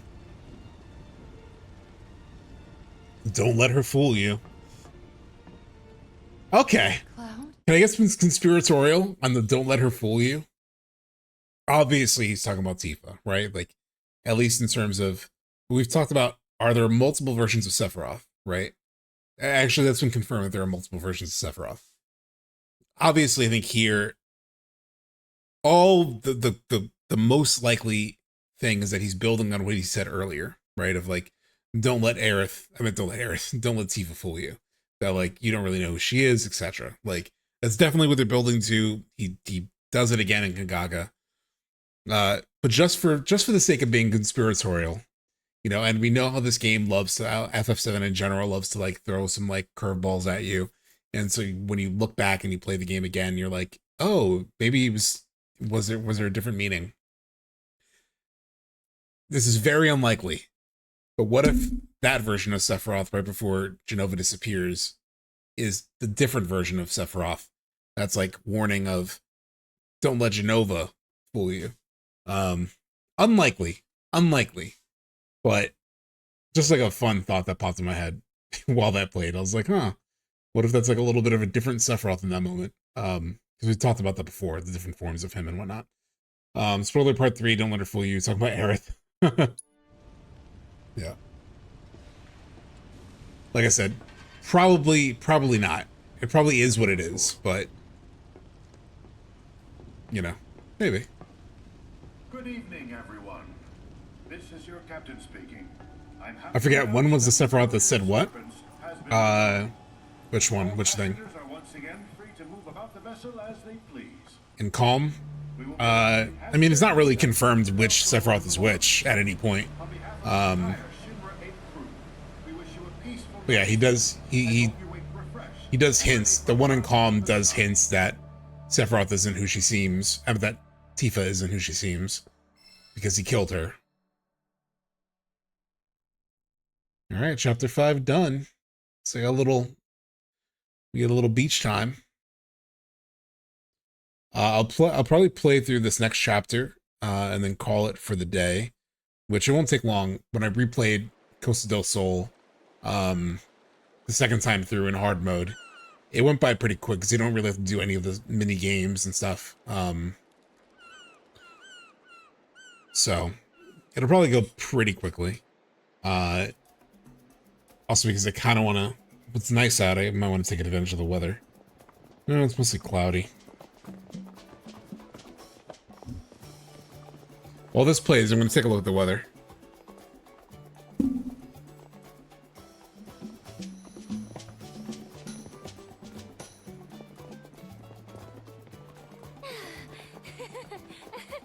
pretty nice.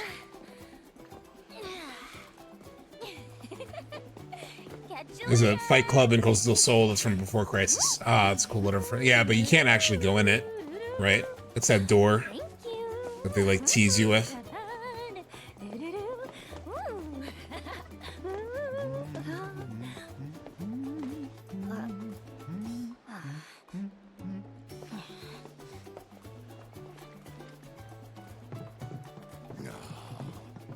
We just arrived and I already hate it. Come on, let's get out of here.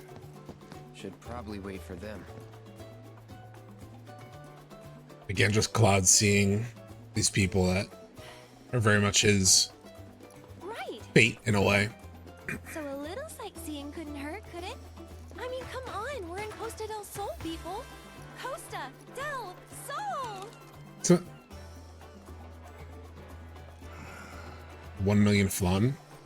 What was a 1 million flan thing? First. I'm about to melt. Could shave you.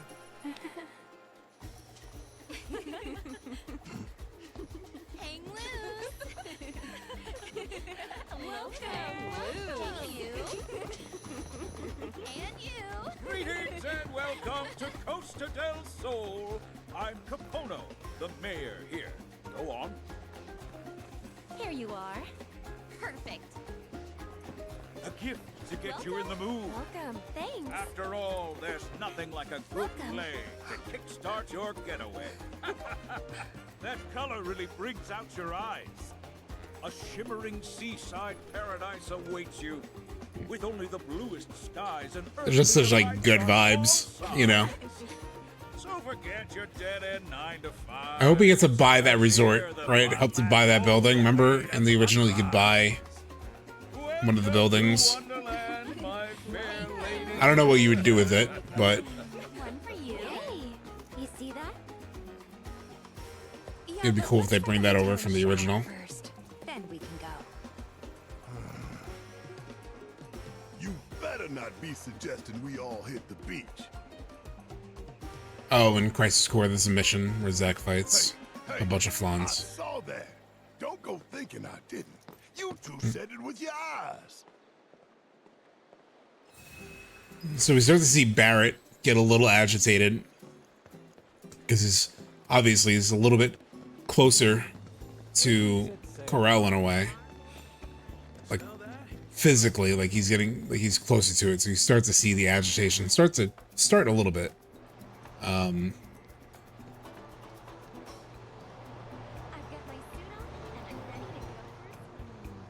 beach is calling my name. I do love how this perfectly reflects how this like little bridge in the entrance looked in the original, and this building is like spot on too.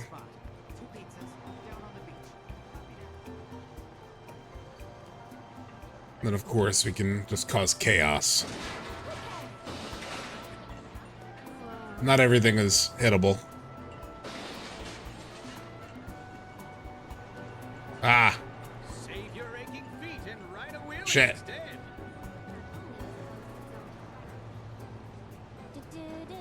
I don't have enough speed to like tip over those. How do I get off this thing? It's up to you, Fee. Want some ice cream to cool down? Or are you looking for something hot? Just admit it.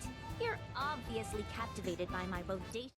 I joked because they did this they had this line in social media, like they posted it on Twitter or something, like right before the game came out, and I was like, just admit it, you're obviously captivated by my bodacious beach bod. I joked that would be Hojo, but unfortunately it's just Yuffie. Does fit her character better, but not as funny.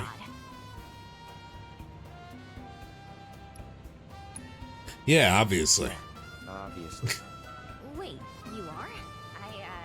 Didn't expect you to have an eye for I don't think I've seen that reaction yet. forget that I'm more than just a I know it was like pre-selected, but it was from whoever did the normal run. on your team. That's funny. She gets uncomfortable, as she should. We're only accepting customers with see you again soon. All right. Tifa! Cloud, my bro! There we go. Tifa! No way. Johnny? Whew. Hey guys! Looking good! Same to you. So, what are you doing here? Living the dream! Building my legend! Being the owner of a bona fide hotel. Though not exactly a luxury one. What a coincidence. We were just What role will Johnny play in part 3? Do you have any We'll only see him in that world with the other dog. And Enough rooms to make your head. I don't know. I do like what they've done with Johnny. Like, I didn't really pay much attention to Johnny in the original, even though he shows up in Coastal Soul and he's, you know, in a couple places in Midgar. I never really paid attention to his character, really. He's really grown on me. Because, you know, the first time I played Remake, controversially, I was kind of annoyed by him. Especially when, like, you have to run around with him in Wall Market. A lot of people had fun with that. I was just like, I was kind of tired of the guy. But now I love him. Kind of like Chadley. He's kind of Chadley. He's had a Chadley sort of experience with me. How I got my hands on it, though. Now that's a story. I was cursed with the unholy trinity. No job, no money, and worst of all, no girl. I was a nobody with nothing, walking garbage. But Mayor Capono believed in me. Said I was destined to make something of myself. So he sold me a hotel for cheap. How cheap, you ask? Half market price cheap. The dude even loaned me the money for it. What a sucker. There's no kinder man in all the world. I do like having like these nobody's as annoying as my hey. I do like having these recurring characters, right? Like you do feel like even if you don't love them at first or something, you just sort of like grow something toward them, you know, and I think by the end of part 3, we're gonna be like, oh man, like this is the last time we do something with Johnny, or oh, this is the last time with even Chadley. Or maybe even, God forbid, there may be even some like, you know, feelings of like, oh man, no more Kyrie. Hey guys! I think we'll feel that. Behold, it helps with the world building, yeah. Johnny's Seaside Inn. Oof. Frame rate tanked like crazy there. I cannot wait to get this computer upgraded.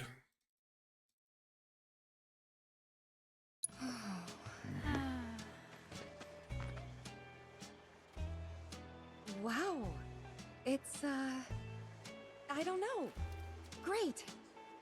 I know, right? Maybe my eyes are failing me, but I don't see no seaside. It's not about the sights, but the Have more smells. Kyrie than spiral staircases? Yeah. Definitely, that's definitely happening. I kind of like Kyrie. I know a lot of people don't, but I kind of like Kyrie.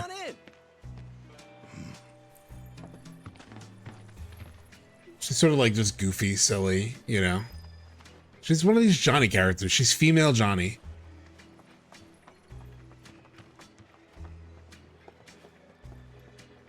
Okay, let's get everyone checked in. Tifa, you'll be staying in room 101. Aerith, you're in 102. As for the dudes, you can all bunk together in 103. The price? I'd never even think of. So this current shack only has 3 bedrooms for The mayor for requires rent. my assistance at this time. Make That yourselves is at not home.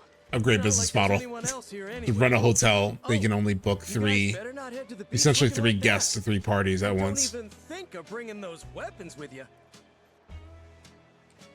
Oh, fate is so cruel, depriving me of Tifa and beachwear. Johnny's in love with Tifa. Kyrie is in love with, I don't know. Yeah, I'd say so.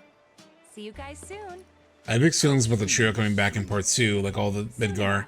Yeah, there was like, I felt a little bit of that with, especially the Wall Market crew. It makes sense that Johnny's out in the world, because like, we made him leave Midgar. Kyrie, it's not totally unexpected, in a way, but like, Madam M and the entertainment guy, it's a little bit convenient for them to suddenly be like, just everywhere that we go, they go. I know they're kind of escaping Midgar because of, I thought he might say something.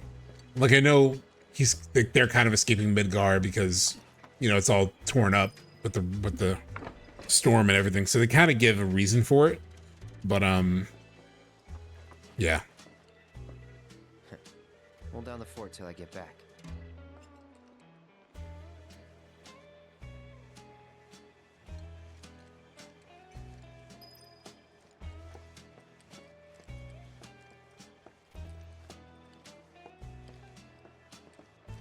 I never really went to this side of the room. There's nothing really there, but...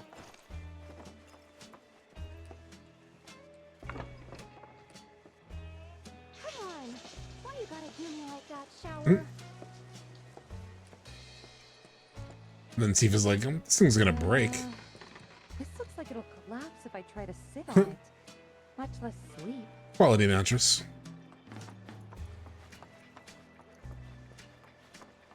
This random guy talking shit. What's a guy like you staying at a dump like this for? I can show you somewhere way better. Place is a sty, right? Whole building's barely. This guy just exists to be a hater. The owner's drowning in debt. There's no side quest with him that I know of later in the game. To wind up in a mess like that, you know. He happens to like walk past. He walked back here past this like. He made his way past this little ass shit just to come up here, stand here, look at it, and talk shit. Place is a sty, right? Whole building's barely worth up. Takes a special kind of sucker to wind up. Takes a special kind of sucker. He's like the #1 Johnny hater. He exists just to insult Johnny. Got a real good selection today. Hang loose! Don't tell me you're alone. The beach is for partying, and one's not a party. It's a pity. But you don't have to be lonely any longer. We're bringing people together, solo suntanners like you, with a special event. One we guarantee will spice up your social life. Find love. Ba-ba-da-da, ba-da-da. So, will you be joining us or what? I'll pass. Aww. Got plans with those guys. Later. So they're friends of yours? Then can you do us a solid? Those robed people are a little different, right? You've kind of been creeping the other guests out. I do like this kind of story that they build with They kill the vibe. So if you could get them the robed men. we'd be so grateful. Speaking of clothes, they'll never It's like just building this like This is Costa del Sol. You gotta discrimination against them, and even though it's basically who Cloud is lucky ticket number 7. Take it. inevitably gonna become, in his mind at least. Pirates Rampage and Card Carnival. But not all by your lonesome. Your number's the same as someone else's. Find them, and you've got yourself a team. Work together, master the games, and you'll earn companion cards. You can turn those in for beachwear. And once you're dressed to impress, you'll finally be ready to hit the beach. Right? So start searching and let the fun begin. Best of luck finding that special someone. Hang loose!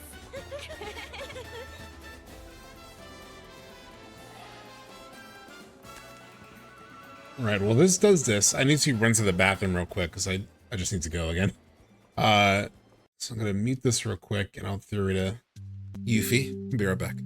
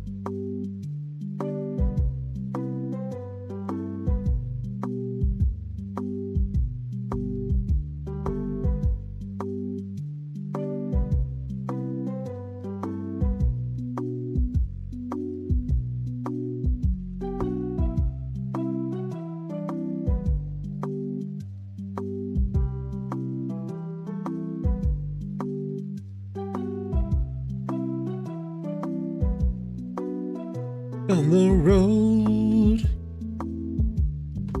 and make you mine. I'll have orbs piled up about 1,000,000 feet tall. I like the second version of her song actually a lot. The first one's good, but I like the orbs piled up like 1,000,000 feet tall, etc. I can actually immediately switch to the swimsuit, but I kind of do want to do the shooting game at least. Hey, got a ticket for this thing called Costa del Amor. Don't know what it is, but it's happening. It was so creative with this. It's Yeah. a special event for meeting new people, but looks It's like speed dating, Barrett. It's a speed dating thing. Why do you care about meeting new people? for the companion cards. What do we have here? Oh, Cloud just being a complete shill for the companion cards. If you're lagging the game, he'd be in trouble. For a living. Sorry, but I can't allow you to play this game. He has a hook on his arm. How do you know that he uses firearms for a living? He has a hook. Why didn't you speak up sooner? I don't see any signs either. This is false advertising. You know that? I'll do it. I like how all the games are like, you need to do it with somebody, and then you really don't need to. Like, you pretty much only do them solo. Alright, man. Blast them in the next week.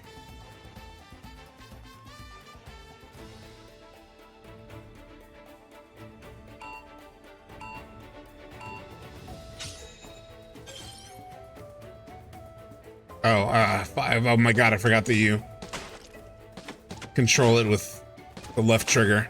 Oh, it's so weird. I was only good at this when I practiced it, pretty much. Oh my god, the sensitivity is so high.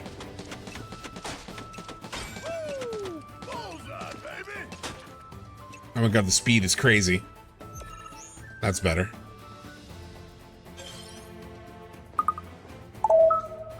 Thank you for following, Ramen. Oh, shit.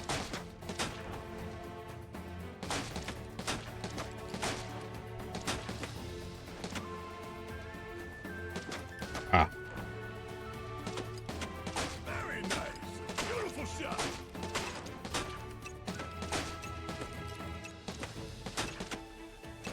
I'm so used to inverted controls, too, that it's hard for me to get used to.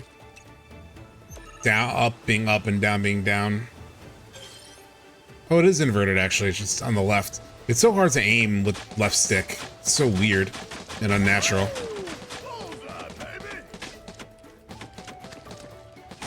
yeah. That's what I like to see. Ah, shit. Missed a gold.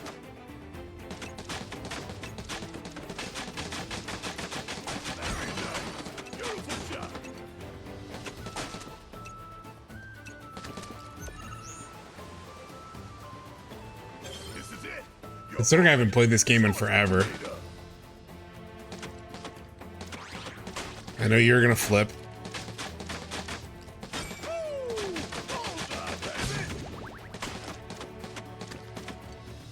Hell yeah.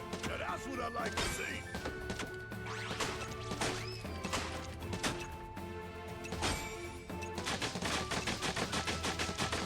Very nice. Beautiful shot. Ah, shit. Alright, not too bad.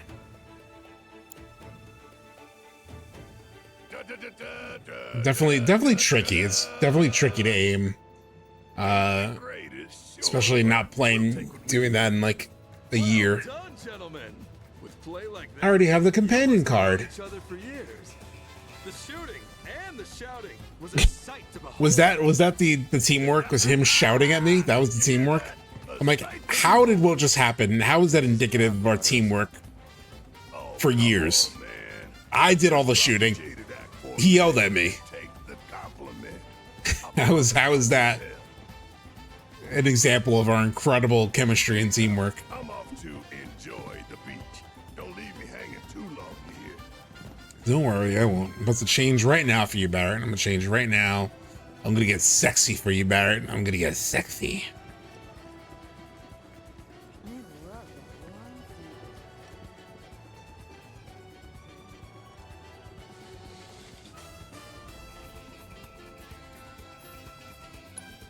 All right. All right, let's do soldier. No.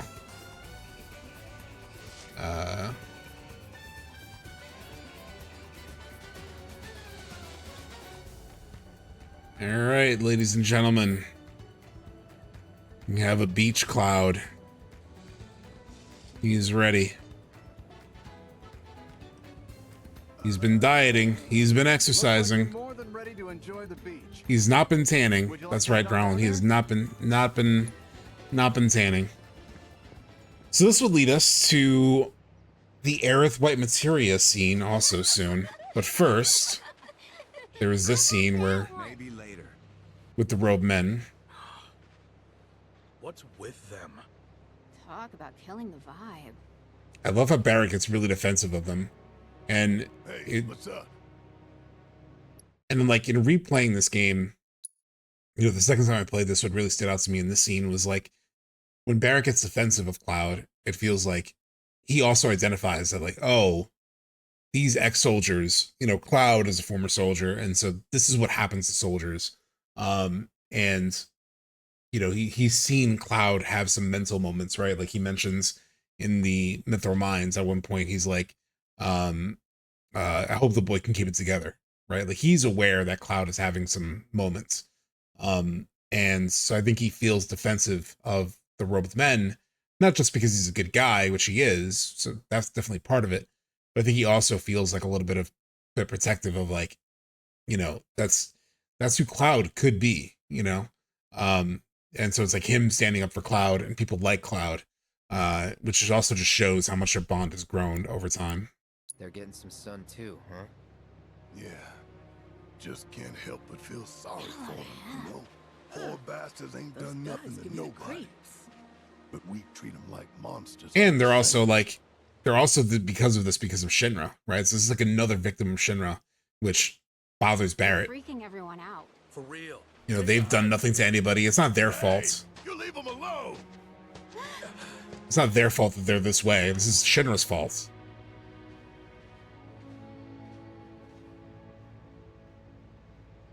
It's just another injustice of Shinra that, you know, bleeds out into the world.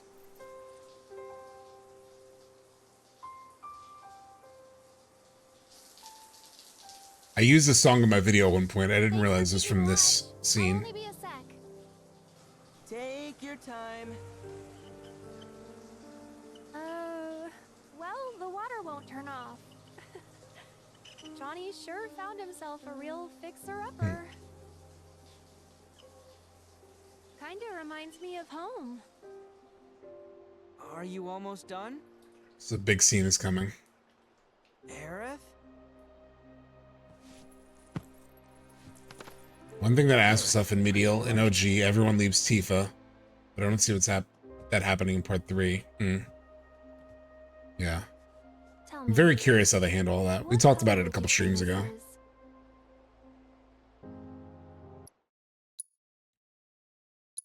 Very interesting just to, like, really look at it, right? Like, let's take a moment to just really gaze at the empty materia. So obviously this is essentially what Cloud gets at the end of the game. And obviously this was the white materia, and now there's nothing in it.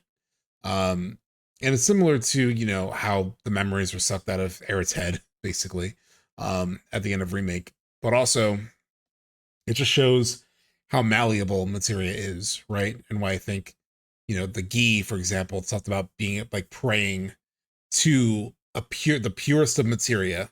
At one point they said they had like the purest of materia was what they received, which is essentially what Aerith is holding in her hand right now. It's a completely empty, pure materia, nothing in it. And they prayed and imbued their sort of like hopes for annihilation into it, and that's how the black materia was created, and Meteor itself was created. It was like created from that hope and that thought and that dream for what could happen in the world. And then at the end of the original game, you get a scene where everyone confronts Sephiroth, and, you know, they say, we're here to show you our memories and sort of our hopes and dreams. And I wonder if that becomes a part of like what happens with the empty materia at the end of part 3, is if we fill it with the sort of reality that the party wants to create, and that becomes, you know, the sort of like hopes for what the world can be like, is sort of what's imbued in that materia. So the Gi imbued destruction, and maybe our party imbues creation into it. And that's how we get the sort of like remade world that sort of brings the totality of FF7 together. None? Thing is, it used to be white. At least, it was back in Midgar. Fill it with Sephiroth and Genova's memories. Materia is formed from the life stream itself. Orbs infused with knowledge, memories.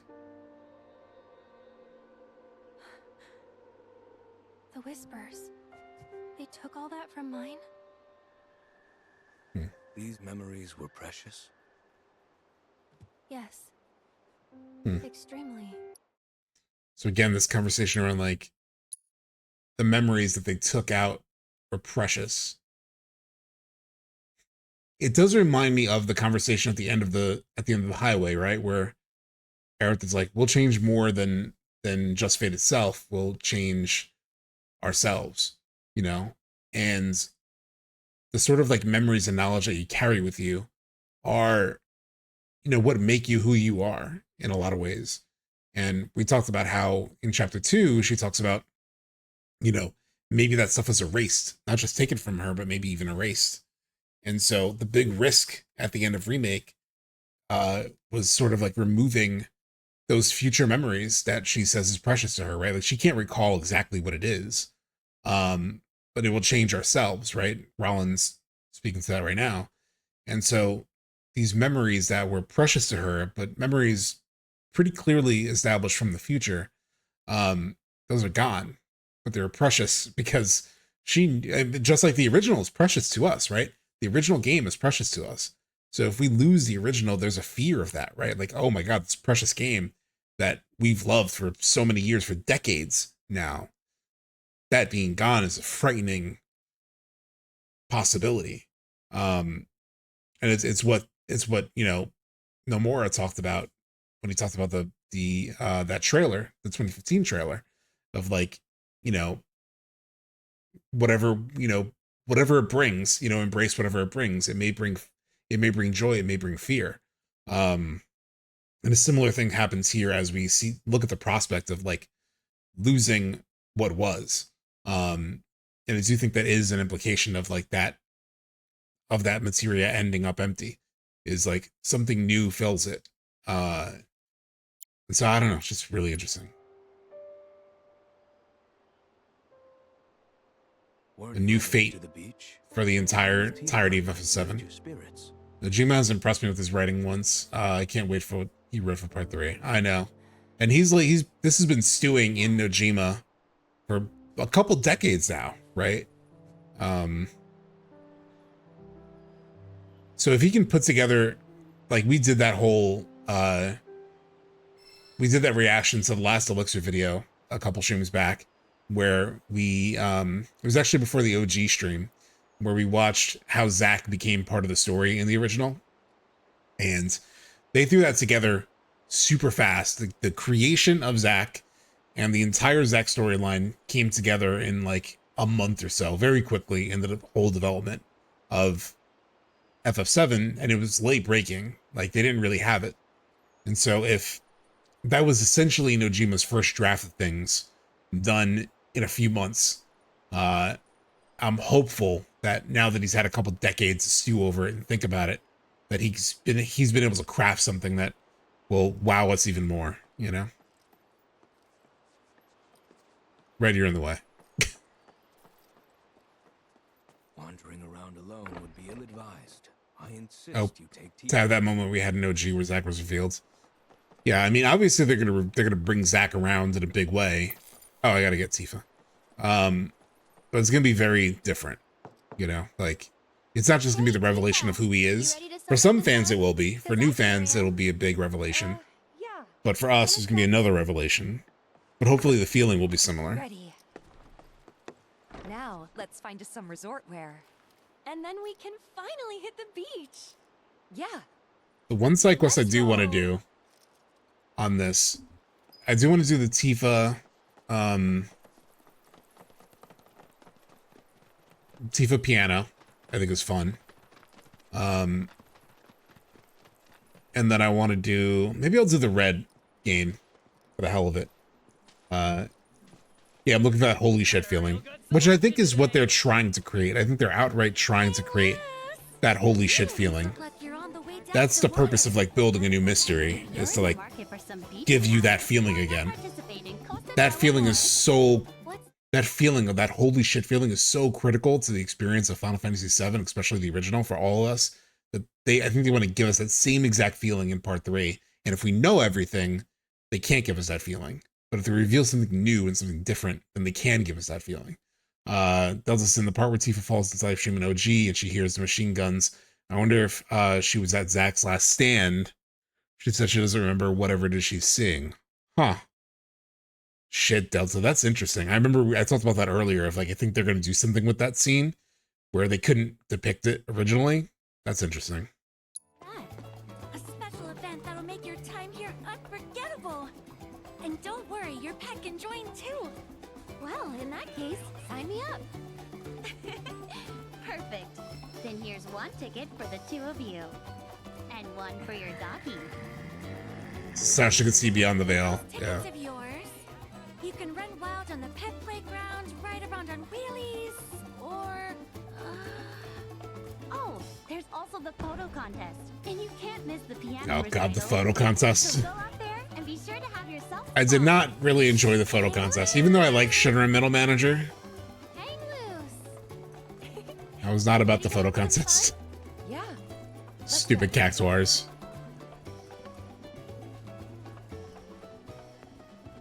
How do I switch it? Hey. Tifa Delamore. Sure. Why not? And there's Aerith Delamore, I assume. Yeah. You lead, I'll follow. Alright. Good to me. Guide me, oh Tifa. Guide me, O Tifa. That was one of my favorite lines. Come, my child. Oh, shit. Shinra Meta Manager's Cactuar obsession freaks you out a little bit. Today's Royal Coast concert will begin shortly. Let's do the concert. There's a concert scheduled today. They gave us a lot of photo quests, yeah. Needs to make the camera foot deeper, yeah. The pianist decided to skip town. At least he was kind enough to leave behind a letter. Said he had decided to elope. What? Elope? The heart wants what it Seashell wants. quest combat is annoying, Deny it. but the dialogue is great. Without a pin. What is the seashell quest again? These fools called us down here because they thought we knew a replacement. Even between the two of us, it's not like we know everyone in every business. Oh my, these hands. These fingers. This song is so high energy for the scene. They have the strength of warriors and yet are so... Oh, yeah, later, yeah. You've played the piano before. Find 3 shells with the chocobo. Oh, yeah. I mean, kind of. That's after you obviously do everything with Hojo and whatnot. That was ages ago. I don't want to hear excuses. I want to hear you playing the goddamn piano. Now tickle the ivories.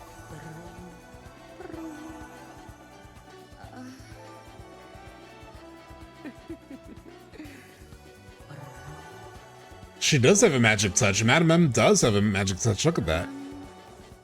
Literally making Aerith's hands glow. And there's a rainbow.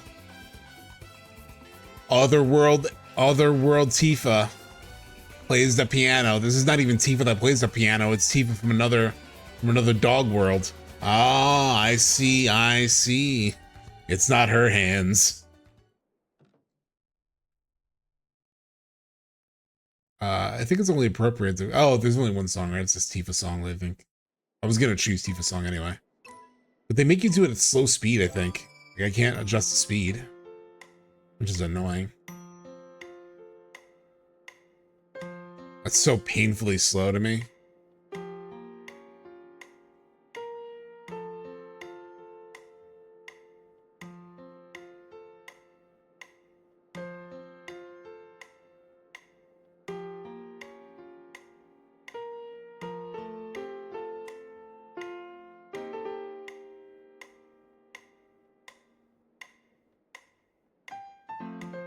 Oh, come on.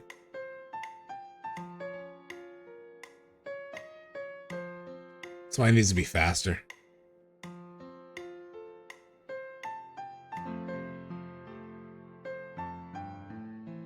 Ah. My brain is thinking faster than I can go.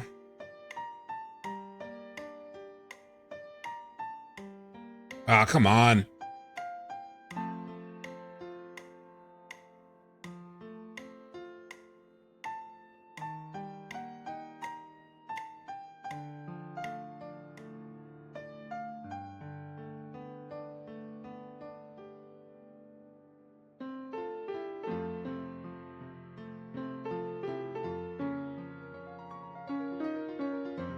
God, the way the music like spins out in the background, like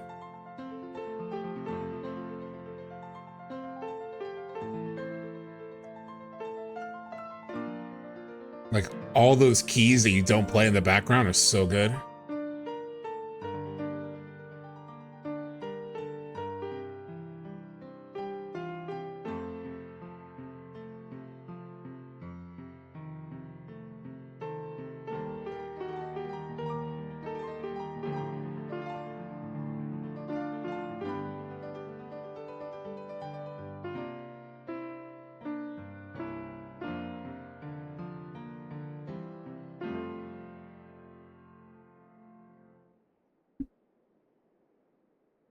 Oh, our fingers danced upon the keys. So playful, yet earnest. A consummate performance. True perfection. Now then, let's give our pianist a warm round of applause. Applause for the Tifa. Thank you so much for performing. Here you are. FF10 and 7 were confirmed to be in the same world, so you could say live stream. The rendition of Tifa's theme for a trial sends me directly to the far plane. I did not get an S. I did not get an S. First, there's the on-call rate. Then there's my finder's fee. And on top of that... I received word from the pianist who eloped. He and his partner... And you actually see them later. You see them in Cosmo Canyon. The pianist and his partner. It seems your performance didn't just save the hotel's reputation. It also saved a relationship. I mean, to be fair, they were going to be on that trip no matter what. No matter if Tifa covered for them or not, they were going to be... She didn't really save their relationship. Alright, I'm going to be right back 1 second.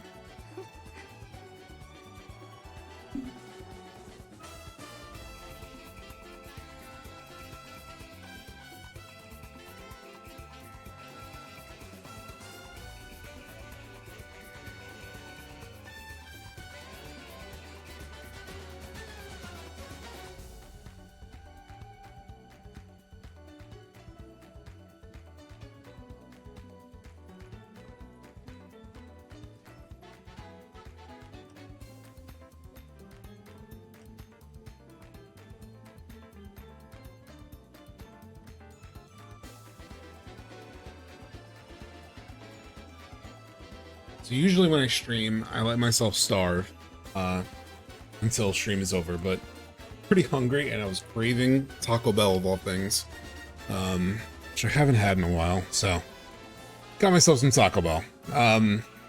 But let's... I like what happens here when you leave the hotel. Come on, Johnny boy! You can still make it in time! Johnny? This is what triggers Johnny running to the helicopter.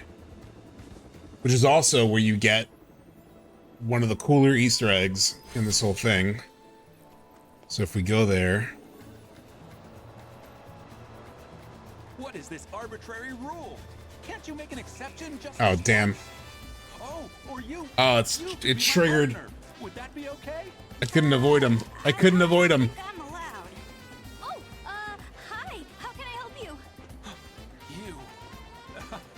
This isn't, my superior's arrival has been delayed. So I thought it prudent to, survey the area. That's nice. You know, if you're looking for a partner, why don't we team up? You mean it? I sure do. Oh, you're a lifesaver.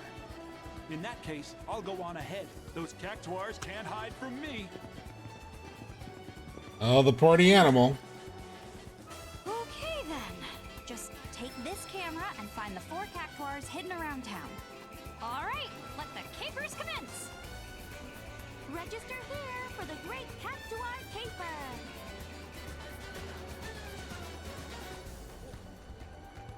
We could do it.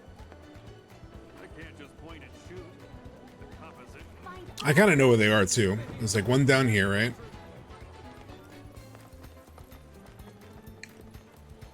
How do I take out the photo?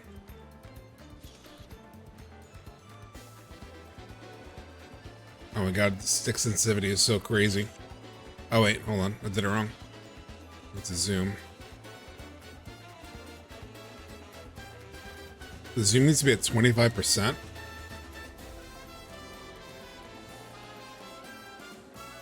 How do I quit?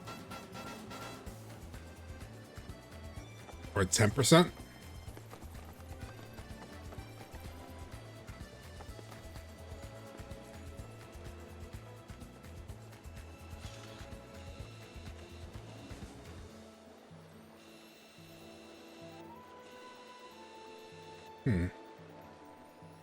Maybe let's find where it was.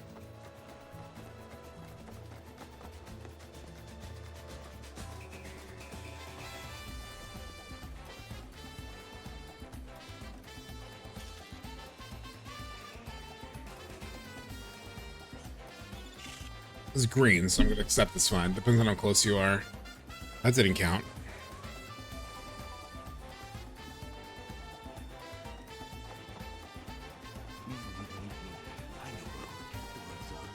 I think I need to be in that sweet spot.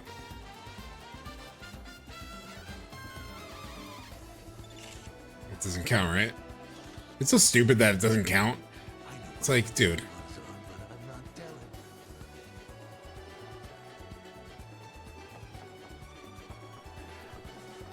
There's gotta be something around here. It wants me to be at 10%. I gotta be far away, because it doesn't let me zoom in more than that.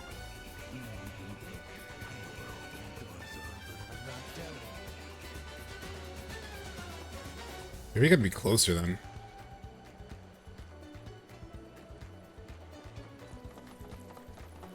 Come out, little cactuars.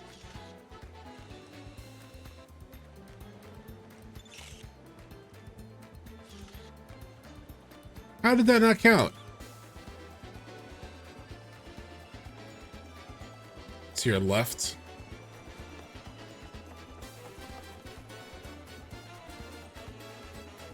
This is so annoying.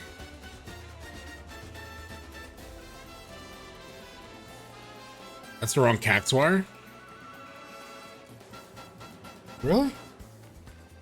Isn't this one of them? I could have sworn this is one of them. Hold on, my food. It's calling me. Did they not give me napkins? Did not give me napkins. 1 second, chat.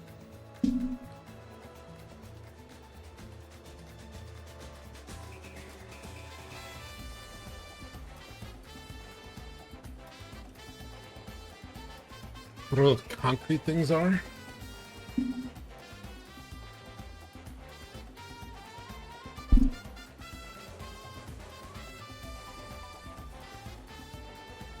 This is not one of the cactuars that you take a picture of. I thought it was, though.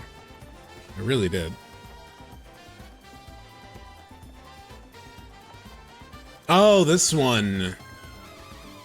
You're right. You're right.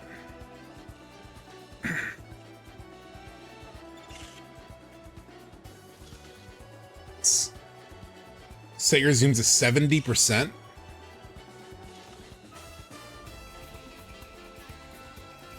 It needs to be far away for that.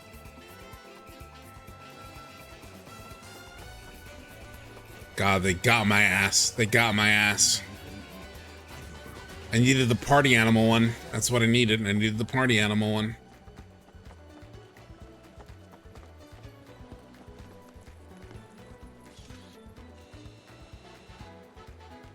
How do I set my zoom to 70%? Oh, even the percentage changes based on how on target it is. So maybe it needs to go back to where it was. It's so stupid. This may be the minigame I hate the most, actually. Ah, here we go. Yeah, if there's any minigame I don't like, it's this one. It's so stupid. You have to set a specific percentage. It's arbitrary as shit. These little guys. Is this what they call love at first sight? But it makes Shinra middle manager happy.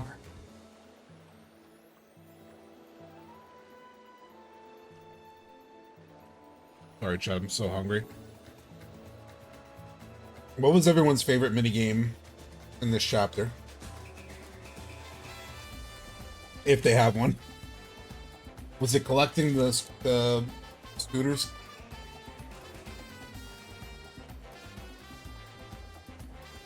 I did like Run Wild, yeah. That's one that I want to do real quick.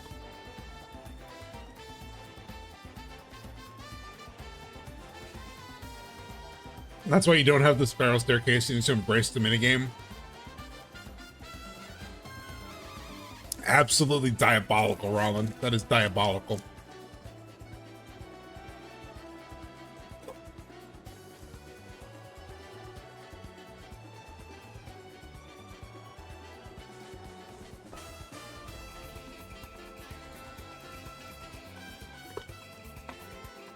Jesus. I hate when they deliver. I hate when they deliver, like, fast food and they put these, like, stickers over the hole and you can't, like, get the damn straw through it. It's like, what? Like, I get it. It kind of holds the liquid in, too, which is helpful. But at the same time, it makes it, like, impossible to use it. And I don't want to keep the lid off.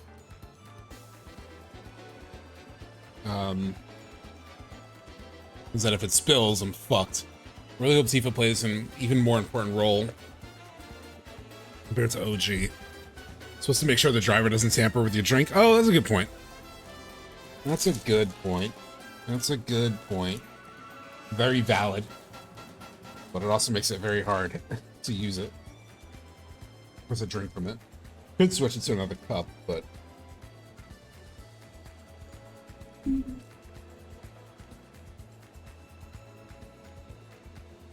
It's turning into a mukbang. Supposed to make sure, yeah. I really hope Tifa plays an important, even more important role compared to OG. I mean, her role is pretty goddamn important in the original. Like, she saves Cloud's mind.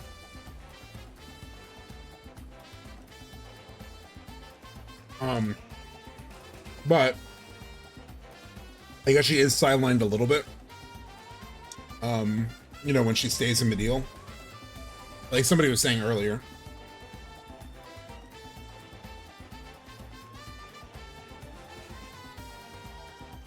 So, we talked about this a couple streams ago. But I would love if you could, like, she becomes the leader of the party for even longer than the original.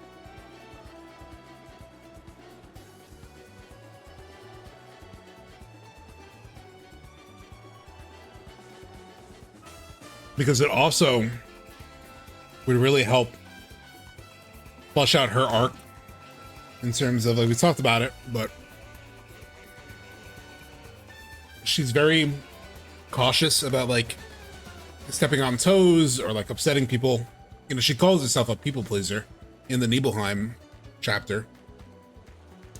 So, you know, if she takes a role of leadership, at a certain point when you're a leader, you have to sort of, like, assert yourself. So, I think that would be good to see her in that light.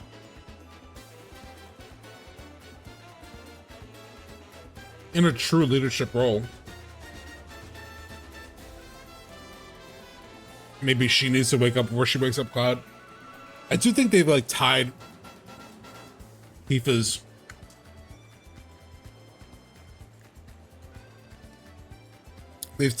thing to Cloud's in a way, even more than in the original, in terms of like she's also confused about what happens. Like she's confused about how Cloud knows things, which happens in the original too. She's definitely confused about that. But now that they've also added her seeing things differently also at the Forgotten Capital, they have made it where she also really needs clarity on things. Not just like, not only does she need clarity of like what's going on with Cloud, what's up with Cloud's story, but now she has her own experience that she can't quite make heads or tails of. So she also needs to sort of like get something sorted in her own perspective of things. And that's a really interesting addition in terms of like her arc. Obviously Cloud is a massive part of it, but she also has some things to sort out herself because she sees things that she doesn't understand, that nobody else has seen. So it gives her also like an independent thing that she needs to sort through.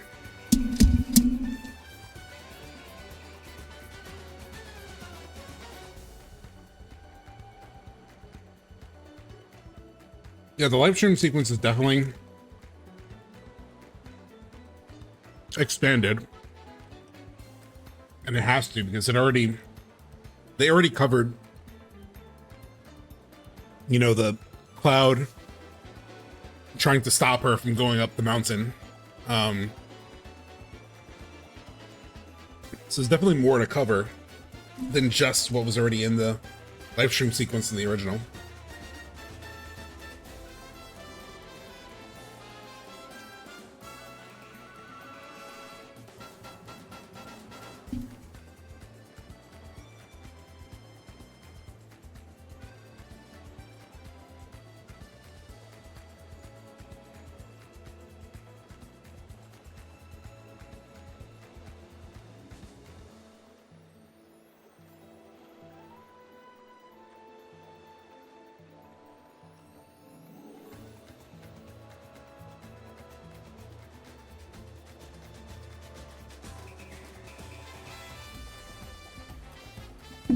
All right, now we're ready.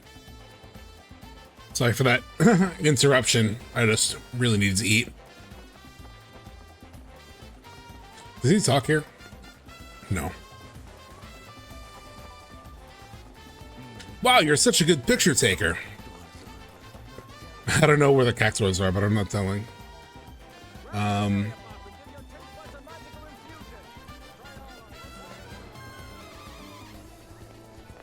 The reason I stopped, though, what I wanted to do,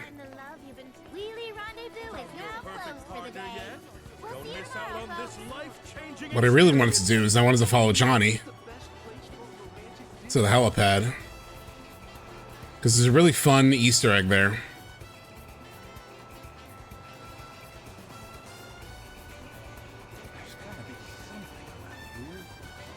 I wonder what kind of guy this bigwig is. Maybe he's a silver fox. Listen to the girls. He wears white. You're talking about Hojo. I wonder what kind of guy this bigwig is. Maybe he's a silver fox. So they're already here. They're lined up. They're ready. He wears white. Why'd these guys show up? What are these guys doing? So again, it's like Hojo has no riz. Hojo didn't like go out and like pick these girls up. These girls were set up for Hojo. It was a real Diddy type of situation. It was really, it was all like organized for him already. Aerith? What are the two of you doing here? That's our question. And what's with the bag? Luggage for a Shinra executive. Gotta make sure it gets to his hotel safe and sound. Seriously? You're working for Shinra now? After all that talk about how much you hate them? Mayor's orders. After everything he's done for me, I gotta. Don't look at me like that. I'm not some sellout. Oh, Johnny, you sellout. We should go. Yeah, you're right. Is that all the quest was? Yeah. Where is this guy? Well, See, they're talking about it again. the hotel, apparently. Then why are we here? They was waiting for his arrival, technically. Well, already checked into the hotel. We might as well do this picture.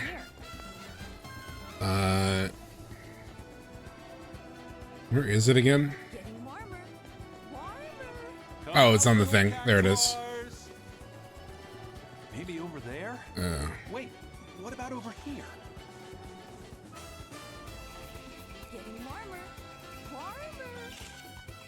I remember Square Enix posted an official rating of each town's major or mayor.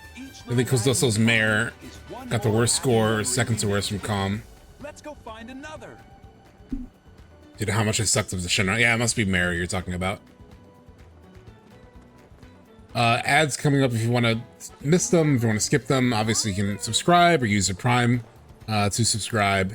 So we got 2 of these. At this point, I might as well just finish them. So which 2 did I get? So I got the 10 and the 30%. No, I got the 70% and the 30%. There's a 10% to get. That's over. Where is that? I mean, it'll let me know when I pass by it, but it's over here, isn't it?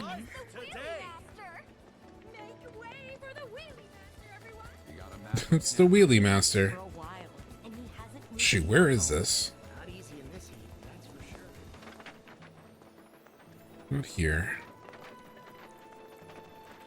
Found your perfect partner yet? Don't miss out on this life-changing experience. Where is this darn thing? I think people are looking for the cactuar here, right? Oh, right there.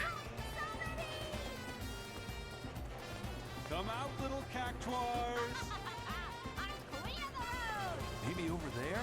Over here, yeah. What about over here?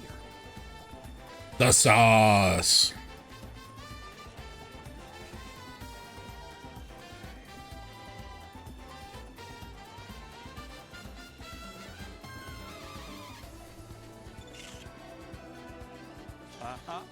You can't fool these eagle eyes.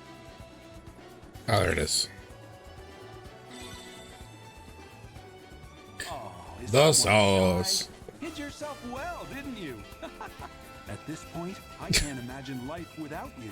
We should I'm a little disturbed by Shinra Metal Manager. I gotta say, between this and his dialogue as the party animal, this guy has a lot going on. He's, you know, he's a little much. Like, I wonder what kind of substances Shinra Metal Manager takes. He has a spectrum for sure. I don't know if it's a spectrum. I think he's taking some substances. Maybe he's taking the sauce. Maybe he knows what the sauce really is. You want some? Then I say go for it. Imagine being Red 13's voice actor. Imagine being Max Middleman and just having to go like,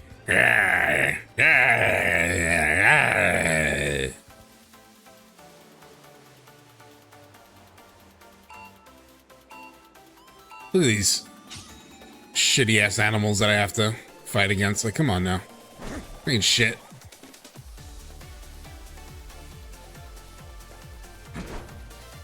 Get away from me. Ah, I missed. Alright, you guys can get the work too. Ah, shit.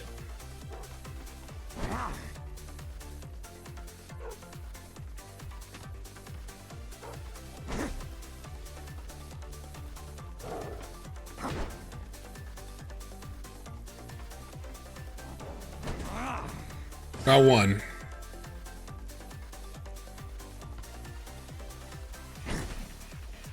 Ah.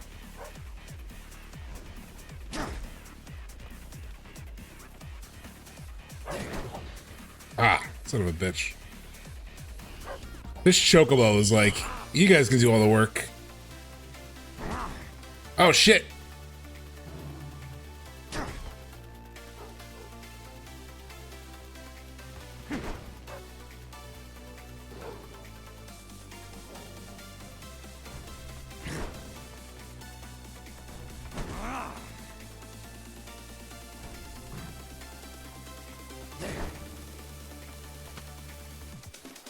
Yeah, get it. I'll score on this chocobo. Ah, shit. No. Fuck.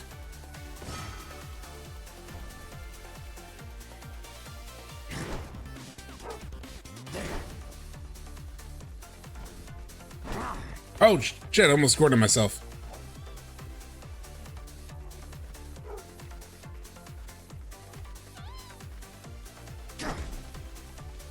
Okay.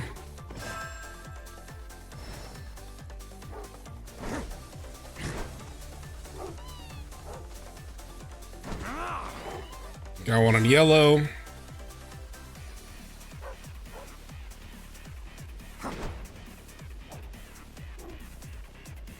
Got one in blue. Oh, damn.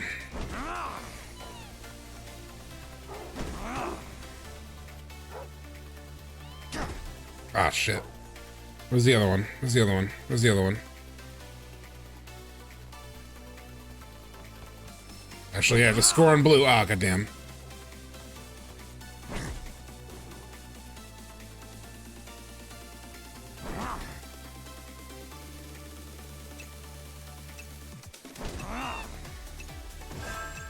Scored one more on yellow. Another on blue.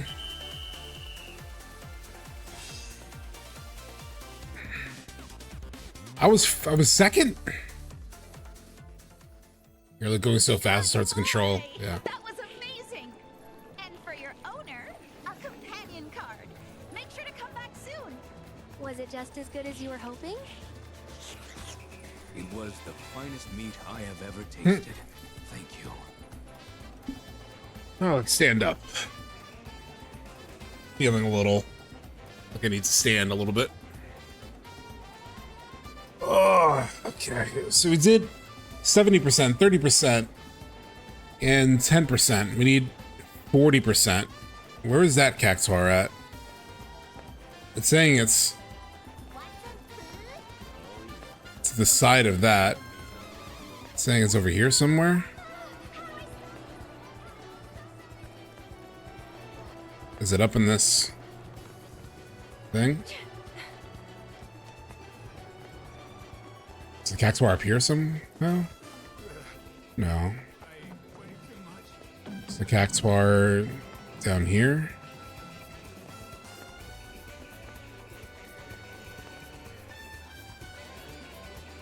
Is it that one at the docks?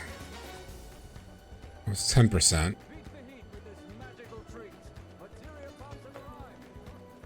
Top of the beach entrance building near the sign.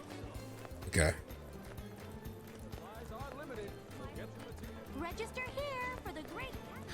Oh, that's right, because 70% was that. Aha, yeah, now I see it.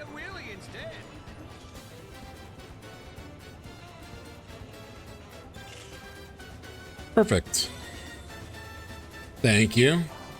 My petite prickly pal. I hate to think that these might be our last moments together. All those This is like us talking to Kyrie. that I could have been spending with you. It's like, oh, it's our last moments, part 3. Fast to the Shinra Creed. Loath though I am to part, I cannot shirk my God, this guy's doing his like Loveless speech. He's doing his own personal Loveless speech here. I finished it though, right? I took all the photos, didn't I? What else do I have to do in this quest?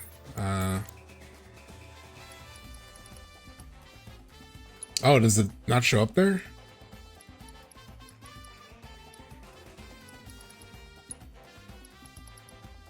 What do I have to do to finish this quest? Did it finish? Because I still have the photos. I took all the other ones. I took 10%, 30%, 70%. Do any of you know? Because I feel like I did all these, right? I took all these photos. I did 30% at the fire hydrant. 10% was... I did 40% up there. Forgot what 10% was. 70% was the rock shell. Do you need to report them back? Well, he's right here. Oh, maybe back at the main area, quest area? Maybe he's back where we met him.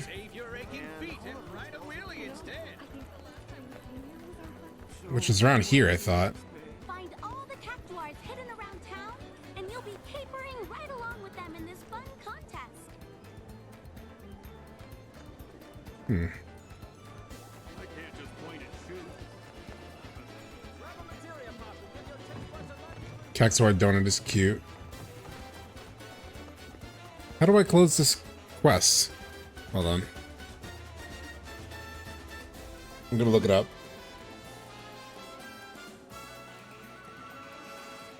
Cactuar quest. Rebirth.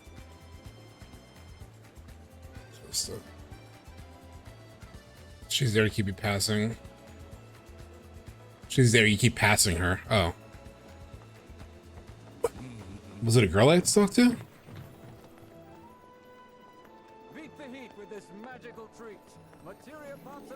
Was it this one? I tried to talk to her. Oh, her. 1, 2. All right, there we go. That's all of them. We can close the book on the cactuar capers. I suppose I ought to thank you for helping bring some amour Amour? into my life. Say, if you don't mind parting with them, I'd love to send those cactuar photos to my wife and daughter. Just a small way of letting them know they're always in my thoughts. They're yours. I really needed this. Can't lift my family spirits if I can't lift my own.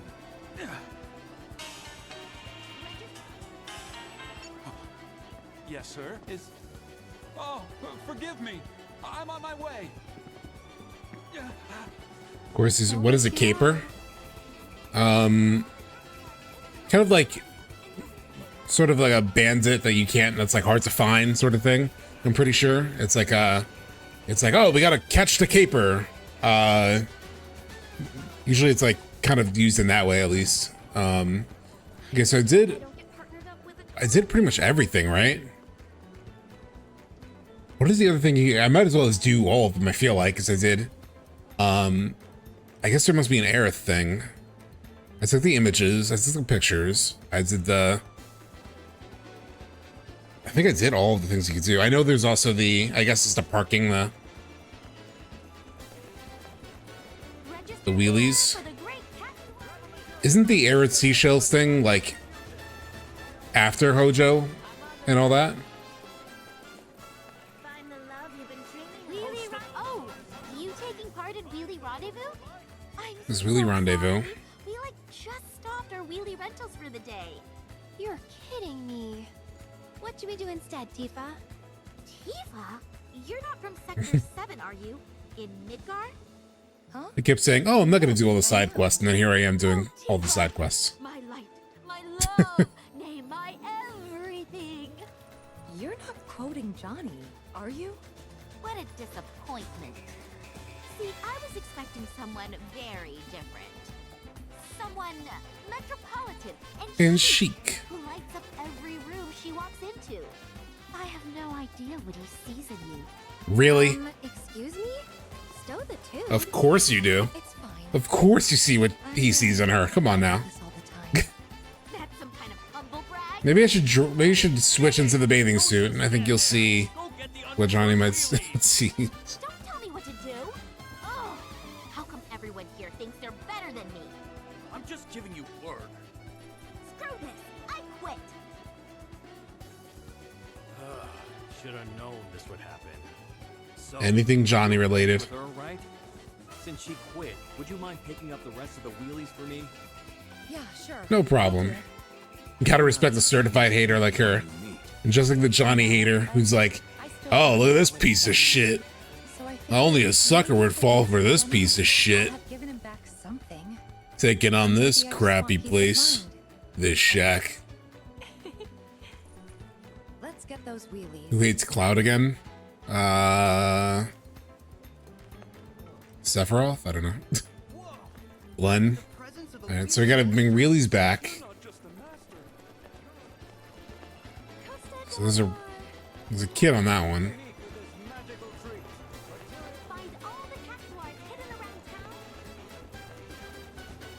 Alright, there's a blue one. Where does the blue one go? I think the blue's over here. Yeah. Tour Costa del Sol in style with our wheelies. Damn, there's a lot of wheelies to get. This really is some busy work. It's funny because like when you're first playing this game the first time through, you're like, I was fine with doing all the side quests and like the mini games didn't really bother me that much. Yeah, actually playing through it again one more time, it's like, oh yeah, now I see why people were annoyed by it. Like this is an annoying sort of mini game to do, I would say, right? Like it's not all that interesting. You probably have to go to weird places. Like I probably have to like find one over here, which is really out of the way. I think it's fun the first time. Yeah. I think I might skip this one. I think I might skip this one. Could you do it after you go to the beach? I might do it off stream just for the completion like aspect of it, but that's a very tedious quest to do. Now I see why people are like, now we found the wheelie hater. Yeah. Like if you count that as part of like the mini games, then yeah, it's a pretty shitty one. Like the only thing that makes it fun is the only thing that makes it fun is the way that you can spiral staircase. Think about it. Spiral staircase. Think about it. I don't get it. I kind of like this Aerith one. You know, like I know I was thinking about like I'll do both girls in the sort of like in the other one, so they match or whatever. But I like this one for Aerith. I feel like this fits Aerith more in a way.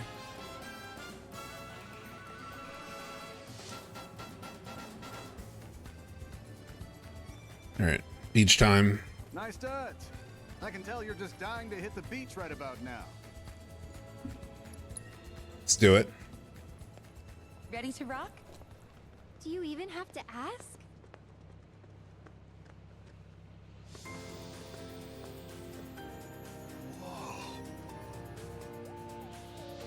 You're as superfluous as a sea snail, or whatever weird shit Red says. Well, Red, how do we look? Huh? Tifa, you look As sleek as a dolphin. and you, Aerith, are As luminous as a sea snail. That your way of complimenting us? human beauty is hard for me to assess.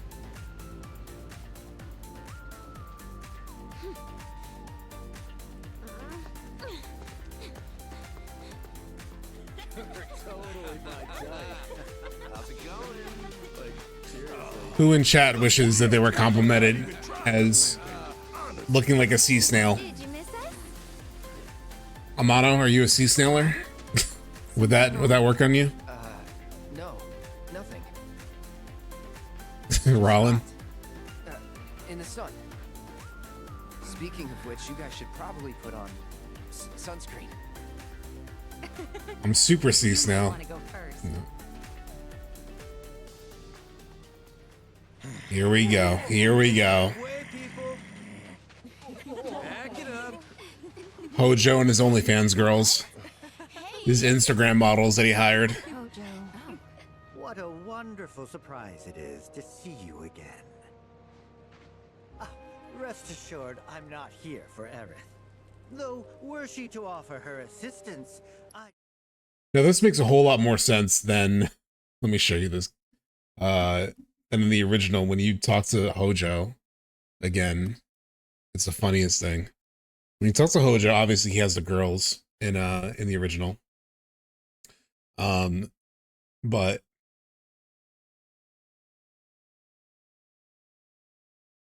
where is it? When you see Hojo again, let me find Costa del Sol.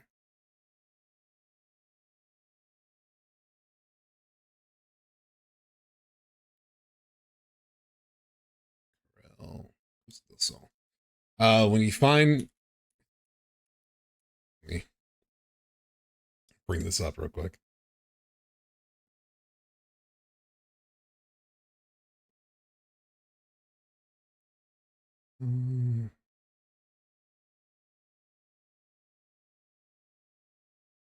When you run into Hojo again at the beach in the original, he's like, I'm Aerith, because he's like, who are you? And then he's like, and then Aerith is like, I'm Aerith. The least you can do is remember my name. It's like he doesn't even remember Aerith's name. Your mother? Oh, you mean Ophalna? How is she? It's like, bro, you don't know what happened to, like, this is where the, like, some parts of the original are just a little, I think you could see a little bit how, like, slapdash things are. Like, obviously he knows who her mother is and everything.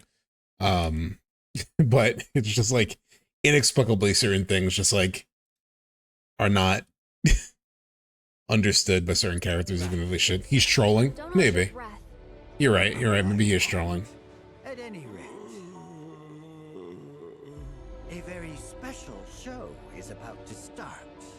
One starring you, perhaps. Now this is so much fun. Hey, what do you have up your sleeve? You got to tell us. So what say you? Care to join me in the lab? If you girls sign up with Shinra, you'll be set for life. Wow, that's quite an offer. And as luck would have it, I'm in need of a few He needs to impregnate some women. Think about it. You can help give birth. To the world's next hero. That's so wild. Cool. Before a hero That would not be cool. his foe, he must strike them with awe at his beauty. But he is not a hero by virtue of innate greatness. Only by inspiring others does he earn the title. Do you follow? It's admittedly a lofty concept. Some of this hero talk is interesting. Sounds amazing. There you are, Professor. So glad you could make it. I trust my girls are making you photos. There's nothing sexier than a man in a white coat. It was all hinted that they were hired guns. Polish those glasses for you. Care to savor some of the local delicacies, Professor? Here, open wide. I was just getting the most of the dialogue. So you heeded the call too, did you? What are you talking about? Not consciously, then. As you can see, your brothers down there are having a little get-together. Hojo is devious as hell here. He's like, so you heeded the call too? Oh, not consciously. Your brother's down there. Like, he's so tapped into this, like, poking at this inevitability of Cloud. At least as far as he understands it. Even Hojo, I think, is under the assumption that maybe Cloud is acting like these guys are. Because he did experiment on him. Friends, is for me to know, and for you to find out.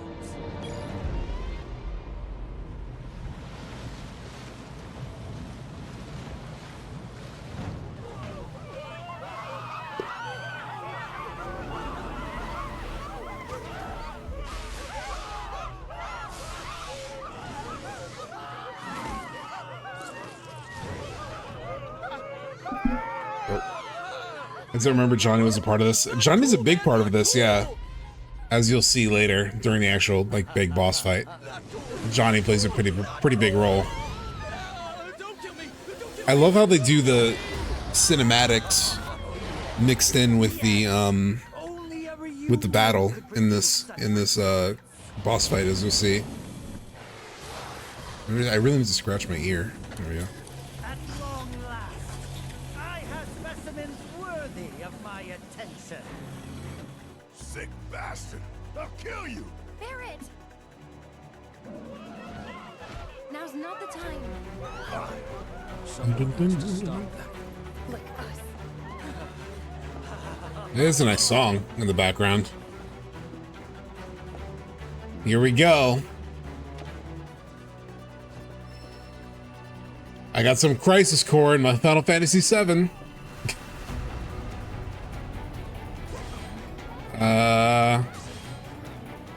Where do I go? Where do I go? Where do I go? Where do I go?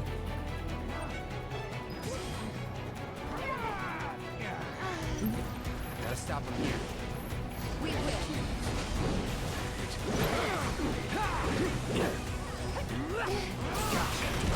This ends here. Oh, no, look how he juggled these mother. Oh my goodness. Oh my goodness. Oh my god.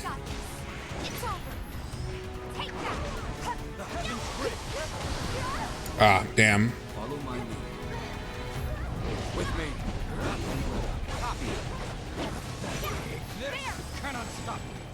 Take over. Taking over. Try this. You're mine. You're dead. Keep it up. No time to celebrate. There we go. Easy enough. Try and stop us!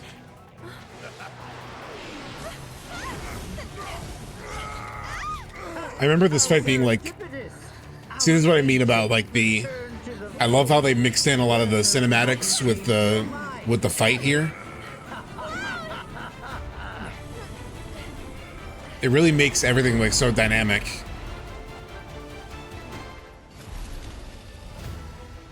I kind of wish I had, oh my god, this music. I use this for my video. This is like the big opening chapter of my video.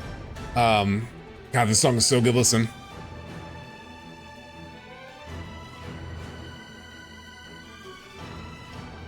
Such a good song for this piece of shit boss. It's kind of like whatever boss. One of my favorite songs in the whole thing. Don't overdo it.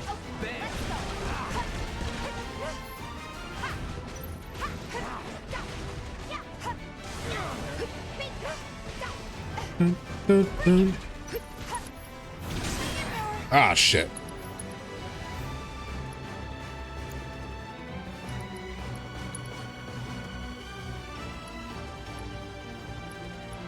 I cannot put haste on anyone. Oh, there we go.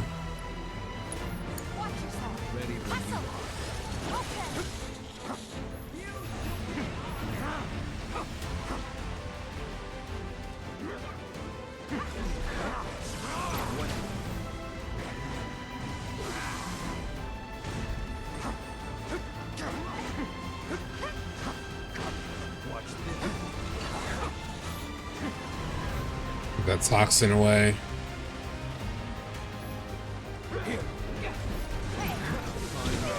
Ah, shit.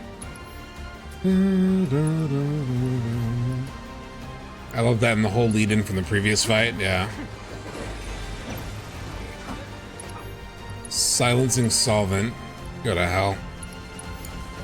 I got this. Oh yeah, that Stardust, right? Eat that. Eat that. Como te eso? Subject retrieval. Yeah, this is like pre-scripted. Can't do anything about it. Don't think you'll walk away from this. If it isn't specimen 13, still sprightly as ever, I see. Perhaps you've forgotten the tricks I taught you. Re-education may be in order.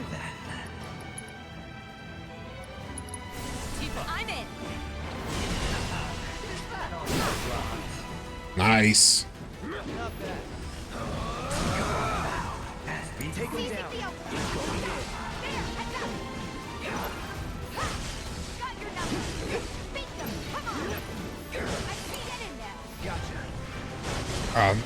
What's the max damage I can do on it?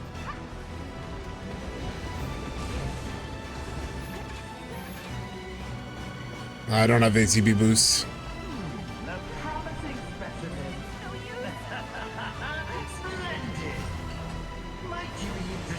Oh, did I trigger? Because if you do too much damage while it's if you notice, like right now it has like an X over it to do damage, and I did notice this on PS5. Like if it's in the middle of like a phase shift and you do too much damage, it could actually like stun lock the AI that it doesn't trigger the next phase of the fight. You see right now I can't do damage to it. Shit. Like see how it has the like thing through it? It has to cycle through all of its attacks. Oh, does it? Because actually last time that it happened, I ended up restarting the fight. So I was tired of waiting. Okay, here it goes. Oh, you're right. You're right. Okay. Basically, I did too much damage too quickly for it. Yeah. I kicked its ass too much. Spoil your comeback? Nah, you did good. That thing's not gonna go down easy. But I've got an idea. Do me a favor. Those are those lines he has to say. Yeah. And now I have to wait for. Oh, come on. I'll do regen.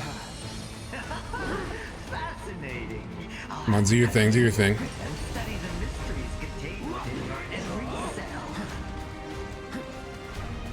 Don't want to be silenced, that's for sure.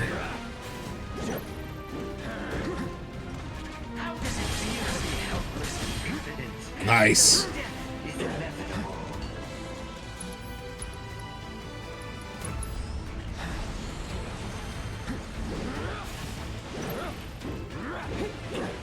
Gotcha.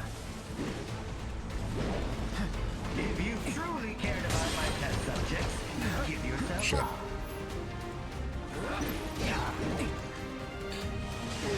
Oh, come on. I thought I blocked that.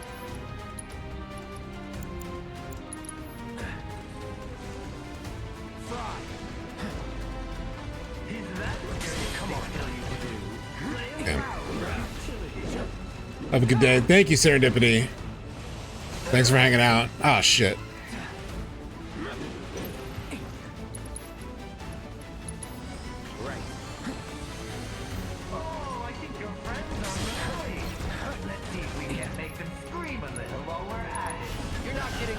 How about we do a little bit of this?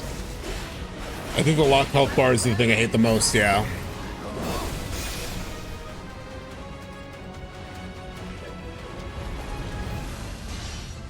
Right. Next phase. See, I love this like storytelling in the middle of the boss fight. I think it's so cool. Like I almost wish, I hope they do almost like more things like this. Like I imagine if they do something like this during like maybe the weapon fights or something. But I love the orchestration of this combat, even though it creates scenarios with like locked health bars. It is very cool to like have these moments in the middle of the boss fight.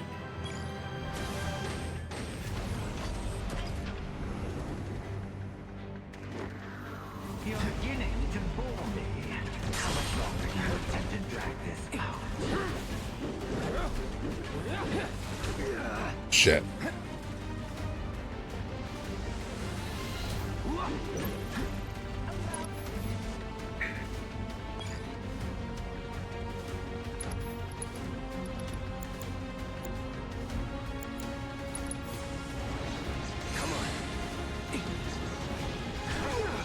Shit.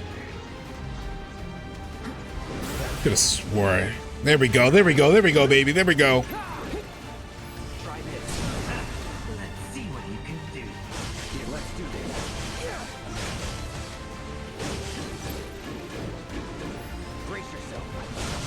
Let's go, let's go, let's go, let's go.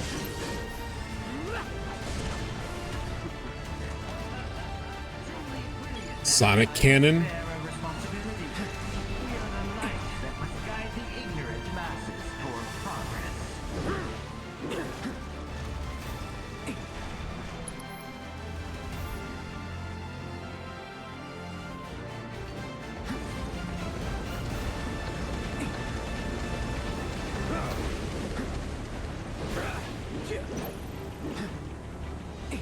So let's do a stupid swing.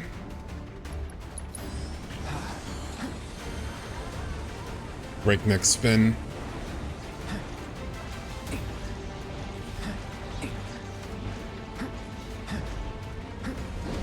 Hold on, guys. Let's go. Let's go.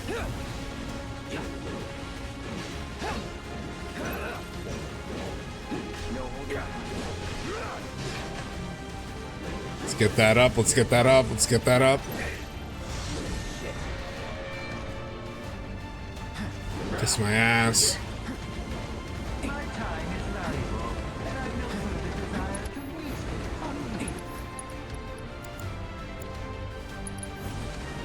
Calling lightning.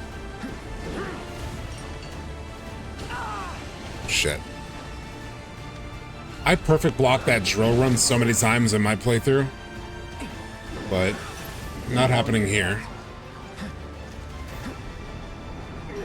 Shit.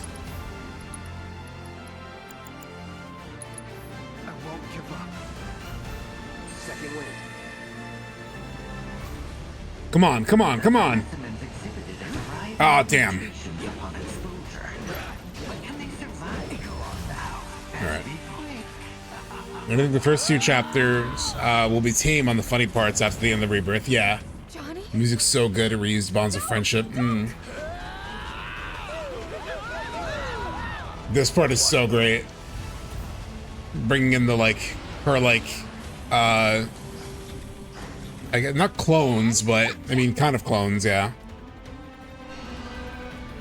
She has another word from them, though, I think. Behold, justice is served.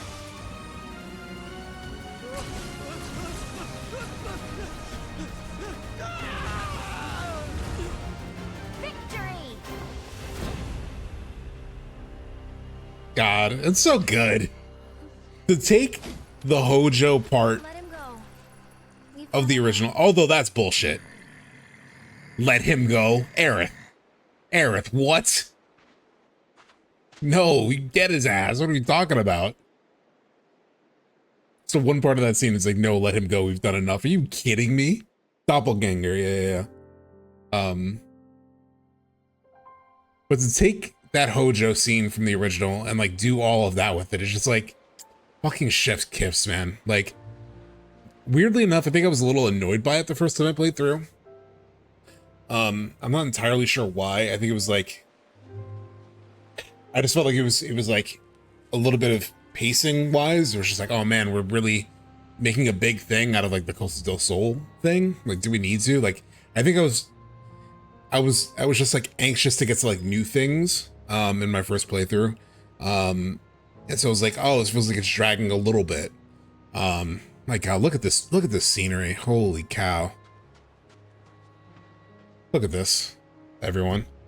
Holy crap. I gotta do the free cam. Look at this. Like the rocks in the background too look incredible.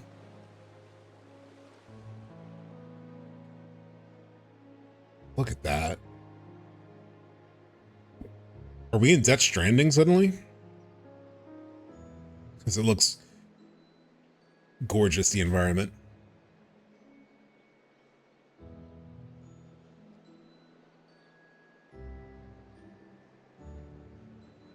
Look at the boat. You feel like the boat has like way more rendering than it has any right to. Like, it should not look this detailed as like a background asset. Okay, now it looks a little more plain, yeah. But still, holy.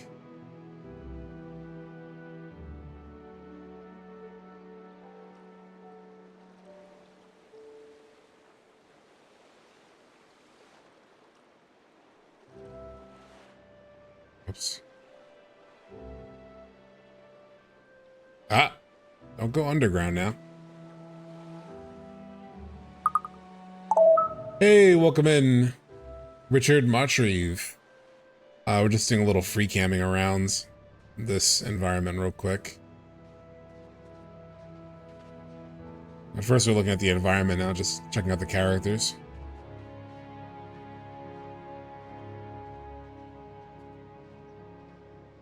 Just so peaceful. Oh man. Shinra Metal Manager. He's having a Genova headache. Oh my god, he is having a Genova headache. What if he is... Oh, he's gonna be the final boss. He's gonna be the final boss of everything. Look at him. Just like Sephiroth. Holy shit, it's Sephiroth. That's who Shinra Metal Manager is. Shinra Metal Manager is Sephiroth. Holy shit. Big break, guys. We came up with a big break. Man.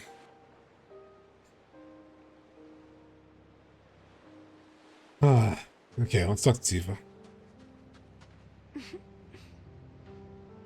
Middle Manager is the biggest character arc, yeah. Helped myself. Costa del Sol. Used to make him back at the bar. And here Repressing I am, those TPS reports. drinking one in its namesake. Mm. Feels like it's been ages since I mixed. It's like, just thinking about how full circle it is for Tifa also, in terms of like, she made the, oh no, the Cosmic Canyon is the drink that she made. And we're in Costa del Sol. Since Never mind. Seventh Heaven. But still. What's happened since then? Well, it's happened since then. A lot. Good and bad. Ever wish you could just snap your fingers and forget the worst stuff? It's a part of who we are, whether we like it or not. Yeah. The deepest wounds never really heal. Hey, I can make one for you too, if you want. Nah, I'm good. Next time I ask for a cocktail, it'll be at the new Seventh Heaven. We kept talking about this earlier of like, And when exactly did you promise him that? how much they've teased the new Seventh Heaven, you know? You do It's like, I never really thought about it until streaming with you guys, and then I think someone brought it up of like, so much foreshadowing of a new Seventh Heaven, which is like obvious. Obviously the characters are gonna pine for bringing Seventh Heaven back, but it kind of makes me want to experience the new Seventh Heaven, right? Like it makes you want to like go there in the end. In terms of like that new satisfaction that you can get in the end of it all. It's almost like an epilogue where we get to experience the worlds after it's, oh, wouldn't that be cool? Wouldn't that be cool if like we have the end credit, everything, right? But then it drops you back into the world. So I don't know if Delta's still here, but I know he's a Red Dead Redemption 2 guy. But at the end of Red Dead Redemption 2, at the very end of everything, it drops you back into the world after all the story stuff is done. And you can just still explore the world if you want to. And it'd be kind of fun if like they made it so the major homework, the major thing that wasn't in the original is if like you get to an endpoint where we see the conclusion of everything. And then you can just explore the world after it's been remade. So you get to go to Midgar and visit the new Seventh Heaven. These like little fan servicey things that can give you this satisfaction of just like seeing the world now post everything, you know, and you can just be with these characters in this world that you love and like experience. That would be really cool. I think that would be such a fun way to like do fan service in a way. Like an AC game, kind of, just like without hopefully people, you know, falling sick to geostigma and things being really depressing. It's because of Hojo this place is in ruins. That'd be kind of interesting. I can't blame him for our actions. I know I should strive to maintain my composure around him, but... Don't sweat it. Anyone would want to punch that smug asshole. I know I do. 3 CDs for part 3. In my fangs. Or Blu-rays. Everyone, by the way, so the follow goal, I just noticed I still have that there. We surpassed that a long time ago. I didn't set it up with a new number. But thank you all for following. I mean, 271 is the number that's up there. Like, as an incredible amount of follows.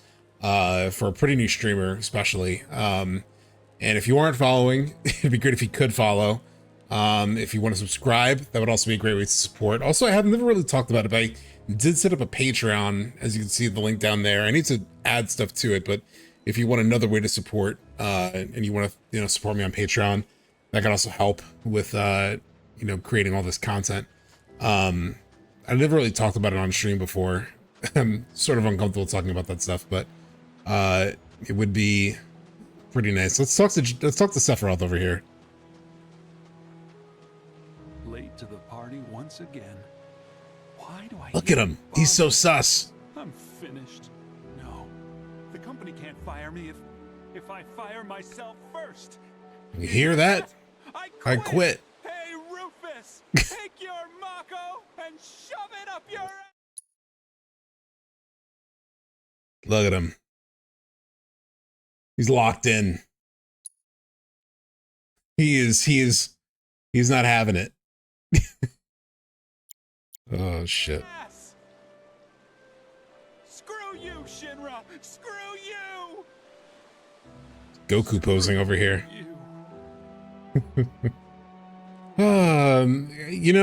As someone who's essentially been a bit of a middle manager at times in my career, it just gets to you sometimes, you're just like, what am I doing with my life? And that's what our guy's going through right now. He's just going through a little bit of that, He's like, what is this all about? What is this all for? Crash out that freed him. He does have a crash out also in the original. I think it might be in Coastal del Sol, or it might even be in Returns to Junon. There's some point where you run into Shinra middle manager somewhere and he's basically like quit Shinra. Moments like this are what makes Remake so nice, yeah. We've come so far, but it still feels like Midgar's right behind us. Now this conversation is really fascinating. Mom, Ephalna. Not only because of this part, but what she says after She this. was a Cetra, a specimen for his experiments. And after what he did to her, after all the pain and the horror he put us through, I hate him. Sometimes I imagine the things I'd do to him if I got the chance. That's all right. I start thinking things so dark and ugly that I picture doing the same to Hojo. Piece of shit. Then don't think. Imagine. Let them be dark enough. Don't think. You're not. You think so? Jeez, Cloud. What I'm trying to say is, worry about the future when it comes. You'll know what to do. This future conversation is like the part of this scene for me. I'm with you. It's like, worry about the future when it comes. Yeah, easy for Cloud to say this, yeah.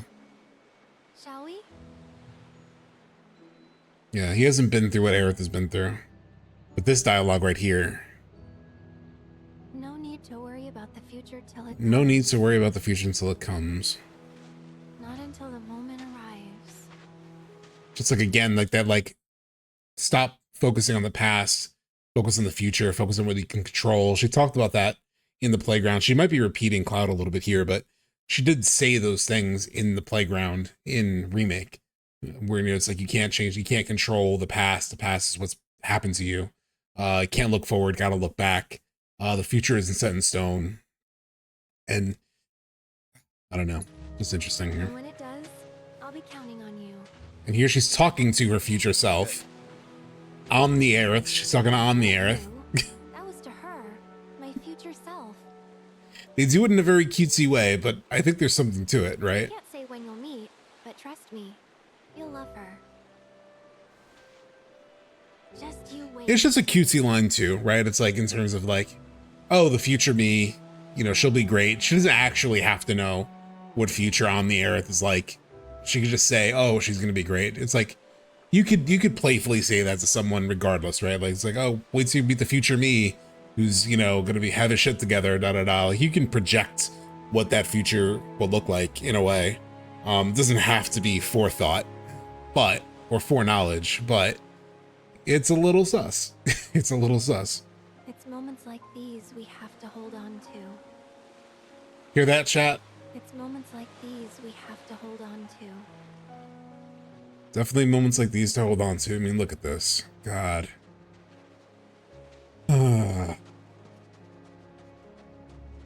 Anything else? Come back here someday. Stare at the ocean. Listen to the waves. Hope I can come back here someday. Stare at the ocean. Listen to the waves. Any last words, Red? You should go check on the others. All right, ad break is hitting in 13 seconds, so I'm gonna quickly run to the bathroom, and then we can all, wrap up stream together, with the final cutscenes where we meet Yuffie. All right, be right back.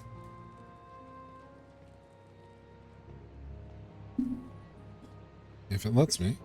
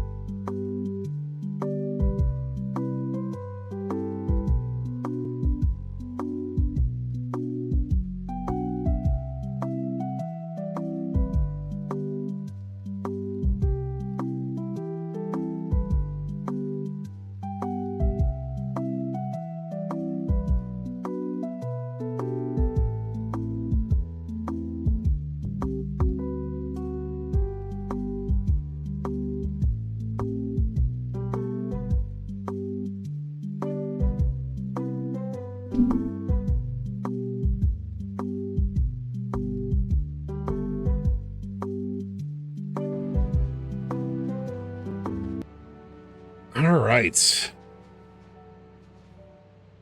Let's talk to Barrett.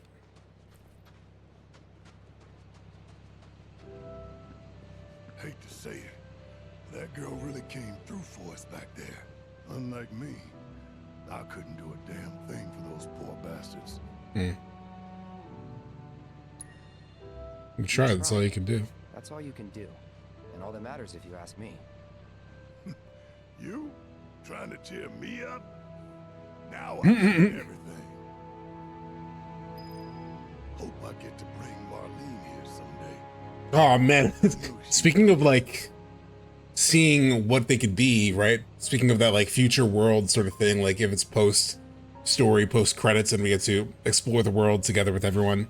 It's like, imagine being able to see Barrett and Marlene maybe here in Costa del Sol, or like he talks about in Gongaga, where it's like, oh, it'd be great to live here, grow vegetables with Marlene and whatnot, and kind of get away from the city. Now I'm just fanficking like hell, but hey, you ready to leave? A part of me kind of wants it.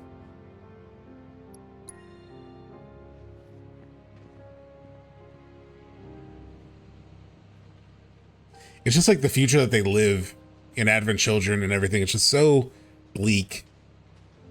It's just hard to, I don't know. Would that really be satisfying as a endpoint?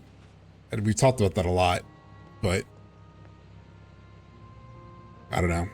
I want to get rid of all the bad shit.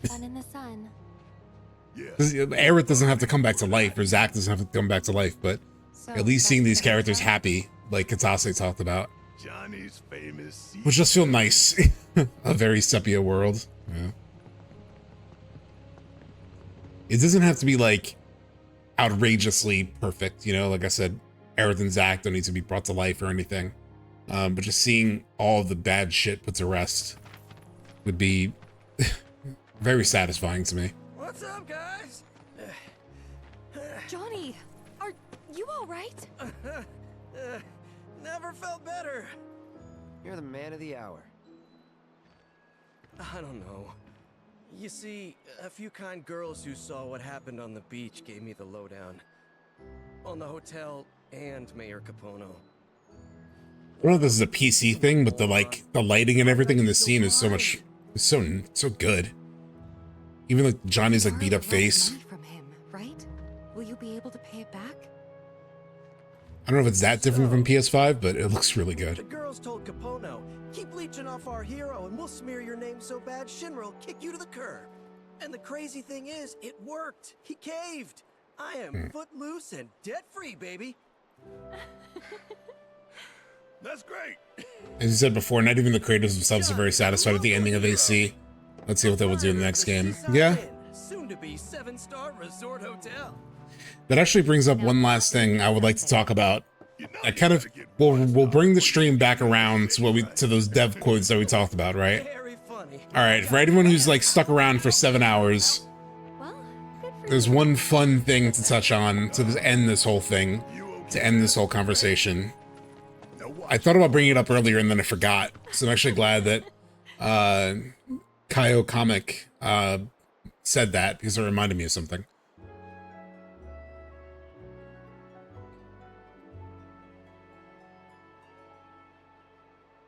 I think it pushes us directly into the Yuffie scene, so let's just do that real quick. Thanks for everything. Nah, I should be the one thanking you. Anyway, what's next for you guys? Gotta follow some rogues. Oh, those dudes shuffled Maybe it off doesn't. toward Mount Corel Maybe you this run morning. from here to Tried to there. get the injured ones to stay till they were healthy, but Corel, huh? Corel it is. be safe, you guys. Wouldn't want anything to happen to my inaugural guests. Bon voyage.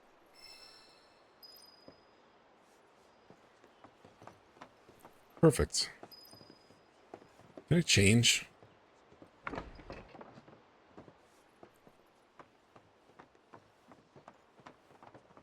It's not a changing room, I guess. No. Should we just do the Yuffie thing real quick? Why not? Hello? Aren't you all forgetting about someone? And she does the thing from the DLC. When I first saw this in the DLC, I was like, oh my god, this is so amazing. Her little Sailor Moon shit. In the rest of benevolent and beautiful ninja. But who am I truly? Wu-Tai's white rose. So extra, yeah. Ah, the frame stutter there. Damn it, frame rate. Come back to me.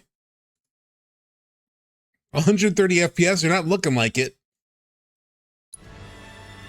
That's why I need my new CPU. Come on. There we go. Cool. Cool. Hey, hold it, you spiky-haired So person. perfect. Where do you Cool. think you're going? I challenge you to a duel. If I win, You you feed get the honor Jupiter. of serving yours truly.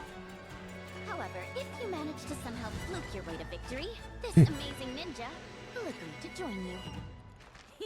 Yeah, she's kind of putting on a front, but she's also not wrong.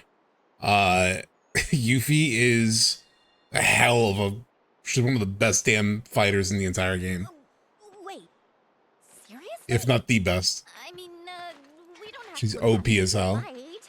That is, unless you really want to. Oh, abort! She could be Cloud. Retreat.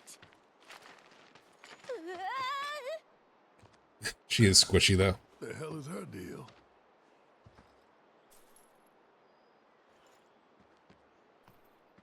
Hey, where do you think you're going? And like any team, she's convinced a corny show is cool. He's my favorite to play though. You don't want me around to save your butts? No, we don't. Just let me in already. Oh shit. Fine then. I know when to take I love that they kind of recreated this whole thing from the original. Because it was so fun, but obviously that like impacted whether you actually got her or not in the original. So obviously she's required now. She's mandatory. She's not just optional.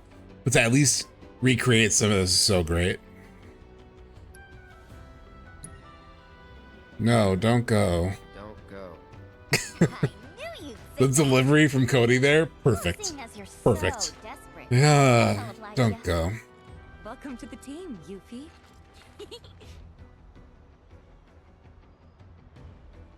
Chapter 7, Those Left Behind. You try anything funny, anything, I'll shove you in Yuffie with enemy materia skill. I had her as an exploding ball of lightning. Damn. Yeah, K-Sith is great too. Brother sister dynamic unlocked. Oh my god, their gold saucer date is so adorable. Cloud and Yuffie. You won't regret this, or my name isn't Yuffie Kisaragi. God, I love Yuffie. God, I love Yuffie. Didn't they just nail Yuffie? We talked about it when they first, like, she, like, puts herself. Oh, God. God, they really nailed Yuffie. You gotta love it. Look at the party real quick. Hold on. Look at the family. Look at them. Look at these guys. Oh, man. All right. So with that, let's save. She was beyond my expectations. Yeah, she's so good. Let's save that, and let's talk about one last thing that'll bring everything back around to what we were talking about at the beginning of stream, in terms of those dev quotes. And it's inspired by something in chat that where was it? Kyle Comic brought up, which is, let's do it in the watching screen. Do I have the music in here too and I just have it muted or something? I guess I don't need the music for this. So if we go to the one of the quotes that we looked at earlier at the beginning of stream, right? Let me pull this up.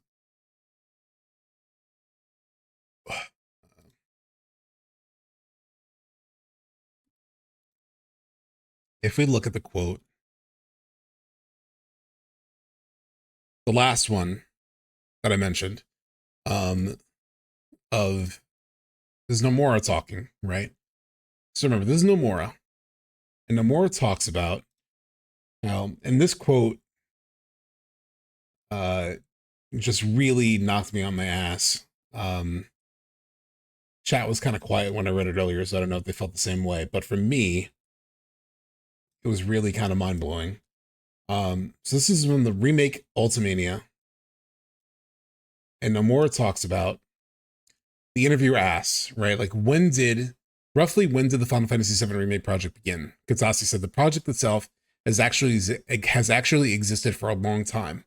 Back when we were developing the compilation of Final Fantasy VII, it was launched as the 5th entry after Advent Children, Before Crisis, Crisis Core, and Dirge of Cerberus, though only as a project plan. However, since I was the only person attached to the project, I quietly went dormant after I became busy with other work. So this was originally, the remake project was originally intended to be the 5th entry of the compilation after all the others, which is, again, when I was talking about earlier, it kind of felt like maybe that's why it feels like a sequel in a way, because it was literally originally supposed to come after everything. Obviously now it's happening during the timeline of events. That's the same as the original. So I don't know if like that additional compilation of that 5th entry was supposed to happen literally after everything sequentially. So it'd be after Dirge of Cerberus and everything that happens with Midgar there. So it may not have been the exact same scenario, but it seems like they're bringing a lot of the, if you had this planned as the 5th entry in the compilation, it was probably looking to round everything out and bring completion to the entire story, which reminds me of this quote that I brought up in my video. Let me pull it up. See if I do have my finished video easily accessible just as a video rather than going to YouTube. I should. Yeah. Here it is. Let's bring this up. So remember, keep this in mind, right? Keep what we just talked about. This quote of, it was originally supposed to be the 5th entry in the compilation. And so keep that in mind as we listen to this, right? So this was a project that was kind of sitting in the background back when they were working on the compilation, including Advent Children and everything. So this was kicking around. This is Nomura talking also. So this was kicking around in Nomura's head since around this time. So keep that in mind in context of this. Project. That's because there is one unrealized dream that may matter more than all the rest, and it was expressed by the creative director of this entire project, Tetsuya Nomura, in the behind-the-scenes documentary for Advent Children. 完結した感がないというか、なんかまあこれで終わりじゃないぞという予感的なものでしょうか。なんかそれを言っちゃうとなんか単純に受け取られると、じゃあまた映像を作るのかっていうふうに取られるかもしれないですけど、そういう意味でのことじゃなくて、これがあったから、多分できることがこれから増えそうな気がして。Able to do more in the future. 意味で完結したものということではなくて、I don't have a sense of closure. Just one small step. 一手目っていう to something bigger. になったかなと思ってます。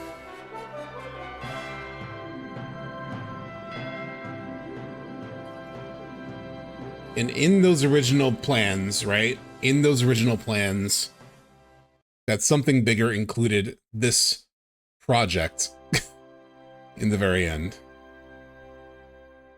I just want to listen to this song real quick, one of my favorites.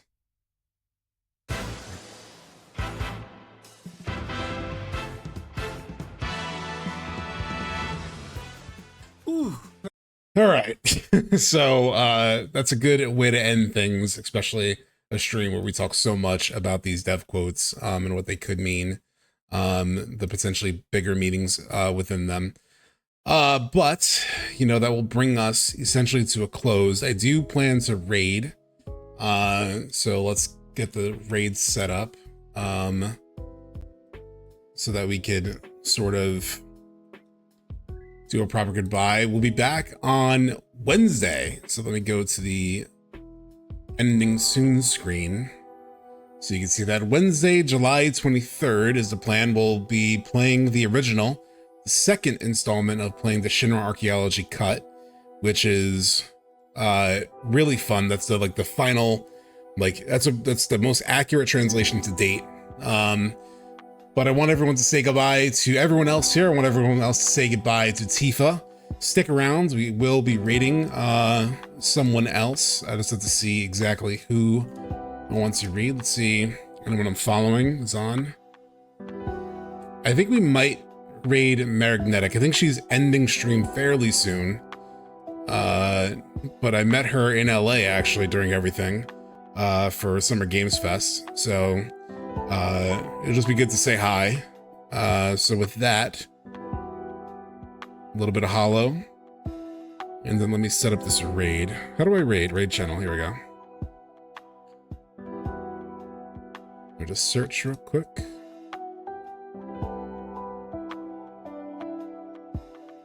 So we'll raid Maria. She's coming at the end. Oh, she's has another party raiding here. So there's a bunch of people joining that one. We'll start the raid up. Again, Wednesday we'll do the big. We'll do a little more OG. So thank you everyone for hanging out. Everyone that's still here: Anna Bobana, Toolman, Rowlin81, Farthers, Amano, Delta Sin, Kaio Comic. Thanks for being here. Thanks for hanging out. And I believe, are we ready to go? 15 viewers rating. Okay. Thought we had more than that right now, but all right, y'all. See you in a bit.